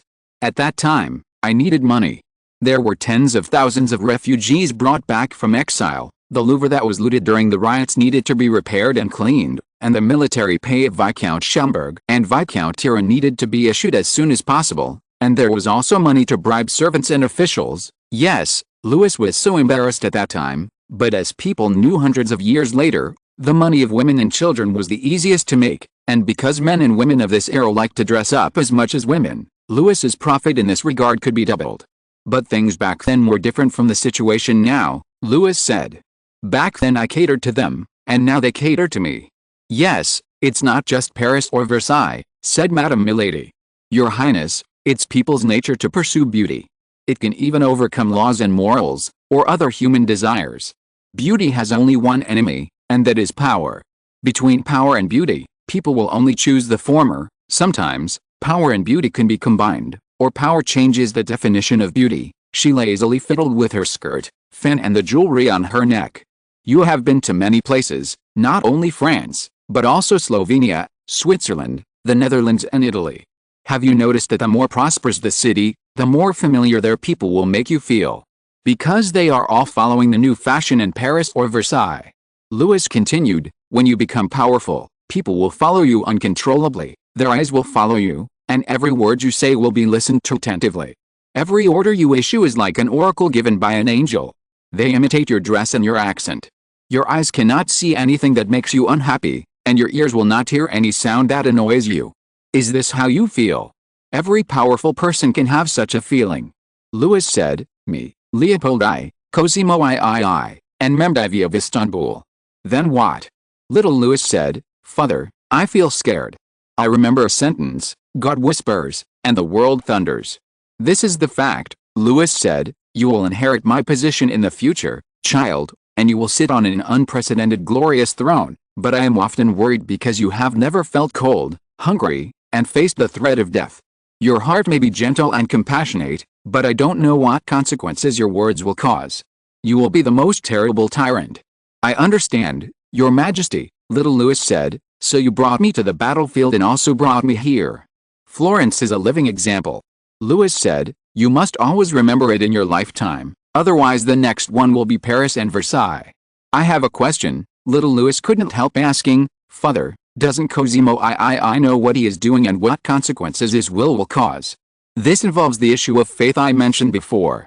Lady Milady said, she pointed in a direction, go there, my Majesty, and little prince, there is a small monastery, the monk inside is a drunkard, we can rest there. After Lady Milady said so, a servant brought wine to knock on the door of the monastery. A monk took the wine silently and let them in. The monastery was dead, the pond was covered with the green algae, and the statues of saints were full of gaps and cracks. It was not deliberately destroyed, but was caused by wind, rain and sun. Small branches stretched out from the cracks and stretched out to the faces of the saints, as if to bring some comfort to this painful face. This small monastery belonged to a family in Florence. This family had an unfamiliar name. After Cosimo I finally became the Grand Duke of Tuscany, Florence, after several generations of efforts by the Medici family, finally changed from a free city to the private property of the king. The families that had a say in the city in the past either fled or died one after another. The monastery where they buried their families was slowly abandoned. They only saw one monk in this monastery, and he disappeared after opening the door for them, perhaps to get rid of the bottle of good wine. They sat down in the hall, where many benches were still left. Prince Louis also found a torn printed Bible, which was thrown here perhaps because it was broken in a printed copy and worthless. There were traces of rat bites all over it. The niches between the wall pillars, where there should be statues or holy relics, were empty, with no glass paintings, and the lampstand on the ceiling had also disappeared, making people wonder if the monks here had sold them all. Cosimo III was not a pious man when he was young, Lady Milady continued. He loved drinking, dancing, hunting and women like any young Italian. But after he became the ruler here, he took on government affairs for a short period of time. Maybe he did want to make some achievements, but the heavy work soon knocked him down. He took power from his mother so quickly and gave it back so quickly. You know what happened afterwards. His mother and the ministers chose a marriage for him, that is, the daughter of Duke Gaston. She wisely did not mention Gaston's former title of Duke of Orleans, nor did she call the woman the granddaughter of Henry IV like others did, because she knew very well that Louis did not like the ambitious Gaston very much. There might be a layer of hatred for killing his father between them. The curse of Duke Gaston before his death was well known to the world. He didn't love this woman, Lady Milady said, but the princess didn't like him either. That's too polite, Louis said mercilessly. In view of the fact that Gaston had attempted to murder him and Louis XIV several times in a row, he had no feelings for his uncle. In fact, this lady has always believed that she could get the title of princess. She also expected the crown of queen, not the position of wife of a Grand Duke. Her father spent a lot of favors to seek this marriage for her, but she always thought that this marriage was a humiliation to her. She said all this when she returned to France and lived a secluded life in a monastery, complaining about Louis XIV's harshness towards her. Cosimo III gave her a lot of valuable gifts when they got married, said Lady Milady. I think he may have had some fantasies at the beginning, but he soon found out that he had married an ignorant shrew and had to maintain the marriage with her and have children. Here I want to thank Gaston's daughter for her stupidity. Louis turned his cane, otherwise Cosimo III would not have decided so quickly on the marriage between your brother, the Duke of Colonna, and his eldest daughter. The marriage between the Duke of Colonna and the daughter of the Grand Duke of Tuscany maintained a wonderful balance. I mean, on the surface, the Duke of Colonna was an empty lord with only a title but no territory, while Princess Anna was the daughter of a Grand Duke with vast territories.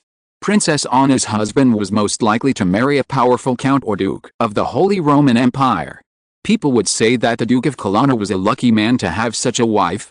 On the other hand, everyone knows it, but they can never say it out loud. The Duke of Colonna is the illegitimate son of King Louis XIV of France, and the firstborn son of the king. Although Louis XIV cannot recognize him legally, from Louis XIV's behavior, he values this firstborn son very much. He not only tries every means to find an orthodox birth for him, but also gives him a piece of territory, Gala, and even intends to raise Naples for him. Although Princess Anna is a legitimate daughter, her father Cosimo III is not a man of strategy or courage. He did not even dare to expel and imprison his wife who had long lost power. He only dared to ask Louis XIV for help, and made the exile of Princess Margaret Louise de Orleans an important clause in the marriage negotiations, begging Louis XIV not to accuse him as the cousin of Princess Orleans. Marriage in this era is so MMP. After losing his yearning for love and marriage, Cosimo III, like most people, turned to religion for comfort. His mother was also a devout believer. The influence he received in his childhood reappeared when he suffered setbacks. He began to become fanatical, but as Lady Milady said, an ordinary person who fell into madness because of his faith would only harm himself and the people around him. One or two small families might be less, but for a king or a ruler to do so, it would be a catastrophe. You think the streets are very empty, Lady Milady said. If you come quietly and don't tell anyone who you are, you will find that Florence is still very lively. 7 days ago, beggars, vagrants and monks were everywhere here, but they were all driven away to receive you. By the way, the 6 execution platforms are not so clean.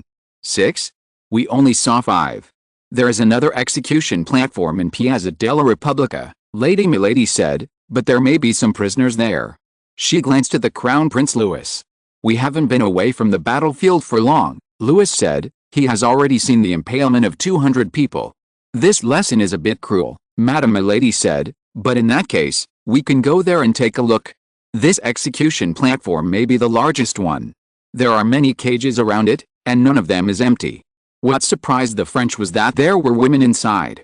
Because they were dressed luxuriously and spoke French, the guards on the side did not dare to step forward, but made threatening gestures when they wanted to approach. Madame Milady's entourage stepped forward skillfully and took out a purse.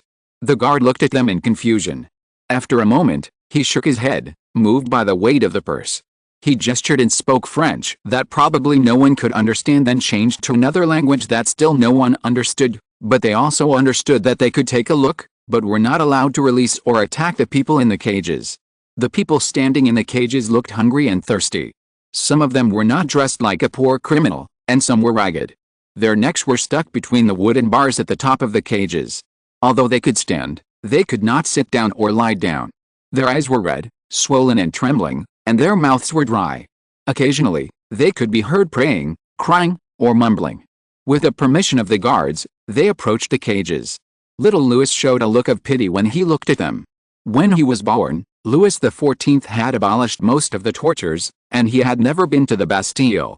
Fortunately, he had seen the impalement at Camden's before, and had some resistance to this kind of misery, so he did not pray to his father or Madame Milady to at least free these people from the cages first. He first asked the servants to give these people some light wine, and then walked to the old man who looked the least like a criminal. He was wearing a brown long coat, flat shoes, and his shirt was still white where it was not dirty. He might not have been in prison for too long, and he still had some strength to talk to this strange boy. "What crime have you committed to be imprisoned here?" Little Louis asked.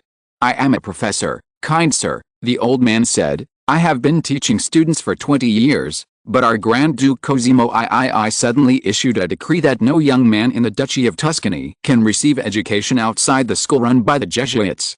He paused, and little Louis personally fed him some wine. He sighed. Thank you, sir, you reminded me of a student I liked." "Well," I continued, "sir, they closed my school, and I continued to teach students who were willing to study with me in my house, but someone reported me, and I was arrested. I can't leave this cage until I confess." "Then why don't you confess?" Little Louis asked in a low voice. "I don't think I'm guilty, sir," the old man said. "Even God cannot monopolize knowledge. But you will die if you do that. Education is all my interest and meaning, sir, or if you give me some more wine, maybe I can get a pardon from the Grand Duke." Little Louis heard some people around him chuckling.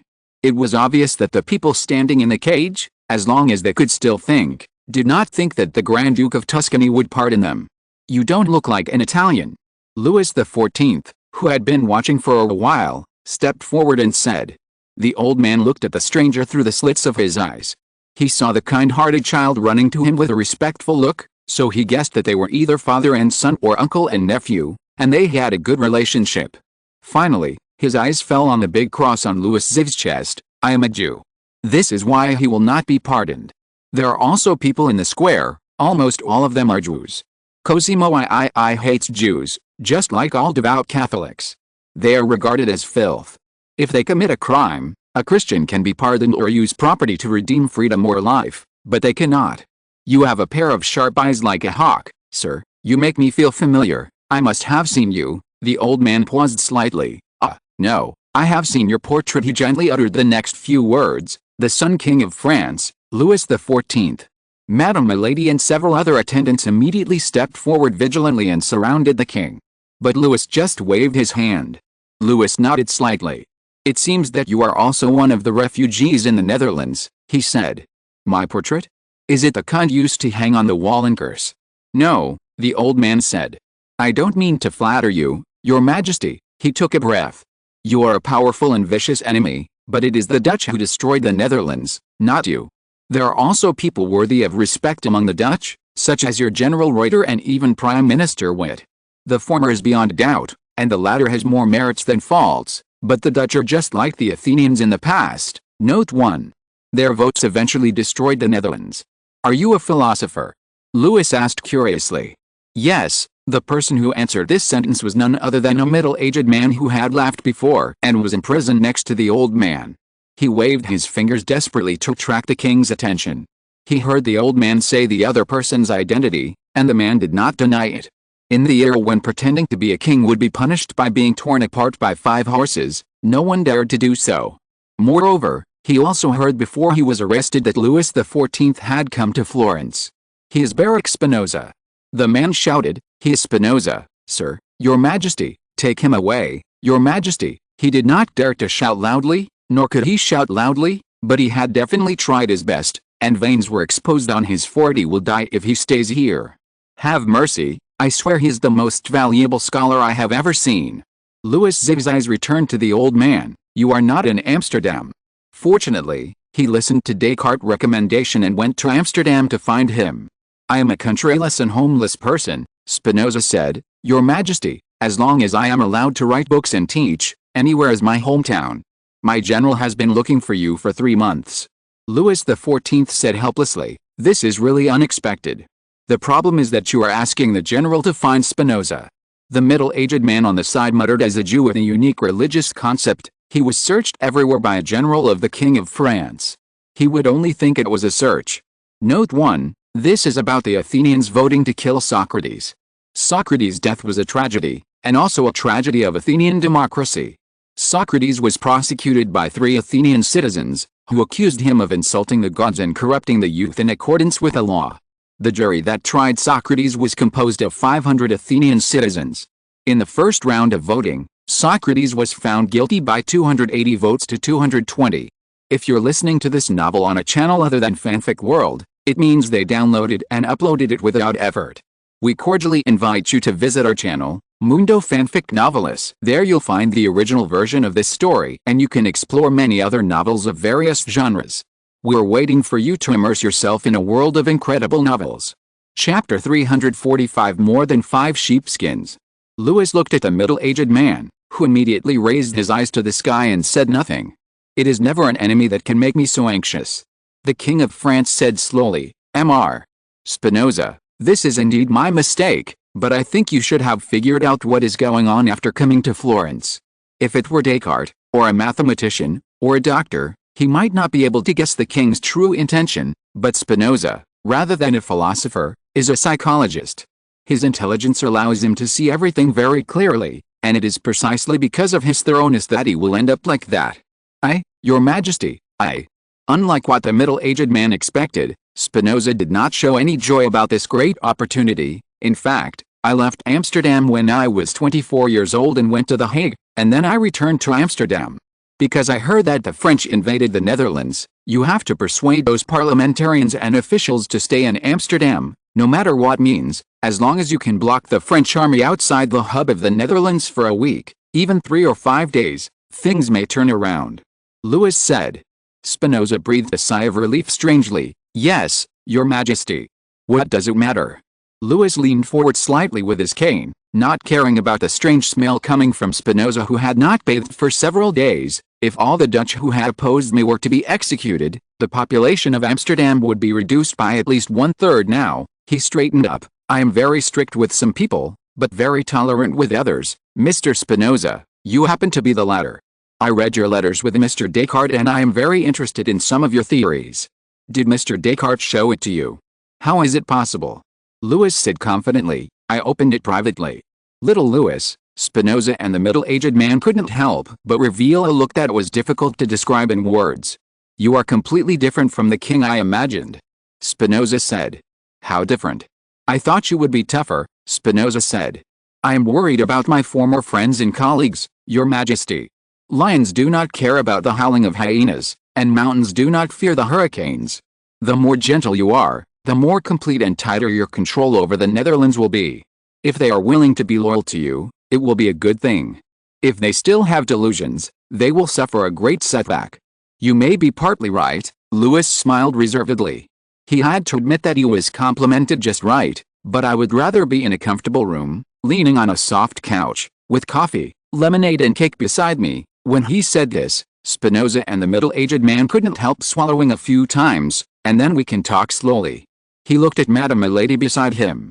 Madame Milady stepped forward and waved her hand knowingly. Spinoza suddenly felt light, as if he was hugged by an invisible person. His toes were still touching the ground, but he could no longer feel any weight. His muscles were tense for a few seconds, but then they relaxed and he took a deep breath. Spinoza had heard that the King of France once kept a large group of devil servants like King Solomon. He looked at Milady with a puzzled expression and guessed that she might be a witch. Although there were many powerful people in the Netherlands who kept wizards, such transactions were always conducted in the dark. However, Louis XIV acted as if nothing had happened. He brought a witch with him as if she were his own royal wife, and even let her perform witchcraft in front of so many people. Can I assume that you have not changed your original idea? He looked at Louis XIV. Why should I change? Louis said, your mind has not aged with your age, your will is still strong, I can see vitality in your eyes. You still have what I need, Mr. Spinoza. Yes, Your Majesty, Spinoza said, you are a bold and reckless person. In this case, I can assume that you don't care about my previous charges. Teaching privately. Louis said, no, I want you to teach in my university. The Elector of Brandenburg also invited me. He hoped that I could be a professor of philosophy at Heidelberg University, but the condition was that I would never mention anything related to religion. But without religion, human philosophy is like an animal without flesh and bones, with only an empty skin to talk about, so I rejected him, Your Majesty, and now I still want to say. You can talk about anything you want, said Louis. No, you don't understand, Spinoza said excitedly. Since you have read my letters with Mr. Descartes and investigated me, you should know how I was expelled from Amsterdam at the age of 23 or 24. Your understanding of God is as different from that of others as the world is. Louis said. Then you are not worried?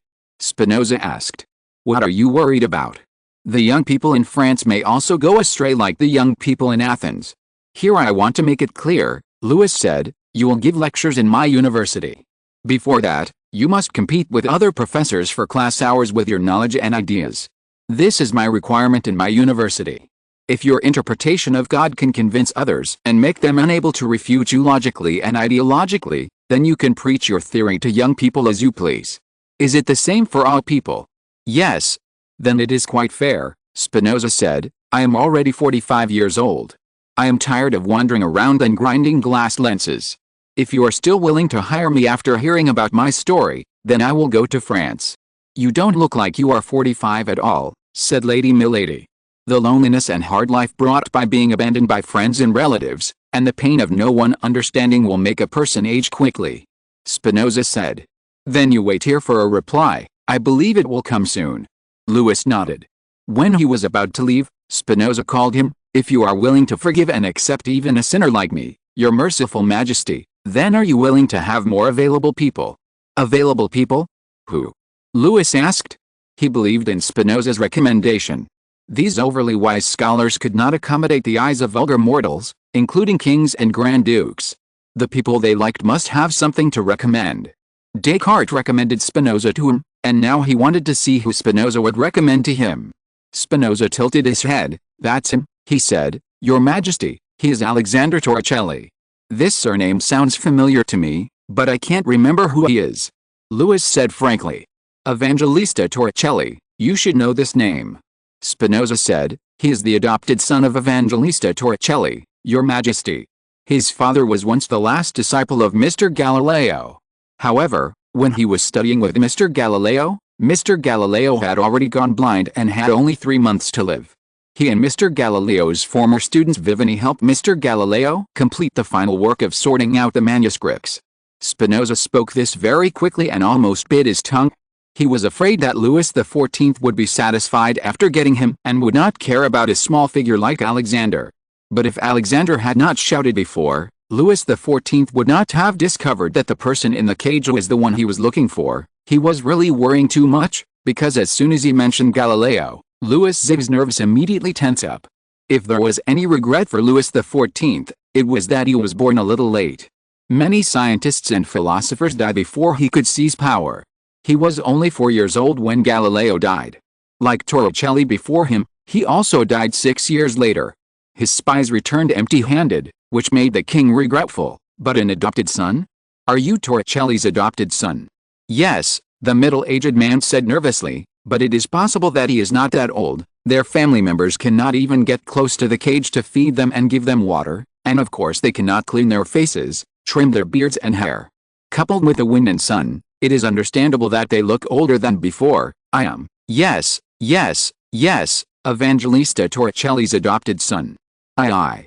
You were not so nervous when you were talking to Spinoza just now. Louis said helplessly, tell me slowly, I'm listening, I don't have anything urgent, and I don't feel tired. The man with the same name as the ancient Macedonian king paused, woke up, took a deep breath, and then slowly said, I am indeed Evangelista Torricelli's adopted son. He devoted himself to studying and was unmarried.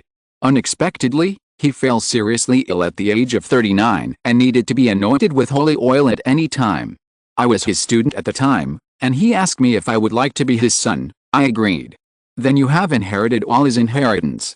Because he heard that Torricelli had died early and another student, Vivani, might have gone to England, Louis XIV, who was not interested, did not order the spy to continue the investigation. All, Your Majesty. Alexander said wisely, if you need it, you can ask someone to copy it, but please don't take it away, at least not on the next few years, he said cautiously. I am following the teacher's notes to do research and experiments, Your Majesty, if you allow. Let's go to Paris together. Louis XIV said simply, people with talent are always as rare as gold in the sand, but the foundation of science also needs people who are willing to be down to earth to consolidate it. Anyway, once he arrives at the Academy of Sciences, whether Alexander is deliberately deceiving or not, other scholars will test it out, and the Bastille can always squeeze out 1 or 2 places. Little Louis pulled at his father's collar. What's the matter? Louis asked sideways. What crime did this gentleman commit?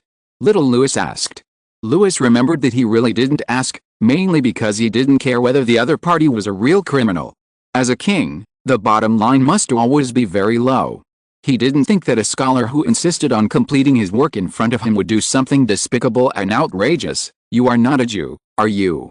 I'm not a Jew, my wife is. Alexander's mouth was full of bitterness. My wife just gave birth to a son for me, but she doesn't have enough milk, so I need to hire a wet nurse. What's the problem? Many thoughts flashed through Louis' mind. Did the wet nurse steal important information, or took away their son? In desperation, did Alexander kill her?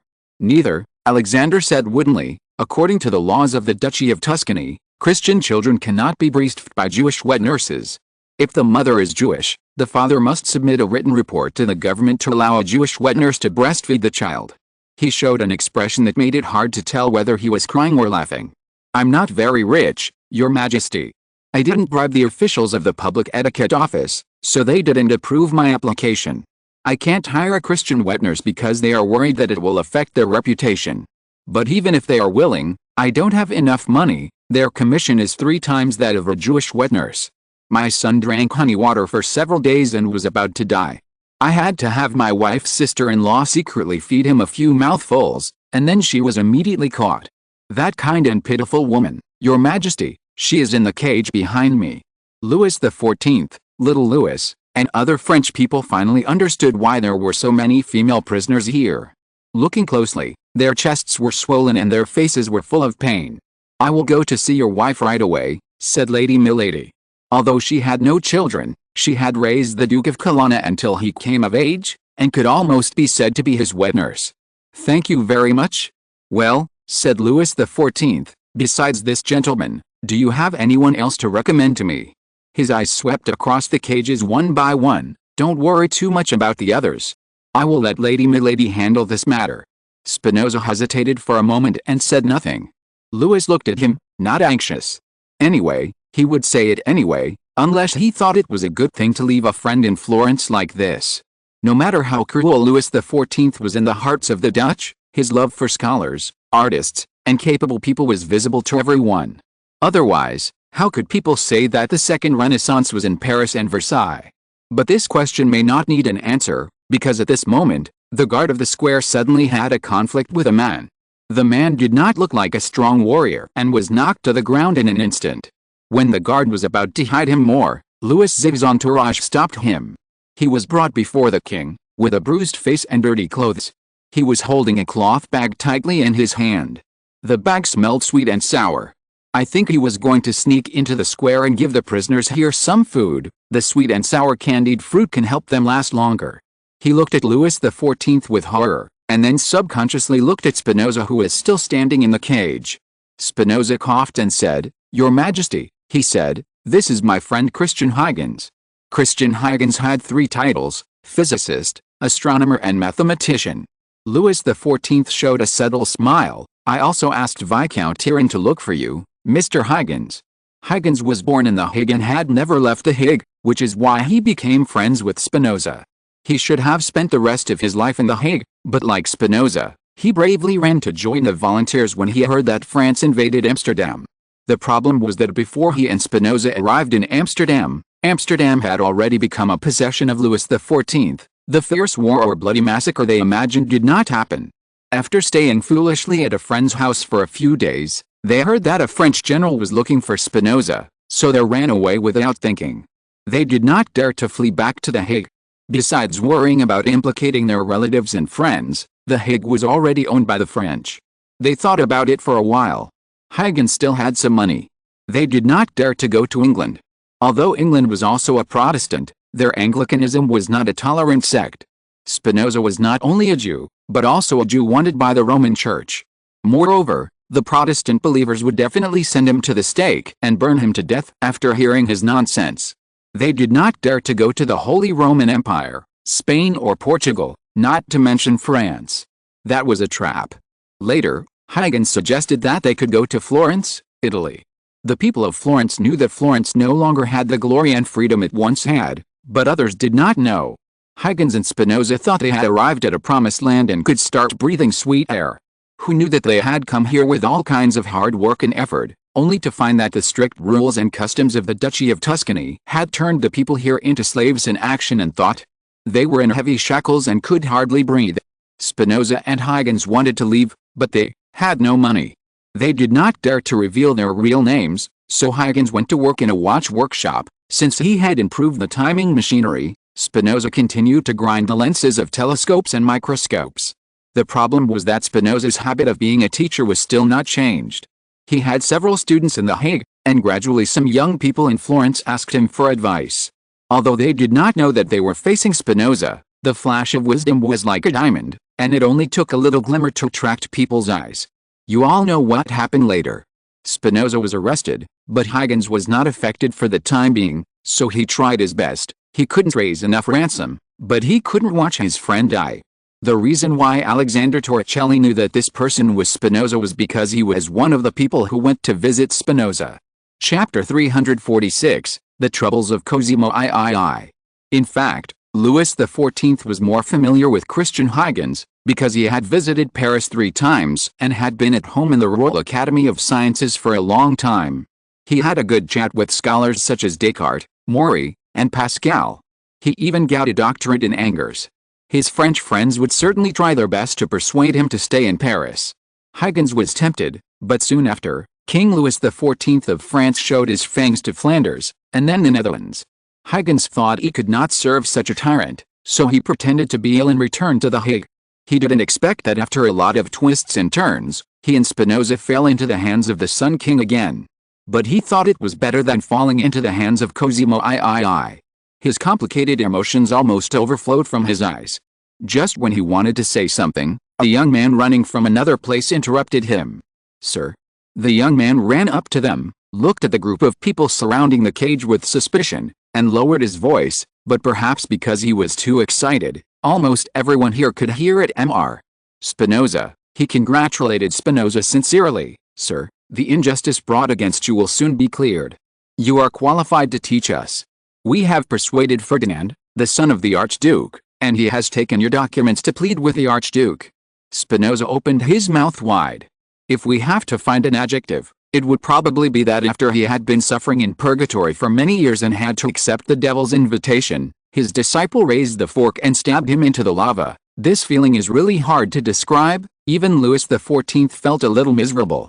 The student did not get the response he deserved, and his expression slowly changed from excitement and joy to confusion. "I said, you are talking to Ferdinand, the son of the Archduke." Huygens took a few deep breaths before he could make a sound. "You did not receive the education of an unknown lens grinder, but the education of a rebel scholar from Amsterdam, right?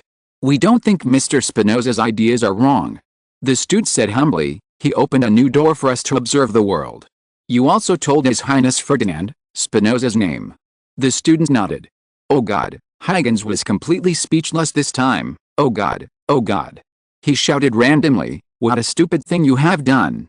He almost pounced on the student and grabbed his collar, roaring loudly, asking him if he intended to murder his teacher. But before he acted, Spinoza laughed, although his laughter sounded like an iron broom sweeping across the wall, which was creepy. "My friend, my Christian," he laughed twice, and then whispered, "Don't blame them, and don't beg God. We all know that God will not easily pay attention to the fate of a human being. What he can, what he will, And what he knows is much greater than this. We are just a speck of dust, but he is the universe. Stop talking, Huygens shouted weakly. Did we do something wrong? The student looked even more panicked than Spinoza. We have even raised a ransom. It's not about the ransom. Lady Milady interrupted him. When did you ask Prince Ferdinand to plead with his father?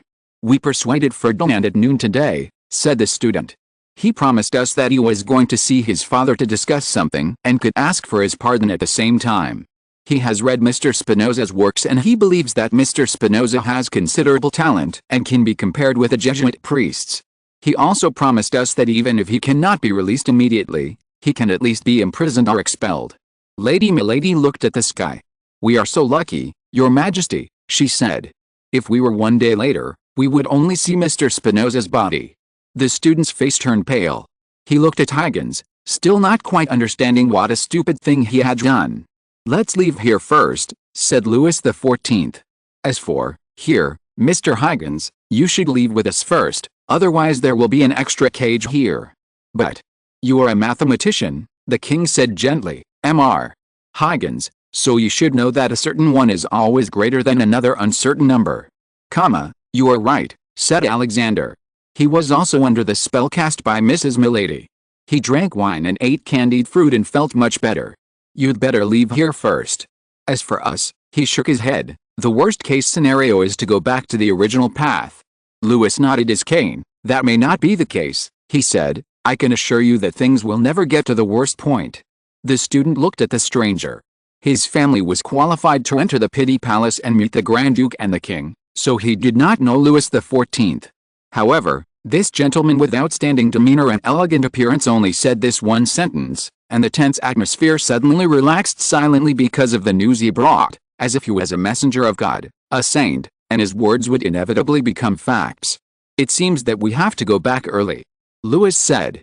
He left with the Crown Prince Louis, his attendants and servants, just as they had come. But halfway through, Madame Milady left. Little Louis looked at his father and asked, Did Madame go to arrange the following things? Yes, Louis said, looking at the golden red light on the Cathedral of Santa Maria del Fiore. The pink and white marble looked like pieces of glittering gold sand in the afterglow. No, not only this cathedral, but also the Medici Old Palace, now the City Hall, the Holy Trinity Bridge on the Arno River, the jewelry shops on the Old Bridge, the Uffizi Palace, the Piazza Grande, and countless sculptures, ceiling paintings and fountains. These were all contributed by the Medici family to the city. Just as Louis XIV could claim that he rebuilt Paris, the Medici could also claim that they rebuilt Florence. But these achievements, if the Florentines were willing to admit it, were about to be squandered by the descendants of the Medici. Louis XIV had no intention of interfering with Cosimo III's rule, or rather, such a rule suited him just fine. If Cosimo III was a wise and enlightened ruler, his grand plan for Italy would have become difficult when he encountered the Duchy of Tuscany. After all, the Duke of Colonna was Cosimo III's son-in-law, and Cosimo III had two sons. He saw that both Ferdinand and young Gian were not weak. He still hoped that his son could have a happy marriage and be happy. What would Cosimo III do? Little Louis was also looking out the window. If he felt angry, he might indulge his malice and immediately send people to execute everyone there. Louis said. So Lady Milady. Yes, said Louis XIV. But you are the Sun King, father, they should obey your will. Louis couldn't help laughing. No, son, this is Florence, I am not Louis XI. I will not prevent Cosimo III from exercising his power. He walked slowly, his cane leaving a rhythmic sound on the road bricks. This is a very rude behavior, and if I do this, then someone will do this to me in the future. Of course, maybe no one has such courage, but many things, at least cannot be started by me, or for such a small reason. He paused. There is only one exception. What? Louis XIV did not say, but the little Prince Louis had understood. The relationship between this father and son is very harmonious and happy, but the other father and son is not. Ferdinand was different from Louis. Although there was not much love in the marriage between Louis' father, Louis XIV, and his mother, Princess Teresa of Spain, Louis was a very responsible person. Queen Teresa was also intelligent. During the 10 years of awkward status, she learned to be cautious and forbearing. Therefore, as their first son, Louis grew up in warmth, abundance and love. Although such an environment made his temperament a little too gentle, like any spoiled child, he had a frank and bright heart. Ferdinand was very different. Unfortunately, his mother was an ambitious, greedy and vicious woman. When they were newly married, Cosimo III did think about staying with her and spending the rest of his long life together. But how did she do it? She always felt that she was going to be a queen, and she condescended to marry a descendant of a merchant. The history of the Grand Duchy of Tuscany was indeed not long, and the Medici family also made their fortune from business and banking. Although they had 2 popes and 2 queens, they were still a nouveau riche in the eyes of the French nobles. But her marriage to Cosimo III was arranged in 1661. At that time, Louis XIV had been in power for 3 years, and the political life of Gaston, Duke of Orleans, had come to an end. He was also seriously ill and old. He had no son, and his territory and title were destined to be inherited by his younger brother Philip. In view of his indifference and harshness to his eldest daughter, the Duchess of Montpensier, he could not expect this sister to be much affectionate to his half-sister. It can be said that Duke Gaston used up his last bit of connections to finally send his last daughter to Florence. Unfortunately, Princess Margaret had no understanding of her father's hard work. She was like a queen, even a god, and her retaliatory squandering and intensified extortion made Cosimo III's love quickly fade away, and he was miserable. She did not love her own children and only regarded them as hard labor that she had to perform. Not long after Ferdinand was born, she threw him to his wet nurse. A wet nurse, even if she is dedicated enough, cannot compare with a real mother. Unfortunately, at that time, Cosimo III's mother was busy with government affairs. Cosimo III abandoned her, and she was not as concerned about this grandson as she was about to be with his granddaughter. Cosimo III was frustrated in his marriage, and at this time he had already begun to devote himself to prayer and penance, hoping to find comfort from it, and he did not think of this son. As a result, it was not until he was about to reach adulthood, or when the Grand Duchess of King Louis XIV of France was choosing a husband, that Cosimo III thought of his son. There is no doubt that Ferdinand disappointed him. Whether in academics or thoughts, he was like a child. The only thing worth praising was that his body was still healthy. Because Ferdinand had been raised by a wet nurse, most of the people around him were not the children of the big families and officials of Florence, but just some ordinary children. Of course, this ordinary was many times more than the poor. He developed a frivolous character among them, less responsible than his father, not pious enough, and only liked to wander around and have fun. His uncle had told his father before that Ferdinand was interested in going to school in Paris and Versailles. Everyone knew that he was just going there for fun. Cosimo III never had this idea. The main reason was that after his daughter went to school in Paris for a few years, although she became a lady of talent and virtue, it was also obvious that the influence of the French on her had surpassed that of the Italians. Cosimo III could tolerate his daughter's situation. After all, she was going to marry someone else, but his son, especially the eldest son, his heir, was worried that Ferdinand would even regard himself as a Frenchman, better than an Italian, after spending a few years in Paris and Versailles. The Medici family had a shallow foundation. The Grand Duchy of Tuscany could only survive until now because the Grand Dukes of all generations had been smooth-talking between the various countries and had never pledged allegiance to any king or emperor. Otherwise, a small principality like Tuscany, which even had to hire troops, would have long been a victim of the mutual oppression of the two powers. The reason why Cosimo III agreed to the marriage between the Duke of Colonna and Anna was that the Duke of Colonna was nominally an Italian. If he was legally recognized by Louis XIV, Cosimo III would never agree to it, lest he arouse the suspicion and anger of the Holy Roman Emperor Leopold I. But if he really let Ferdinand go to Paris, would Ferdinand still be able to stand between the two countries like he did when he returned? He looked at his son, who was almost taller than him, with a heart full of worry. Ferdinand did not consider his father's painstaking efforts at all. He came to tell, yes, he told his father that he would go back to Paris with the French, and maybe study for a few years at the university there. He did not seem to have thought about going deeper, and was as relaxed as the son of a goldsmith rather than the son of a Grand Duke. Ferdinand was not a vicious person, but when a child needed to establish a reliable ideological and moral system, he was surrounded by wet nurses, servants and other people, so you can't expect him to have any foresight. In theory, he should have been assigned a teacher when he was 7 years old, but because of the perverse actions of Cosimo III before, Almost all the famous scholars in Florence had left, and scholars in Italy or other places were unwilling to accept the employment of the Grand Duke of Tuscany. A Jesuit monk came to serve him. But we all know that the strict boarding system and corporal punishment system came from the Jesuit school, and this monk also advocated education with sticks and whips. Of course, as the son of the Grand Duke, even if Ferdinand did not study well, his companion was punished, but his companion was the child of the wet nurse. To Ferdinand, this was his brother. It was also because Ferdinand's nature was not bad. How could he tolerate others punishing his brother at will, in his opinion? The first time the Jesuit monks beat his tutor, he jumped up, burned the sticks, and led a group of naughty boys to beat the teacher and make him run away. Although the Archduke severely reprimanded him, he said he would not beat the teacher again, but after that, he ran away with his brothers as soon as the class started. After that, the Archduke and his wife were involved in shameful scandals and disputes. Note 1, and no one cared about his studies anymore. So Ferdinand was educated in the streets and monasteries like the sons of the Italian princes before. He was able to grow up to be what he is now, instead of becoming a shameless thug and criminal. It was a blessing for Cosimo III.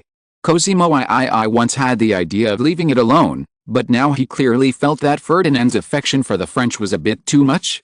What he didn't tell Ferdinand was that he was planning to marry the daughter of the Bavarian Elector of the Holy Roman Empire, who stood on the side of Emperor Leopold I. In this way, he could ease the relationship with Leopold I at the same time. Because Leopold I would never watch France get involved in Italy, he could also ensure that the Duchy of Tuscany would not be annexed by the future Naples.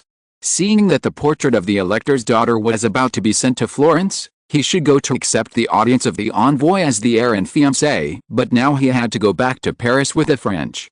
Although everyone knew the dirty things in politics, could he send the envoy and the portrait to Paris or Versailles and slap the emperor and the king in the face at the same time? Ferdinand was very happy when he saw his father's angry look. He had been carefree throughout his childhood because of neglect. He was 11 or 12 years old, the most active and rebellious, but Cosimo III began to treat him too harshly. If the former could continue to be strict, he might be able to correct Ferdinand's twisted seedling. The problem was that the Duke of Gian had not yet been born, and the Medici family had a hereditary disease of gout. Cosimo III did not know when he would be called by God. So in this family war, it was still the Grand Duke who first showed signs of weakness. So Ferdinand was like a wild horse that ran away from the reins, running completely on the road of recklessness and never looking back. Note 1, in early 1672, Margaret Louise pretended to be sick, and Louis XIV sent Aliette Levu, Anne of Austria's personal doctor, to treat Margaret Louise.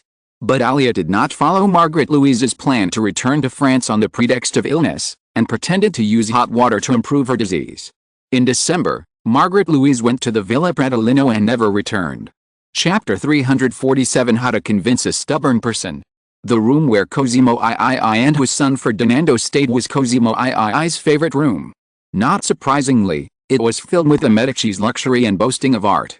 Paintings by masters such as Raphael, Leonardo da Vinci, and Titian were hung on the walls, and frescoes by Michelangelo and his disciples were on the ceiling. There were also exquisite sculptures and gorgeous gold and silver utensils in the corners.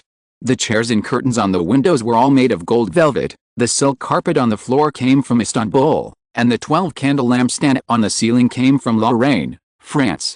The prismatic glass lampshade above refracted countless brilliant lights and colors, and anyone who entered this room would be dazzled. Ferdinand's eyes fell on a painting, Raphael's Lady with a Veil. When his mother left Florence, she didn't think of taking any of the 3 children with her, but she remembered to hide this painting in her luggage, but it was found. He was 9 years old at the time, and in some cases, he could hold his adulthood ceremony in advance. She probably didn't expect how embarrassed her eldest son would be. His sister and brother could only cry at the time. He stood numbly in front of his furious father and gave up the last hope of family affection. Cosimo III probably didn't expect that his eldest son, who seemed rude and carefree, actually had a sensitive and delicate heart.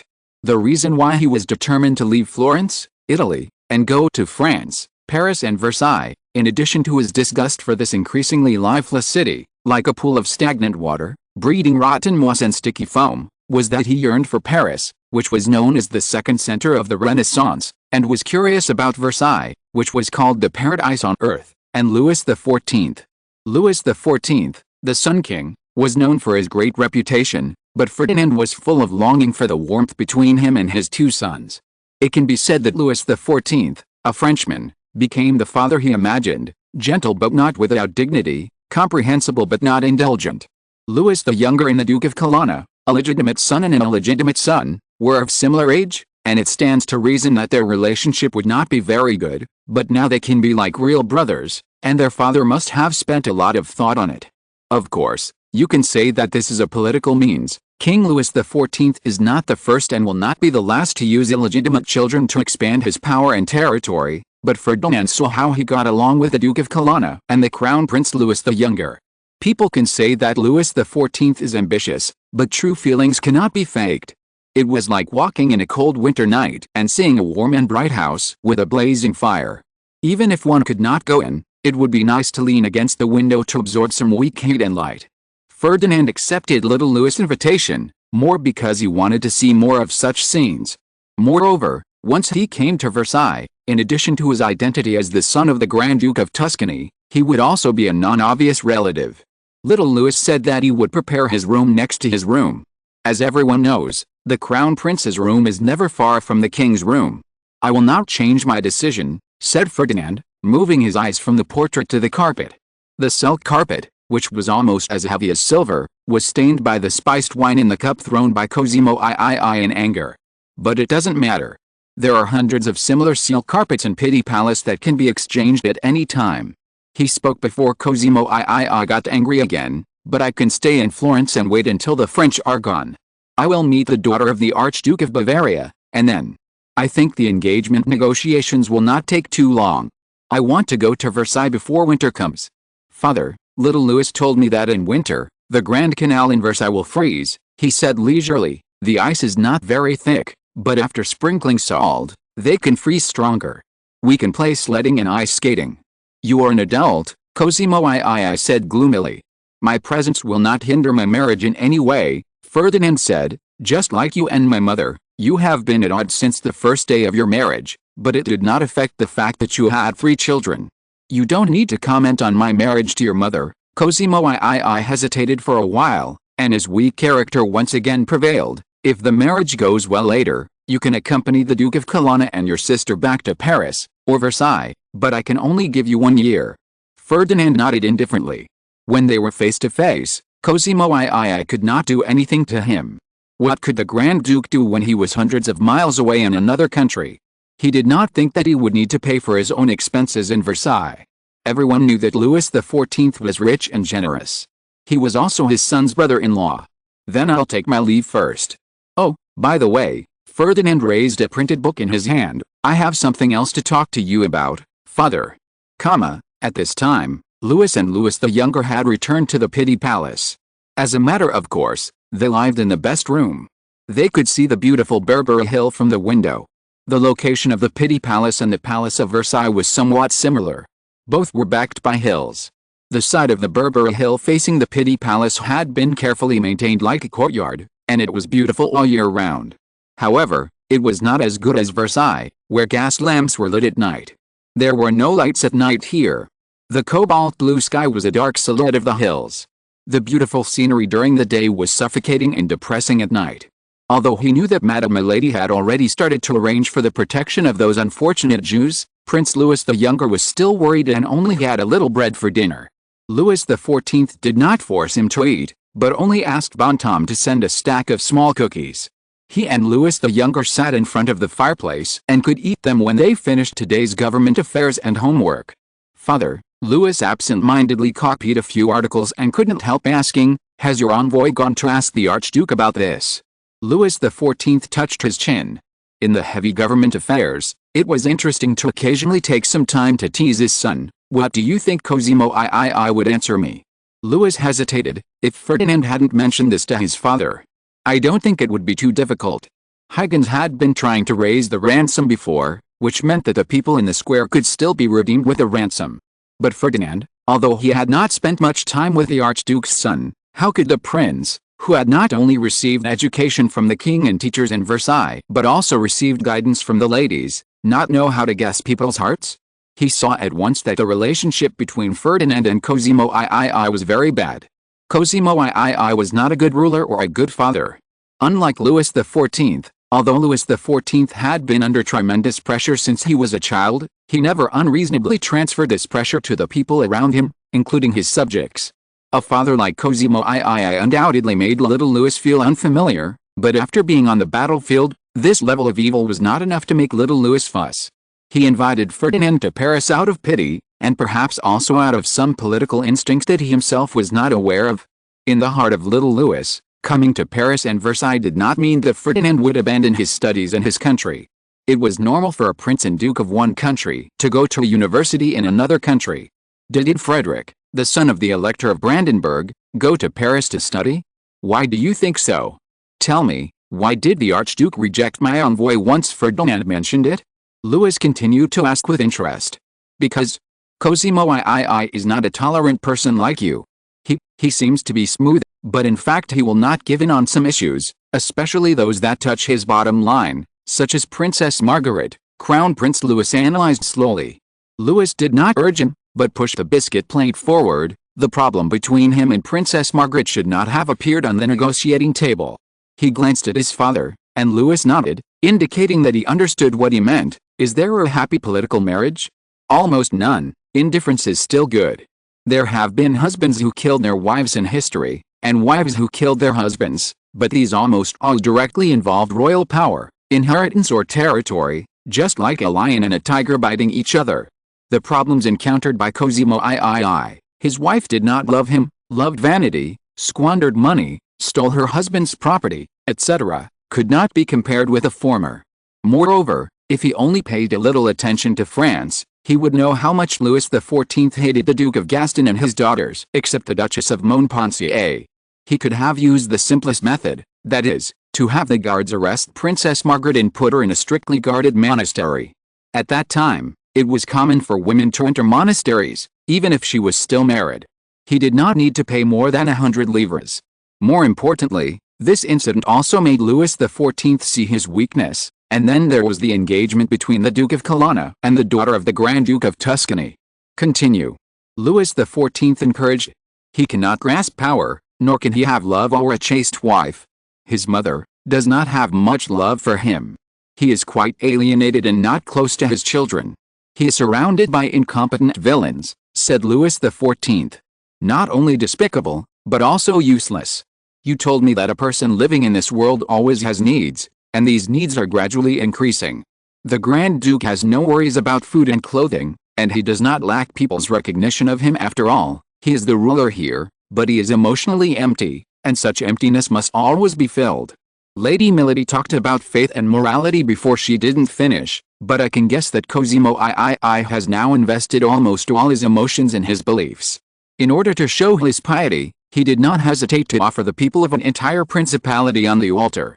Of course he would hope that his successor would act like him, Louis the Younger said. So when that student said that Ferdinand went to the Archduke to ask for an amnesty for the Jews, the Archduke would not only not give it, but would even be furious, because his successor had been bewitched and was on the path of heresy, he would immediately order the soldiers to execute those people.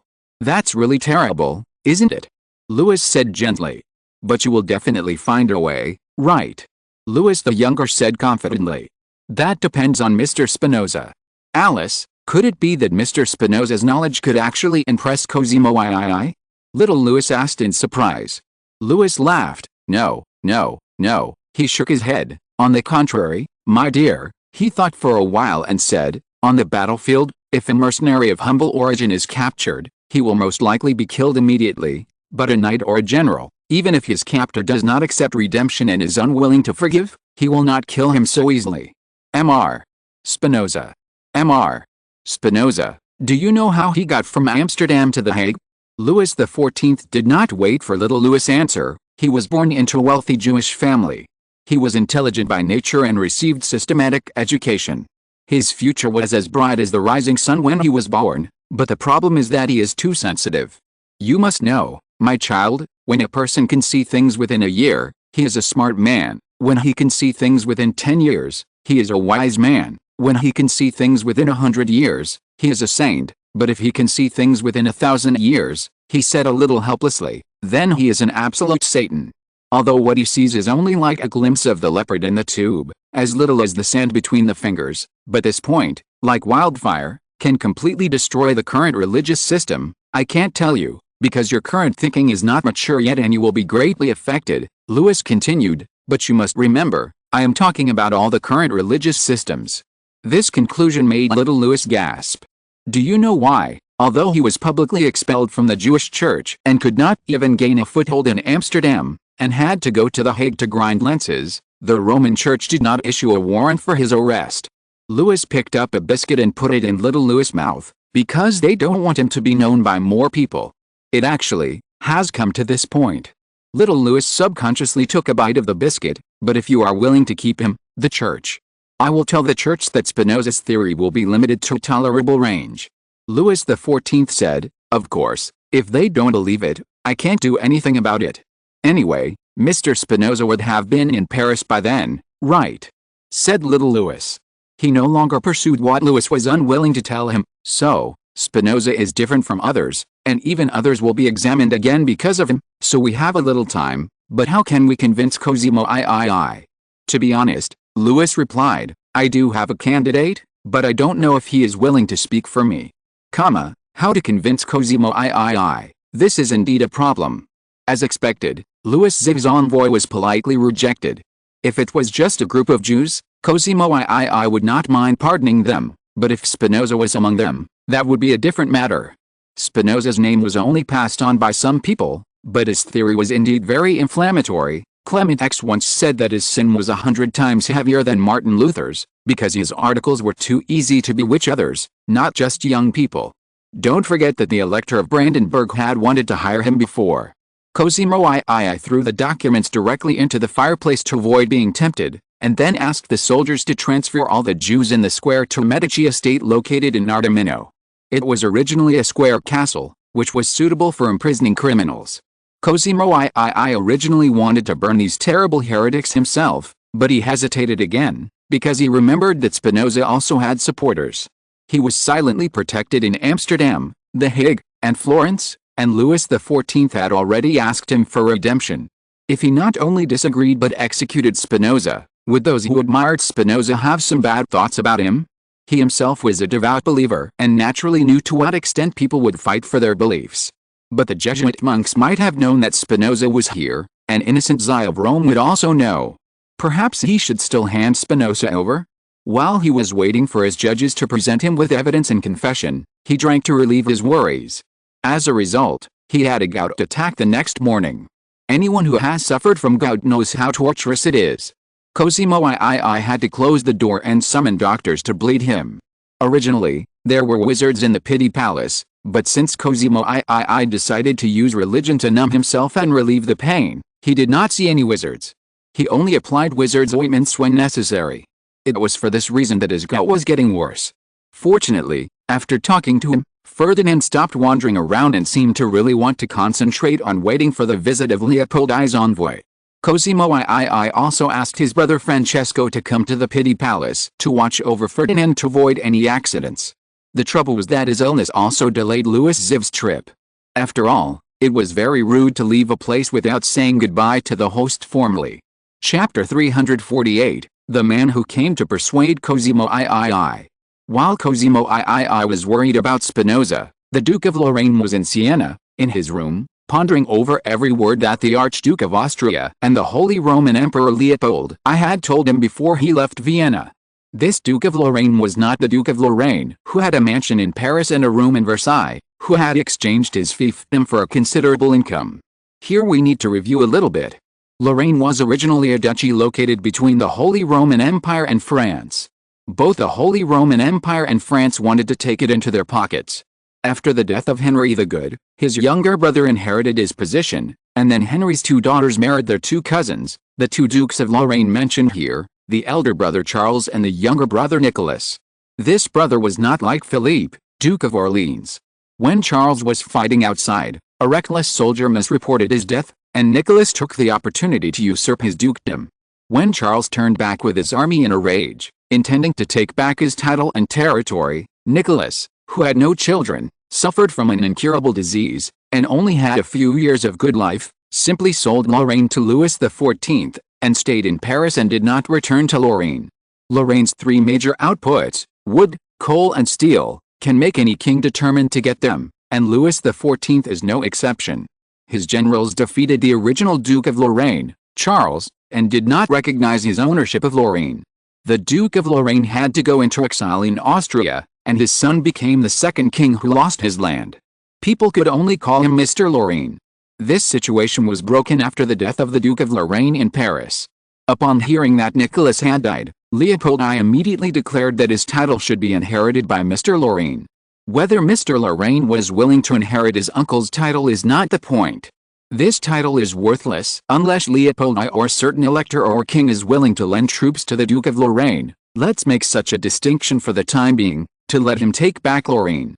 But with France's standing army exceeding 150,000 and Lorraine's garrison exceeding 30,000, probably no one would do this losing business, not even Leopold I, and it was even more impossible after the Battle of Slovenia. The Duke of Lorraine would certainly feel painful because of this, but he was helpless. Perhaps in order to appease him, Leopold I gave him an important but not so important job, which was to go to Florence as an envoy of the Elector of Bavaria to promote the marriage between the daughter of the Elector of Bavaria and the eldest son of the Grand Duke of Tuscany. The Grand Duke of Bavaria became the Elector in 1623. This honor and power was earned by the Grand Duke of Bavaria's loyalty to the Habsburgs. He replaced the original Pastin family. His success gave the Duke of Lorraine a glimmer of hope, so he worked hard on this job, wanting to satisfy the Grand Duke of Bavaria and the Emperor Leopold I behind him. He also heard the news that Louis XIV was staying in Florence. Poor Cosimo III sent an envoy to say that it would be best not to let the French know about this before the covenant was reached, so as to avoid complications. Although the Duke of Lorraine was disdainful, he agreed to avoid accidents. He stayed in Siena temporarily with a portrait. When he first saw Siena, his thoughts were exactly the same as those of the French crown prince. Siena should be a charming and plump woman in his impression, but now she is an old woman with a shriveled chest. Fortunately, Siena still retained a little bit of charm, that is, a charming lady. She was said to be from Genoa. Her mother was a maid of honor from Istanbul's Topkapi Palace. Her father was the Sultan's brother. Because of the single inheritance law, he was killed by the current Sultan. Her mother took her away. Of course, few people are willing to believe her, but most of the ladies at that time would be given such a title to increase their value. But this lady who called herself Hafsa did have a special exotic style. She had black hair, white skin, and infinite charm at the corners of her eyes and mouth. She did not wear a corset and a big skirt like the Italian women now. Instead, she wore a long robe like the women in Istanbul, tied a belt hanging to her abdomen, stepped on colorful slippers, and wore a round hat on her head with a very long and large ostrich feather inserted in the hat. She showed her breasts, but only in a modest triangle, quite different from the increasingly large square and curved openings that had become fashionable recently, and this pleased the little Duke of Lorraine, who was tired of seeing French things. Hafsa walked into his room holding a jar of wine, her waist swaying. Although she didn't have a corset, it was destined not to be as slender as the ladies in the Palace of Versailles, but it also had its own flavor, mainly because it could burst out with ecstasy between the bed curtains. The little Duke of Lorraine stretched out his arm to hold her and took the wine jar. "Sit on my knees," he said, "my little Robin, what news have you brought me?" By the way, he spent a lot of money on this famous lady, but not all for pleasure. Most of the famous ladies were responsible for the duties of spies and brokers. The intelligence flowed out of the mouths of men and was gathered here by them. Then they classified it according to the needs of customers and sold it one by one. However, they rarely went to inquire about something specifically because of the requirements of customers. Customers occasionally made mistakes, and maybe they didn't remember it themselves, but if they wanted to inquire, they would definitely leave clues. Hafsa told him that the King of France might leave Florence and return to France on the third day after the feast of the Assumption of the Virgin Mary. Such news, if the servants of the young Duke of Lorraine were more careful, they would be able to know it. After all, a king's ceremonial guards, and servants are not free to move as they please. Like the army, they need to set routes, prepare supplies, and need possible support and support. "I will give you a ring with a ruby as big as your little finger," the young Duke of Lorraine said, "and then you have to tell me news worth the price." Hafsa glanced at him and stretched out her hand. The meaning was very clear. She would not speak without seeing the thing. The young Duke of Lorraine took out the ring from his pocket and gave it to her. She leaned close to the ear of the little Duke of Lorraine, and with a little sweet smell of wine, she said, "The eldest son of the Archduke, Ferdinand, had a quarrel with the Archduke yesterday. It is said that he intends to go to Paris to study at university, but the Archduke does not allow it." "Of course not," the little Duke of Lorraine said, and he did not say the next words, because once he exposed his identity and mission, Hafsa would turn around and sell him to someone else. "But this news is not worth this ring. This ring is worth 500 livres. Then there is another news that may interest you." Hafsa casually put the ring on her finger and found that each finger was too big. "This ring should belong to a man." The little Duke of Lorraine tightened his hand around her waist as a warning, causing an angry scream. The woman leaned on him half seriously and pressed her hand on his Adam's apple. "Speak."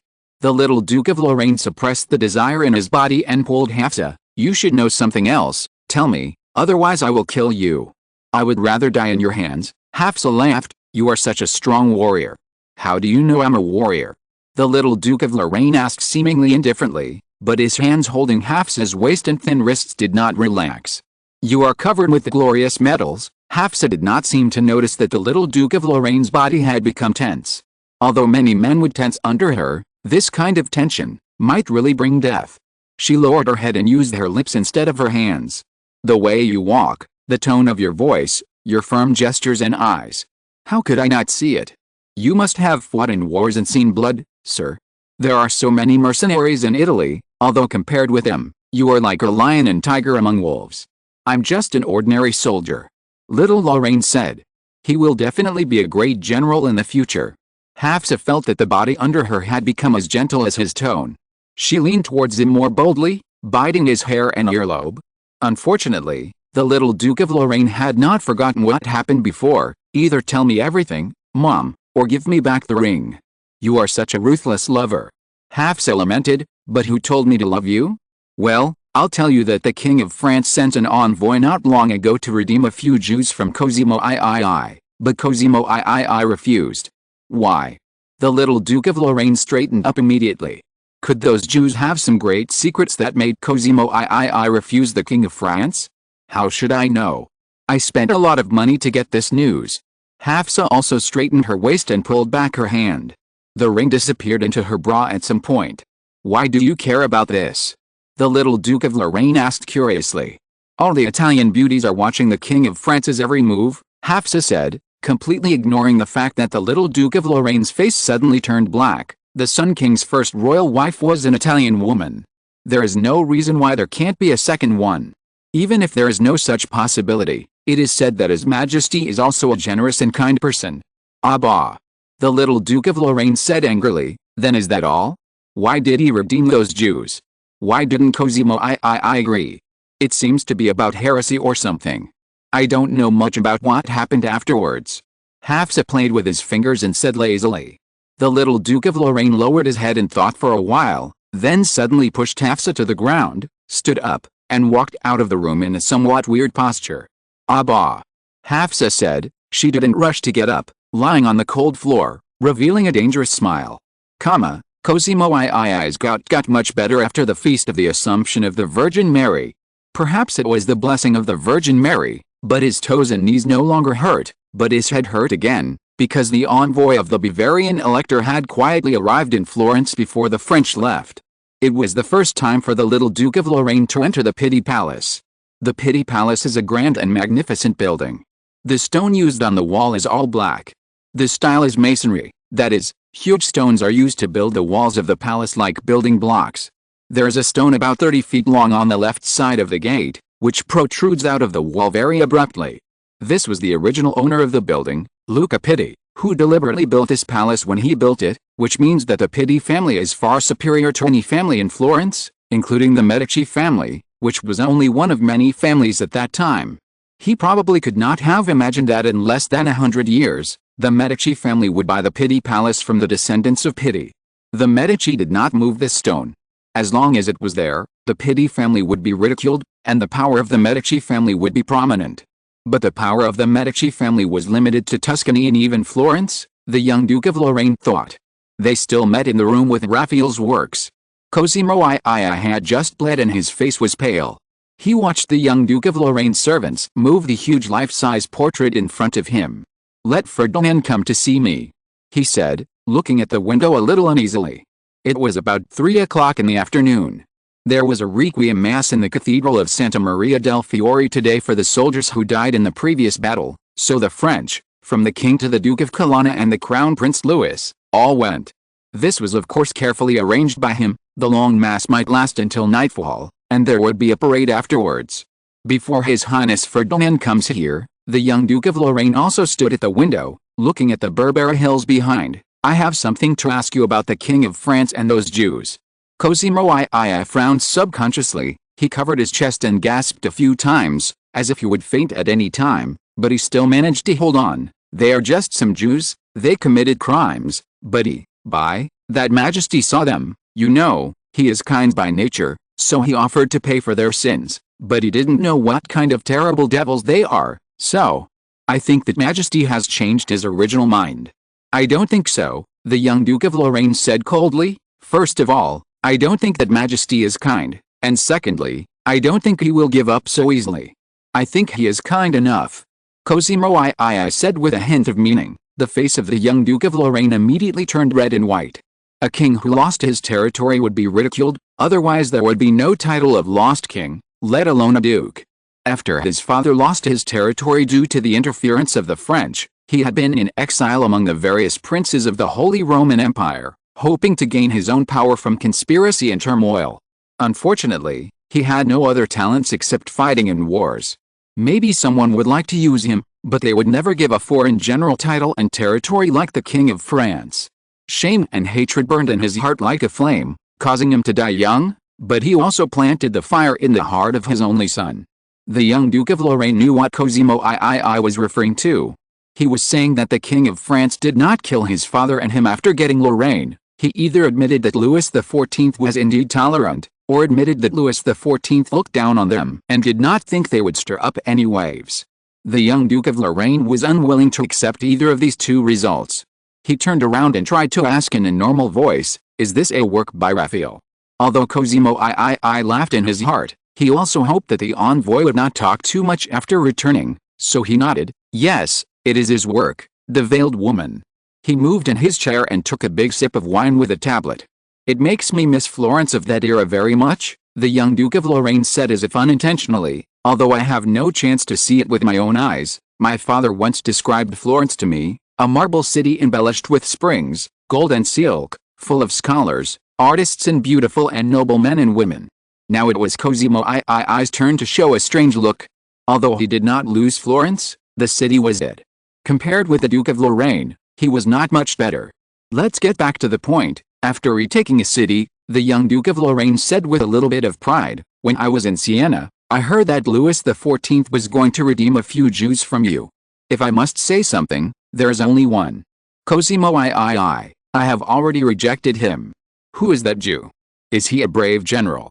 Cosimo II laughed. "How is that possible? They are from the most cowardly and incompetent clan." "Then is he a famous and knowledgeable scholar?" "No, he is just a devil who is addicted to heresy and deliberately spreads this disease to others." "Okay, let me ask one last question. Is he a businessman who is good at making money and proficient in accounting?" "It's even more impossible, although his clansmen are proficient in this, Cosimo II, but he made a living by grinding lenses when he was in The Hague."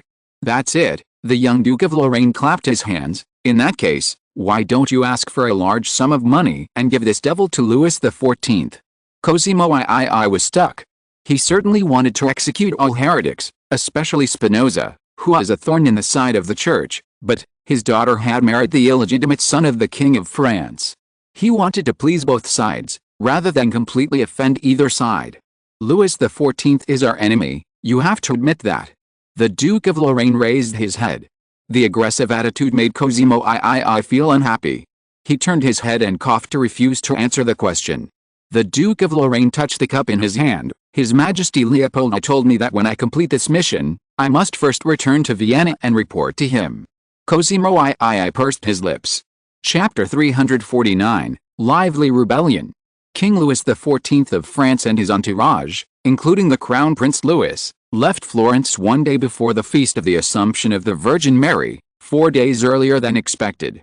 This change came from several secret letters received by the king. On the way back, the Crown Prince Louis and his father rode in a carriage. It was about 230 leagues from Florence to Paris, and the carriage traveled about 50 leagues a day. Of course, if the road was flat, the horses were changed at each post station, and the carriage ran day and night. Then the daily travel could be increased to 2 or 3 times the original. But Louis XIV did not seem to have the intention of doing so. He stayed at the post station, opened the curtains during the day, and looked at the scenery outside, even with a sense of contentment. This made the Crown Prince Louis, who knew a little about the content of the secret letter, feel confused and a little comforted. If his father did not appear to be very anxious, then there should be no big problem. Let's move the time forward a little, to when Louis XIV was entering Florence and before the wedding of the Duke of Colonna and the daughter of Cosimo III. Although Amsterdam is located by the sea, the air is very humid, but in August, the temperature is quite comfortable, cool from morning to afternoon, and only a little chilly at night, so the Dutch governor, Viscount Turenne, lit a fireplace in his office at night, and the rising flames quickly dispelled the mist in the air, making the room dry. Viscount Turenne stretched his legs comfortably. He was also a 66-year-old man, and he had to sleep in the open air on the battlefield. Joint problems were almost the hidden pain of every general and soldier, so when renovating the city government, that is, Viscount Turenne's future residence and office, the king specifically ordered that sanitary facilities and fireplaces be added to each large room. However, no matter how good the fireplace is, it is not as good as the water-heated room that Viscount Turenne tried in Nantes. There is a steam boiler room behind the apartment. After the steam drives the machinery to work, the remaining hot water or something else, Viscount Turenne doesn't quite understand it, is sent to each room through pipes pre-buried in the walls and floors, so that the room is always warm. But before the king's steam-driven ironclad warships sail out of the Bay of Biscay, this technology cannot be promoted on a large scale for the time being. In addition to regret, Viscount Turenne could not help but feel refreshed. His body, which had been working hard all day, seemed to be filled with energy and became energetic. He shook the bell on the table, coffee. A moment later, his personal servants brought him a cup of milk. Sir, the servant who had followed him for more than 30 years said, Mr. Bonhomme does not allow us to provide you with coffee in the evening. Viscount Turenne could not help but glare at him. If it is said that the nobles look up to and admire Louis XIV, their servants look up to and admire Louis XIV. Mr. Bonhomme around them, they eagerly record Mr. Bonhomme's words and deeds, and try their best to get close to him, so that although many officials from other places failed to develop the good habit of bathing and changing clothes for a while, their servants would help them develop it. After all, in this era, the words of the hostess may not be as useful as the words of the host's personal valet or butler. Viscount Turenne is now facing this problem. His old servant has obviously decided to stand with Mr. Bonhomme at all times. Viscount Turenne obeys Mr. Bonhomme's instructions just as he obeyed Louis XIV, such as fireplace, coat, milk, sugar, etc. Oh, and there are vegetables that Viscount Turenne hates the most. Don't say that adults are not picky. Viscount Turenne, like most nobles, thinks that vegetables are something that women and children, or even poor people eat. At a banquet, the protagonist is always meat, all kinds of meat, and vegetables are just embellishments, and many of them are beans. But since their king got a lot of vegetable seeds from somewhere and promoted them vigorously, the French have begun to be keen on eating vegetables, but Viscount Turenne still stubbornly refuses vegetables other than beans, potatoes, and sweet potatoes. These 3 vegetables are the only ones he can eat because the first 2 will taste like meat after stewing with meat, and sweet potatoes are sweet. But he was 66 years old. Please let me reiterate, 66 years old. Louis XIV knew very well that the complicated situation in the Netherlands would exhaust a strong young man, but he really could not find a more suitable candidate than Viscount Turenne. He could only send Viscount Turenne to the Netherlands. But at the same time, although Viscount Turenne had followed Prince Condé in the Second Fronde Rebellion and even became the king's enemy, he remained loyal to the king after the Battle of Vieux City, fought bravely, and had a sharp eye. Even when facing the Prince of Condé, to whom he had once been loyal, he did not hesitate at all in the Battle of Dunkirk. Only after returning to Paris, he did plead for mercy from his brother and the Queen Mother because of the relationship between him and Prince Condé. Therefore, Louis still valued him very much, and Louis, who valued feelings, must be very protective of this elderly friend and minister. To some extent, Mr. Bontemps was indeed the king's mouthpiece. Once he showed respect for Viscount Tyrone, no one dared to slander Viscount Tyrone in front of the king, even if Viscount Tyrone was hundreds of miles away in Amsterdam. Such a life made Viscount Tyrone happy. Although he sometimes dreamed of returning to the battlefield, he also knew that this was the king's arrangement and the best arrangement for him. After he stabilized the situation of the three provinces of the Netherlands for the king, or in other words, after France completely annexed the Netherlands, he could retire with a marquis or duke's title and return to his fiefdom or a manor near Paris to recuperate. The king also promised that he would always have a room in Versailles and he would be a little old man full of glory. For the second grandson of a landless duke, his grandfather, the Duke of Sedan, once lost his territory and title because of his involvement in the rebellion against Bishop Richelieu. Is there a better ending than this? Obviously, some people think that there is. When Viscount Tyrone picked up the cup and painfully drank the milk without sugar or honey, his old servant suddenly let out a soft sigh and walked to the fireplace. For safety reasons, there was an iron grill in front of the fireplace. The king required that the iron grill be in a U shape and 3 inches higher than the fireplace mouth. It was movable and could be opened when charcoal was needed for ignition. After adding charcoal in ignition, it had to be closed and secured with a bolt. This was not because the king was making trouble out of nothing, but because a terrible accident had happened before. The skirts worn by the ladies in the court, with their hems and crinolines, had become larger and larger, so large that at certain times they could not get into the carriage, go out or look back without the help of others. Sometimes, when they sat by the fireplace, the hems of their skirts would fall into the fire unknowingly, and then those beautiful ribbons, lace and satin. You can imagine how fast they would burn, so fast that you could not take off your skirt before being burned to death. The victim of the accident was just a kitchen maid, but upon hearing about it, the king immediately gave an order. Within a month, all the fireplaces in Versailles were equipped with such iron grills. Although it didn't look good, it did make many people feel relieved. When the Queen Mother and the Queen insisted on gilding and silvering the grills, the last objections disappeared. The fireplace grill in Viscount Tyrone's room was just an ordinary black iron grill. It effectively prevented the dozing Viscount Tyrone from stretching his head or legs into the fireplace more than once. The top of the grill showed a beautiful golden lily pattern, and the old servant saw a silver necklace hanging from the neck of the flower bud. The pendant of the silver necklace was a horn. Viscount Tyrone was immediately sober when he saw it. He took the necklace and held the horn in his hand. "Take it out, old Baron. Remember that you saw nothing and knew nothing." Master. Baron had been with Viscount Tyrone for more than 30 years. How could he not know that the horn was the emblem of the House of Orange? "Don't worry, I know what to do," Viscount Tyrone said easily, even with a little bit of amusement. The old servant sighed. "You are already this age." He shook his head, looked at the empty milk cup, put it back on the tray, and walked out. Although it was milk, for Viscount Tyrone, under the catalysis of the horn necklace, this cup of milk was almost the same as coffee. He held the pendant and fiddled with it repeatedly with his fingernails. The pendant snapped open. The pendant was as long as the middle finger of an adult man and as wide as 2 to 3 fingers, enough to hold a small roll of paper. Viscount Tyrone opened it and read it. The content on it was indeed not beyond his expectations. "I am indeed old," he said to himself, "but there is still someone who is young." The next night, Viscount Tyrone changed his clothes, put on a cloak, a hat and a mask, and went to St. Nicholas Church in Amsterdam at the time and place written on the note. St. Nicholas Church was originally a Catholic church built in the 13th century. However, in the 16th century, after the Protestant forces in the Netherlands surpassed the original Catholic forces, it was converted into a Protestant church. The statues originally displayed in the niches were removed, and the holy images were painted over, so that the whole church looked much simpler.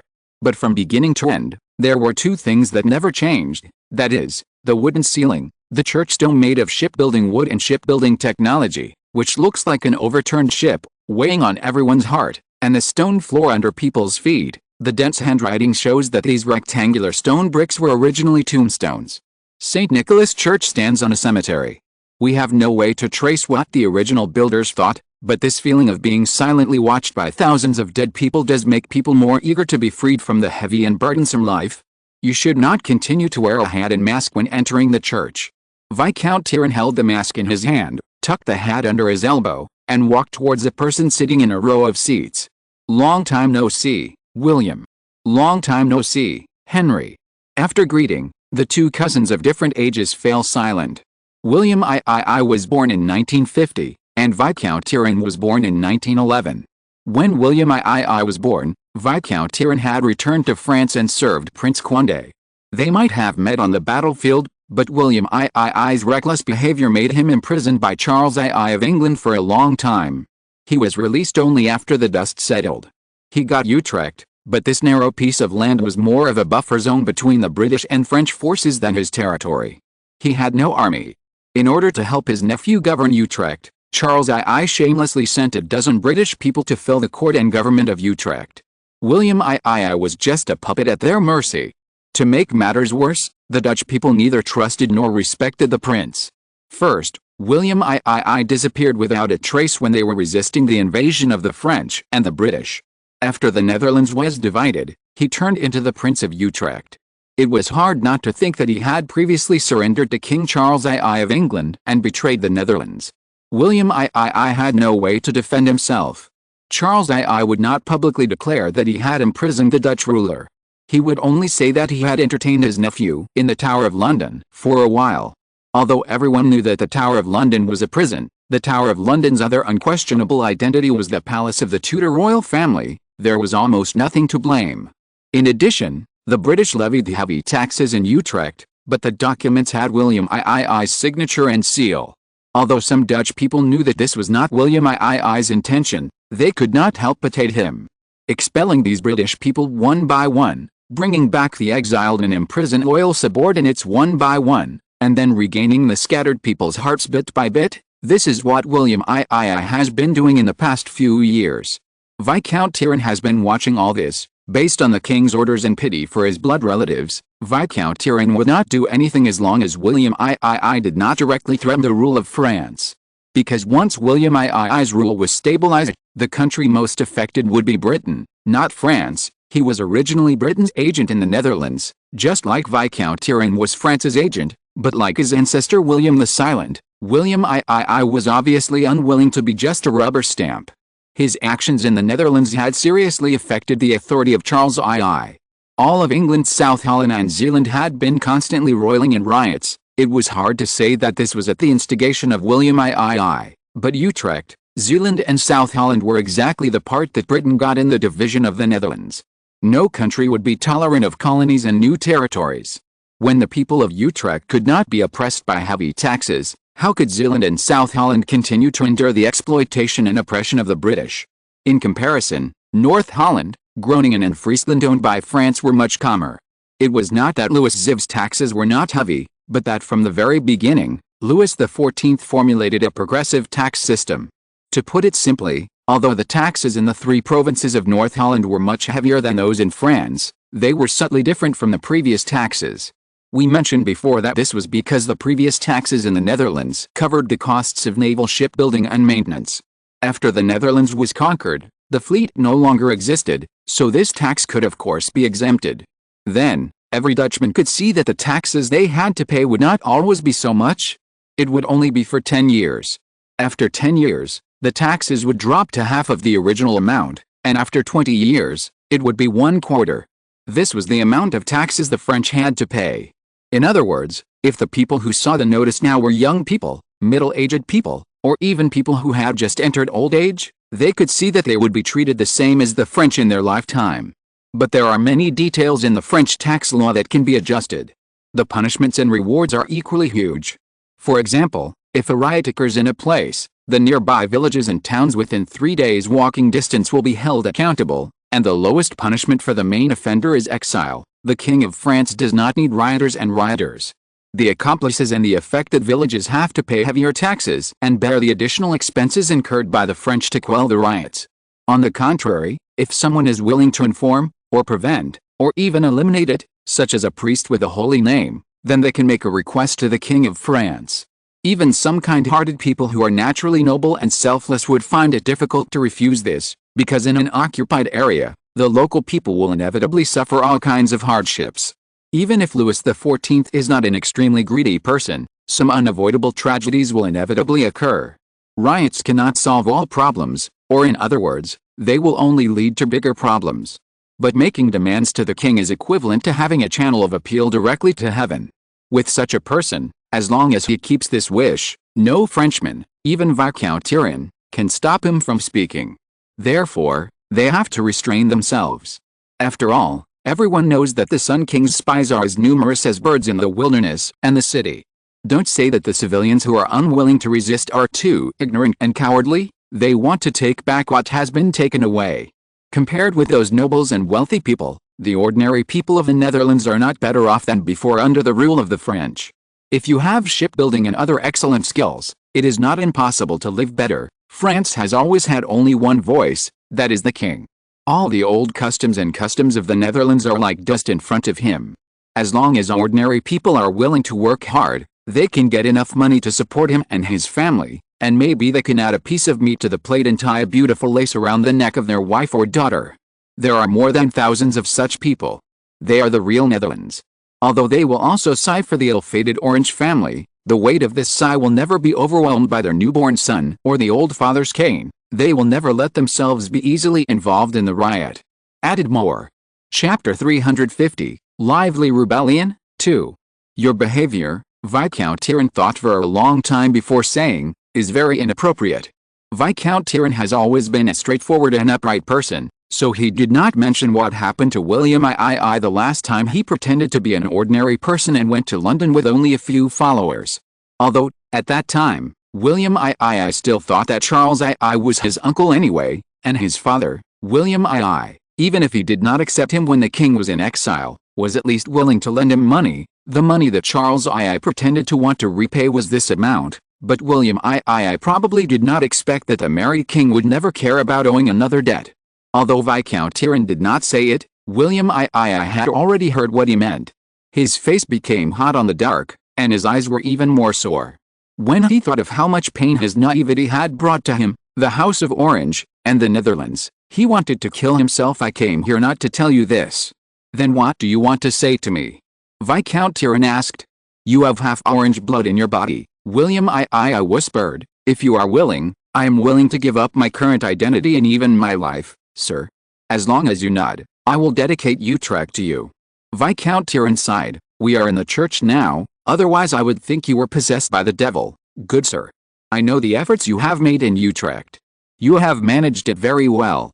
I don't think there's any flaw, so that your ministers and people will rise up against you and expel you. You look ruddy and strong, and you don't look like you are going to see God at any time. Why do you want to hand over Utrecht to me? I just want to hand it over to Orange.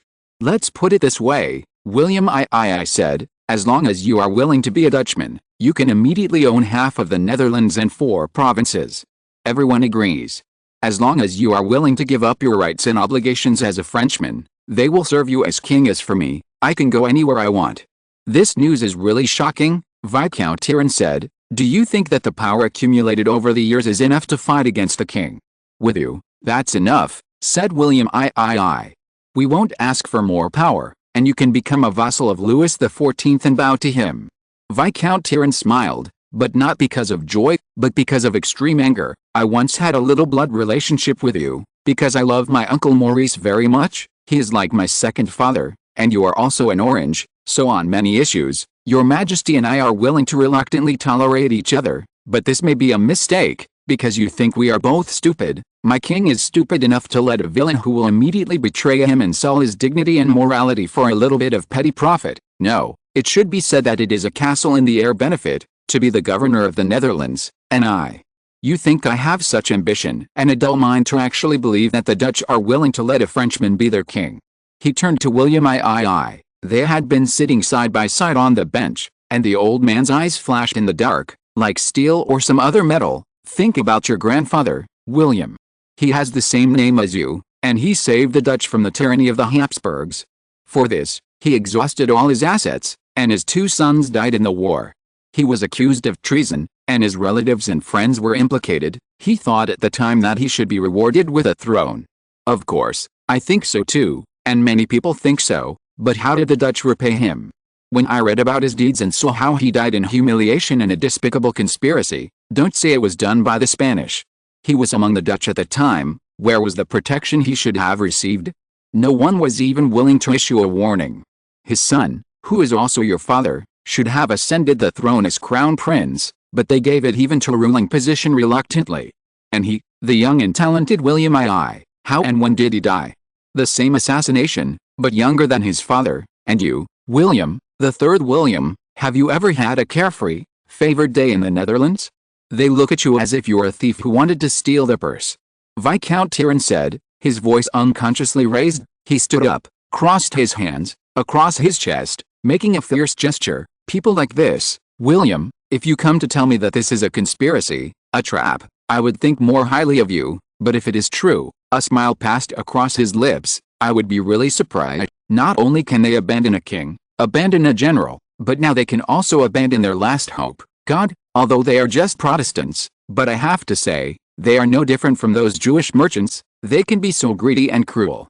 When Viscount Tyrone stood up, William II also stood up. You don't understand, sir, we are willing to sacrifice for the Netherlands, even if we have to shed our last drop of blood. Then do you know what my Majesty once said to me? Sacrifice is a beautiful word, but not a good word, because once someone mentions it, it is always accompanied by a lot of sadness and pain. Moreover, no matter what kind of sacrifice, if it is not followed by the word reward, then the sadness will be even more sad, the pain will be even more painful, and sometimes it will even make the word too heavy, so heavy that no one can afford it. The only heavy thing is to throw it away. So, he continued, all sacrifices must be accompanied by rewards, just as Jesus Christ always answers his followers. Only in this way can the sacrifice become valuable. Isn't such a statement like a businessman? William II asked, sacrificing for ideals and virtues should not be rewarded. On the contrary, Viscount Tyrone said, nothing is less worthy of people's cherishment than free. Your grandfather did this. He betrayed his king for the Dutch. Did the Dutch thank him? No. When he used his own money to hire soldiers, did the Dutch thank him? No. His tears fell on his son's body. Did the Dutch thank him? No. As soon as he said he wanted to be king, they were indignant, thinking that he had been plotting to take ownership of the Netherlands from the beginning. They already regret it, said William II. I see that they express their regret with indifference and ridicule, Viscount Tyrone said contemptuously. How many concessions did you make to make them recognize you? You didn't think that this was originally yours. If they hadn't watched the Spaniards kill your grandfather, then legally and morally, you would be the undisputed ruler of the Netherlands, and the Netherlands would become a unified and complete country. Neither the British, well, nor the French, would think of cutting a piece from your territory, but the Dutch gave up, and now you and they have to swallow this bitter fruit. William II shook his head. I came to persuade you, but now I am almost persuaded by you. Whether this is a momentary impulse or a conspiracy, I'm sorry, Your Highness, I'm not going to accompany you any longer. Viscount Tyrone lifted his cloak. Aren't you afraid that the king's spies will tell Louis XIV about our meeting? William II asked. Not only them, I will write a letter when I go back and tell His Majesty about this matter in detail. He will definitely laugh when he reads it. Viscount Tyrone said. Aren't you afraid? Perhaps Louis XIV will be suspicious of you. You are so far away from him, and you control the army, taxes and people. You should have heard of the Prince of Condé, said Viscount Tyrone, but you may be half right.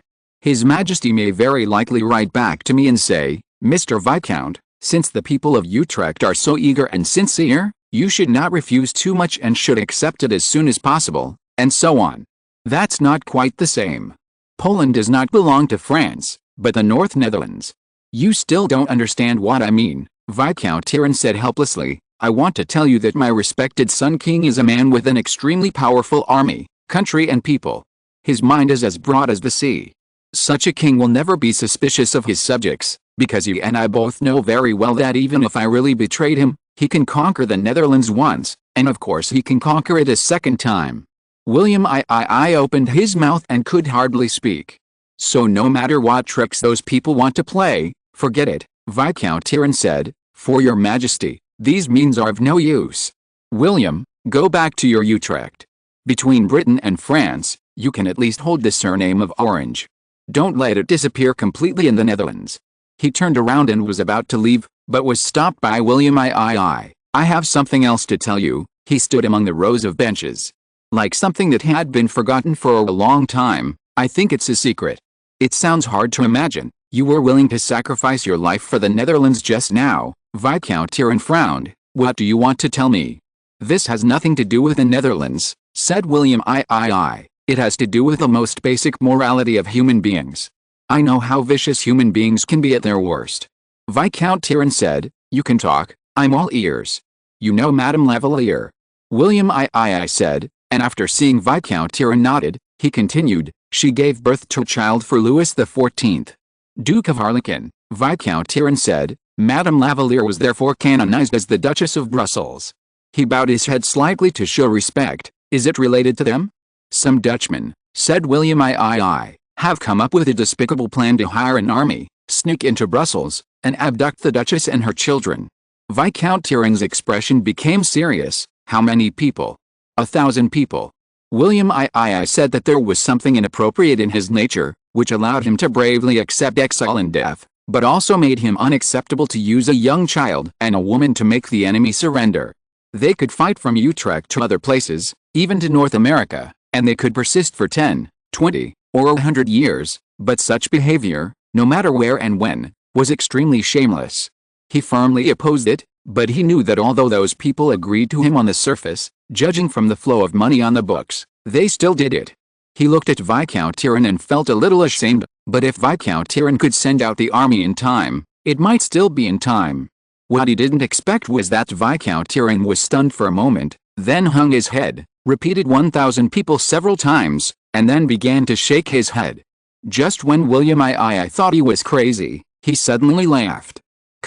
Although the Serbian werewolf tribe of Lady Lavalier suffered a lot of casualties in the previous war between the inner and outer worlds, it definitely exceeded 1,000 people.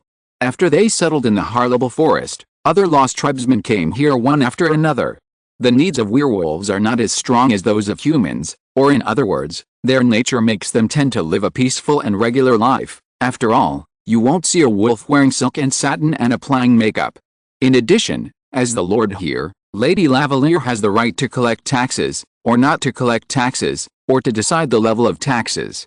There are scholars and merchants sent by the king to build schools and trade routes for them, so their lives are very comfortable, except that Lady Lavalier sometimes misses the father of her child. Although the little duke did not show the characteristics of a werewolf with the help of the witch, his body is obviously stronger than that of an ordinary child. He walks and runs earlier than human children, and starts eating meat earlier. He likes to run in the forest, and whimpers like a little wolf. Recently, he is also trying to howl. In such a situation, I am afraid that the Duke of Harlable will not be able to return to Versailles until he is sensible enough to hide his nature. However, Louis also promised Madame Lavalier that the young duke's coming-of-age ceremony must be held in the Palace of Versailles. On the day when the Harlable castle was attacked, she was writing a letter to His Majesty the King about the Duke of Harlable and Brussels. Louis placed them here not just out of a momentary compassion. The battle that day might have lasted 2 hours, or 3, but on paper it was just a sentence. Death toll. 1032. At the beginning, this letter was not taken seriously by anyone except Louis XIV. It was collected together with other letters between Louis XIV and his children and their mothers. However, with the rapid development of communication technology and network technology in later generations, more and more people began to be curious about the Sun King. A bold Asian scholar even intended to collect information about Louis XIV and his many legitimate and illegitimate children, because it seemed to him that as the territory of France, including all that was conquered, inherited, bought and sold, and colonies, gradually expanded, Louis XIV seemed to have made arrangements in advance to make his sons with the Queen, the sons of the royal ladies, and the sons of his younger brother all the Grand Dukes or Kings. This is the famous Bourbon 6 crowns. Such behavior inevitably reminded the scholar of the feudal system that had been implemented in his homeland for thousands of years. However, some say that this is just a copycat, Habsburg, because the Habsburgs have always used the above methods to expand their territory and influence. Putting this aside for now, because of the curiosity of this scholar, in a routine exhibition of the Sun King at the Palace of Versailles, several seemingly ordinary letters caught his attention. One of the letters reads as follows. This letter was written in 1667, 4 days before the feast of the Assumption of the Virgin Mary, in the castle of the Forest of Harlebo in Brussels. To my master, My Majesty the King, my most beloved, I once again sincerely put my heart, my soul and my body in your hands. We have been separated for a long time, but your figure and appearance, your smile, are still as deeply engraved in my heart as the words engraved on the rock. My longing for you is increasing day by day.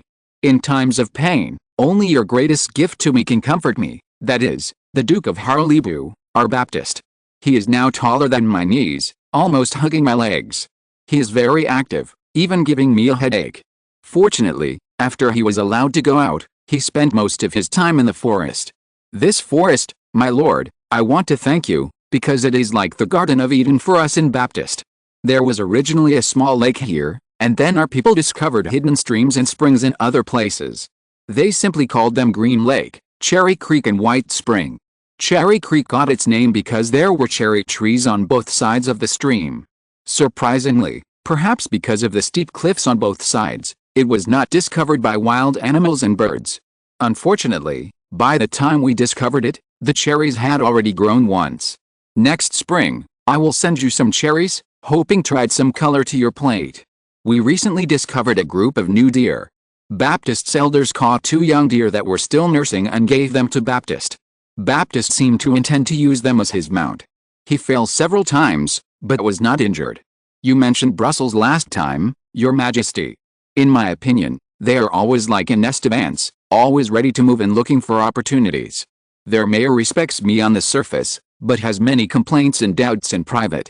However, considering that he is still willing to obey your will and decrees and cooperate with your generals, I don't know whether he should be deprived of his position. In addition, something happened this morning. Perhaps because you transferred part of the army here before, some people thought they could take advantage of the opportunity to do something. They hired about 800 to 900 Italian and Austrian mercenaries, together with the thugs here, more than 1,000 people, and launched an attack on Harlebu Castle at dawn. No, to be precise, they first tried to plunder the villages and towns here, but you also know that my people live here with your grace, and with the refugees who moved here later, the number of people in the town has exceeded 18,000. I don't know if it should be called a war, because they couldn't even enter the town. The battle lasted for about 2 hours, and about 20 people were injured, but no one died. But I think our enemies must have been cursed, and in panic, they ran into the nearby swamps, and none of them came out. 1,032 people, no one survived. May God forgive them.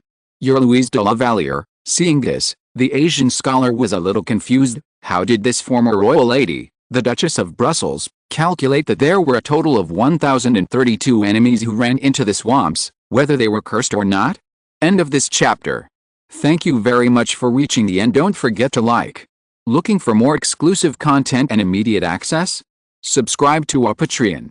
Remember, every like, subscription, or donation encourages us to continue. Thanks to everyone. See you in the next video.